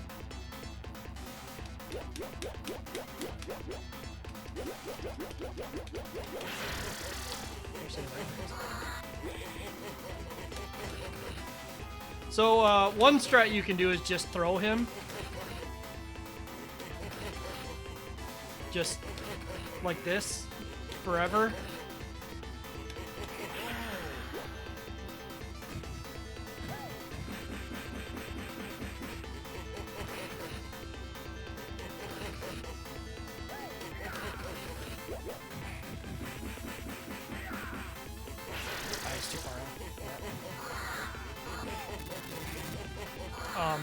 It's obviously quite good, but it's also quite boring and takes a really long time.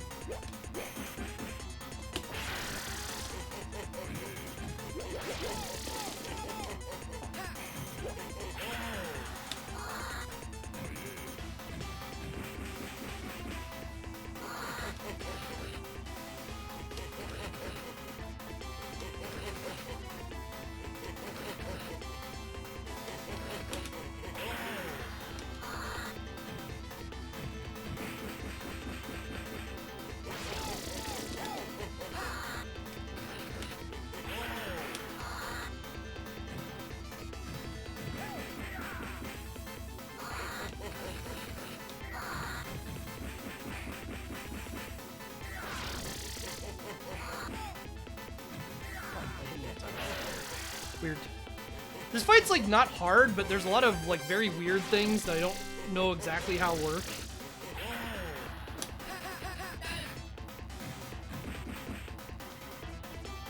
There's a lot of ways to cheese him.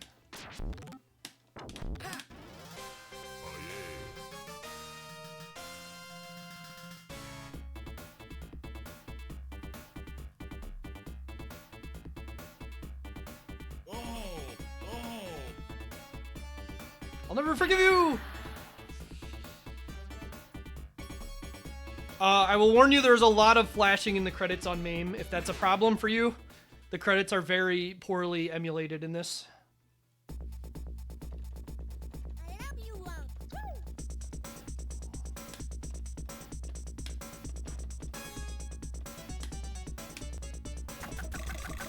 There it is. There's the flashing.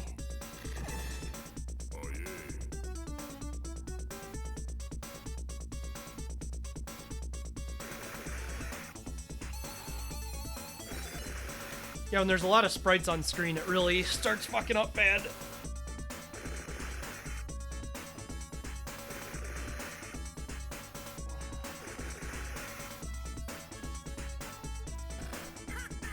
Like here.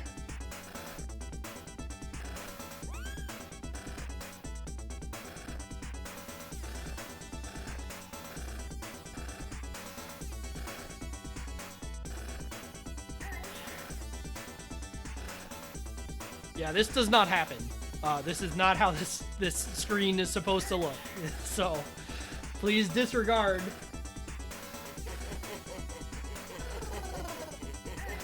Special thanks, MSG. We love MSG.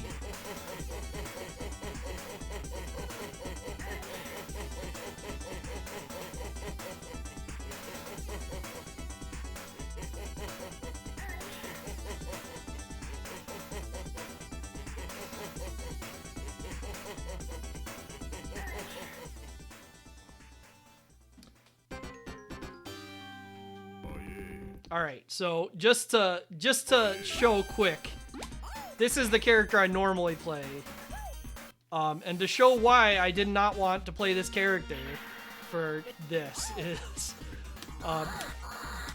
so Rhino gets this move, which is just like absolutely unbelievably powerful move that you get to do for free and is just safe. Like, even if you miss it most of the time, you don't get any consequence. Also, this can hit enemies on the ground. This is a super, which is actually a little bit worse than it probably looks, because it tends to hit like 3 enemies and then kind of zonk out.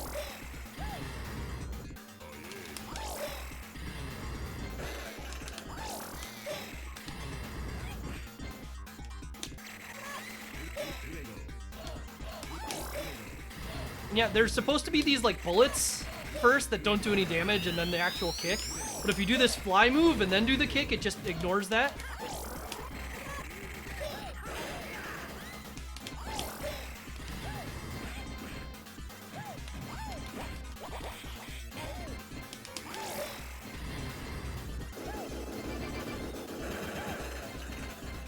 The tracking? It doesn't have any tracking. I'm aiming it.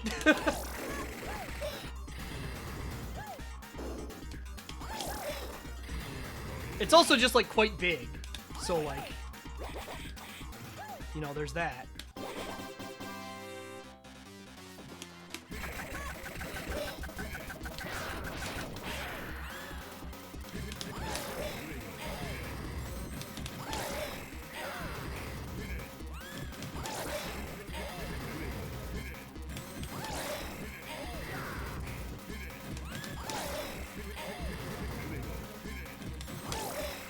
So yeah, Rhino's kinda fucking good, and I don't know why they made that move the way they made it. But that's why I didn't want to play him, because the entire game turns into that. Irem had a big problem in most of their beat-em-ups, where like one character had one thing that was just wildly out of line with the rest of the game. And this is no exception. So, anyway.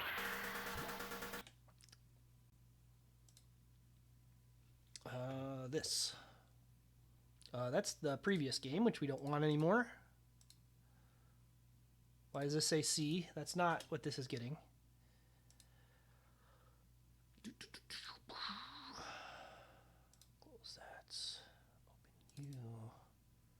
that. Get some music.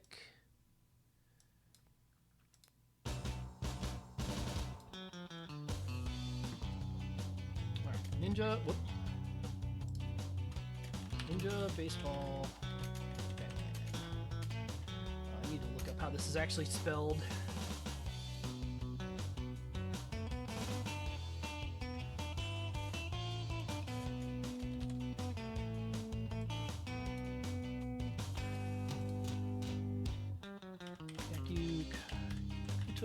League.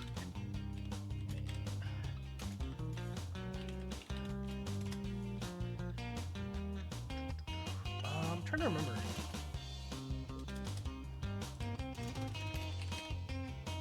This was after. I think this is Irem's last beat 'em up that they made.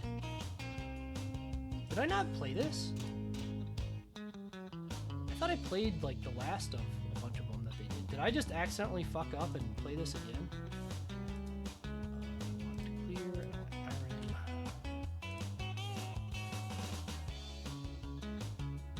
No, I didn't. Okay. I guess I didn't do this one for whatever reason. Okay.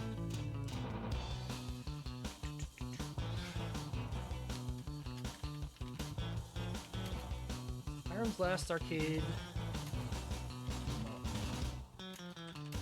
This game is a bit unique in that it is based on a licensed IP, but the IP was also created specifically for this game. Result, the rights to this are a bit anonymous. It is very colorful and cartoony,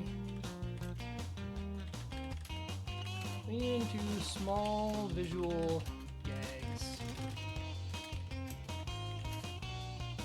Generally being, I want to say silly again. I guess I didn't say silly. Silly, but also containing quite strong mechanics. The game uses the simple attack and jump scheme as special on inputs such as down up while down up attack.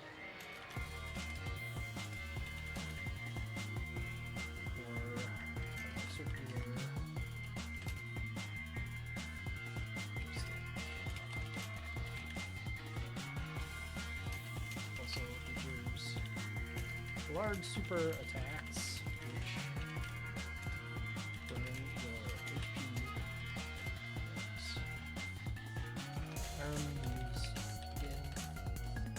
Used previously.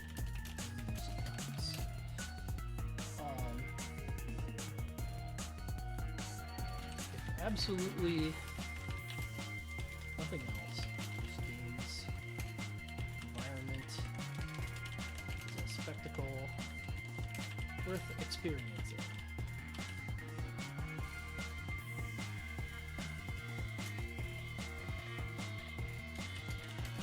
Sound design also fits very well the mood going for.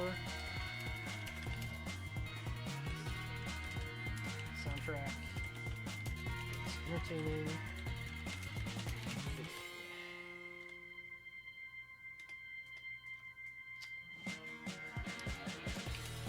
Recommend this game anyone interested. Cartoony graphics while still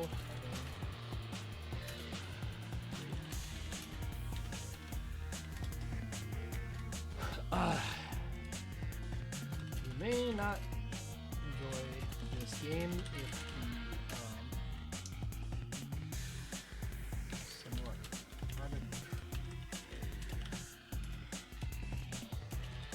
special move inputs are not to your taste, or you want a more serious game style. Okay. Yeah, that feels about right.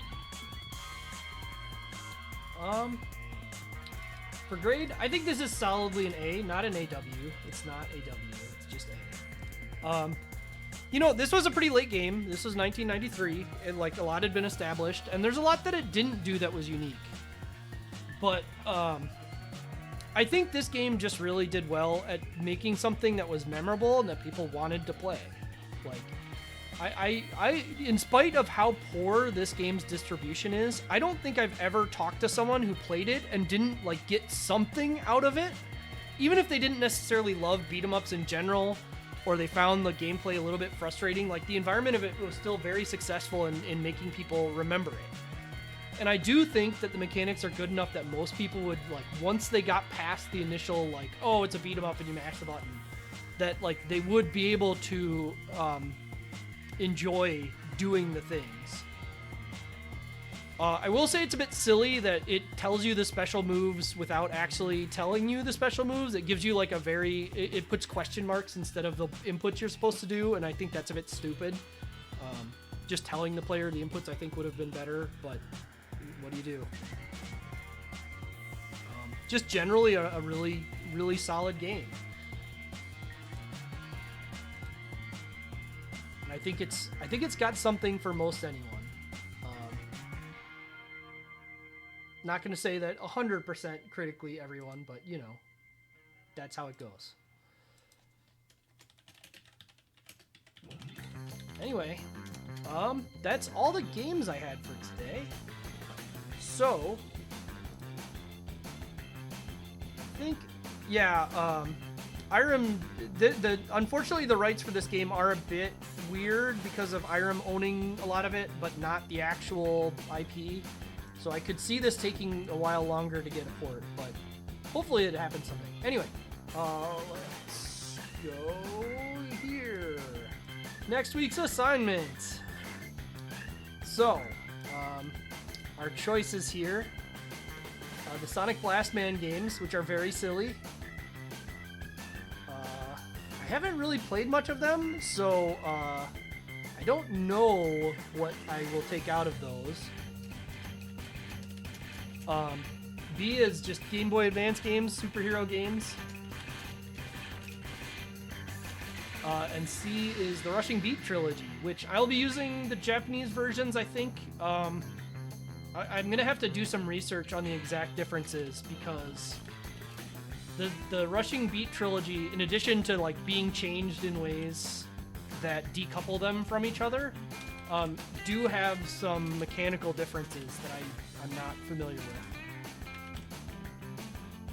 So, yeah, we'll put up a poll, see what people want to see.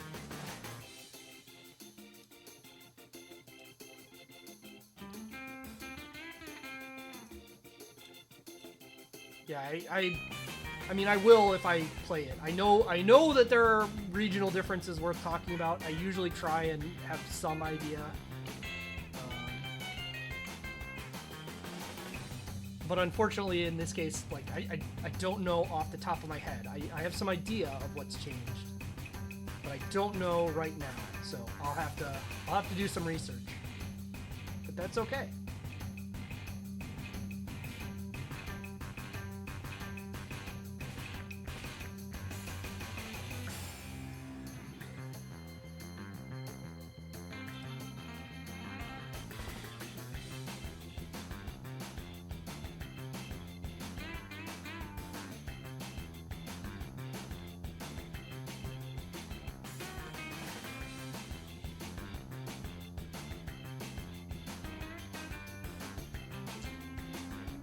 Trying to think what else. I think I should be pretty good in February. It is February. Shit, we're out of January. I was thinking today was the last day of January, but no.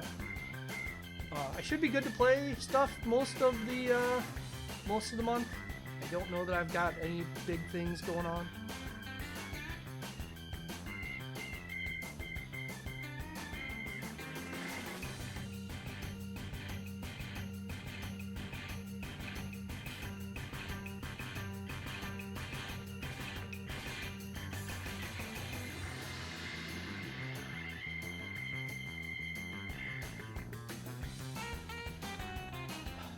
Oh, baby. What have we got here?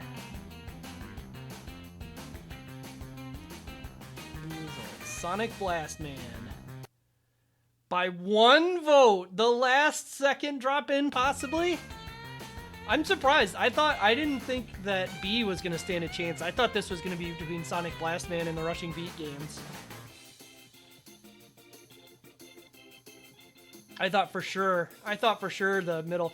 So I'm gonna, I'm glad, but I'm gonna say a weird thing about how these polls have gone, which has been that the middle has won a lot for whatever reason. The way I've done this is all in one like file so that I can change it pretty easily. And as we get back to some of these, and there's like half as many games left in the center spot as the left and right based on how I did it, just like weirdly. So I'm not too sad about that. But someday I'll have to move stuff around. I don't know. We'll see. Wanted to see what Ultimate Alliance on GBA is like. It is dire. Honestly, I'm not sure. It might need to be on its own day. I have a feeling that game's gonna be super long. Hey Kiara, how's it going? I hate to tell you, but you're joining right at the tail of the stream. We're done for the day. Just missed a vote. You could have tied it and made a runoff. Yeah, Saturdays I'm usually streaming in the mornings. So anyway, we're gonna call it. I do appreciate everybody stopping by. We're gonna raid DT. I haven't gotten a lot of chances to catch him before, but he's playing. Oh, he's playing that Game Boy, or not Game Boy, Neo Geo Pocket Color RPG thing, Gunner RPG thing. Should be exciting. Anyway, he's a cool artist. He does cool stuff. And I guess it's his affiliate anniversary, so how about that? Yeah. See y'all. Tomorrow I'm gonna be doing another stream. I'm gonna hopefully start early again, and it's gonna be we're gonna play through all of the Metal Slug games again. Every once in a while I do a Slugathon, and tomorrow is gonna be one of them. So, yeah. See ya.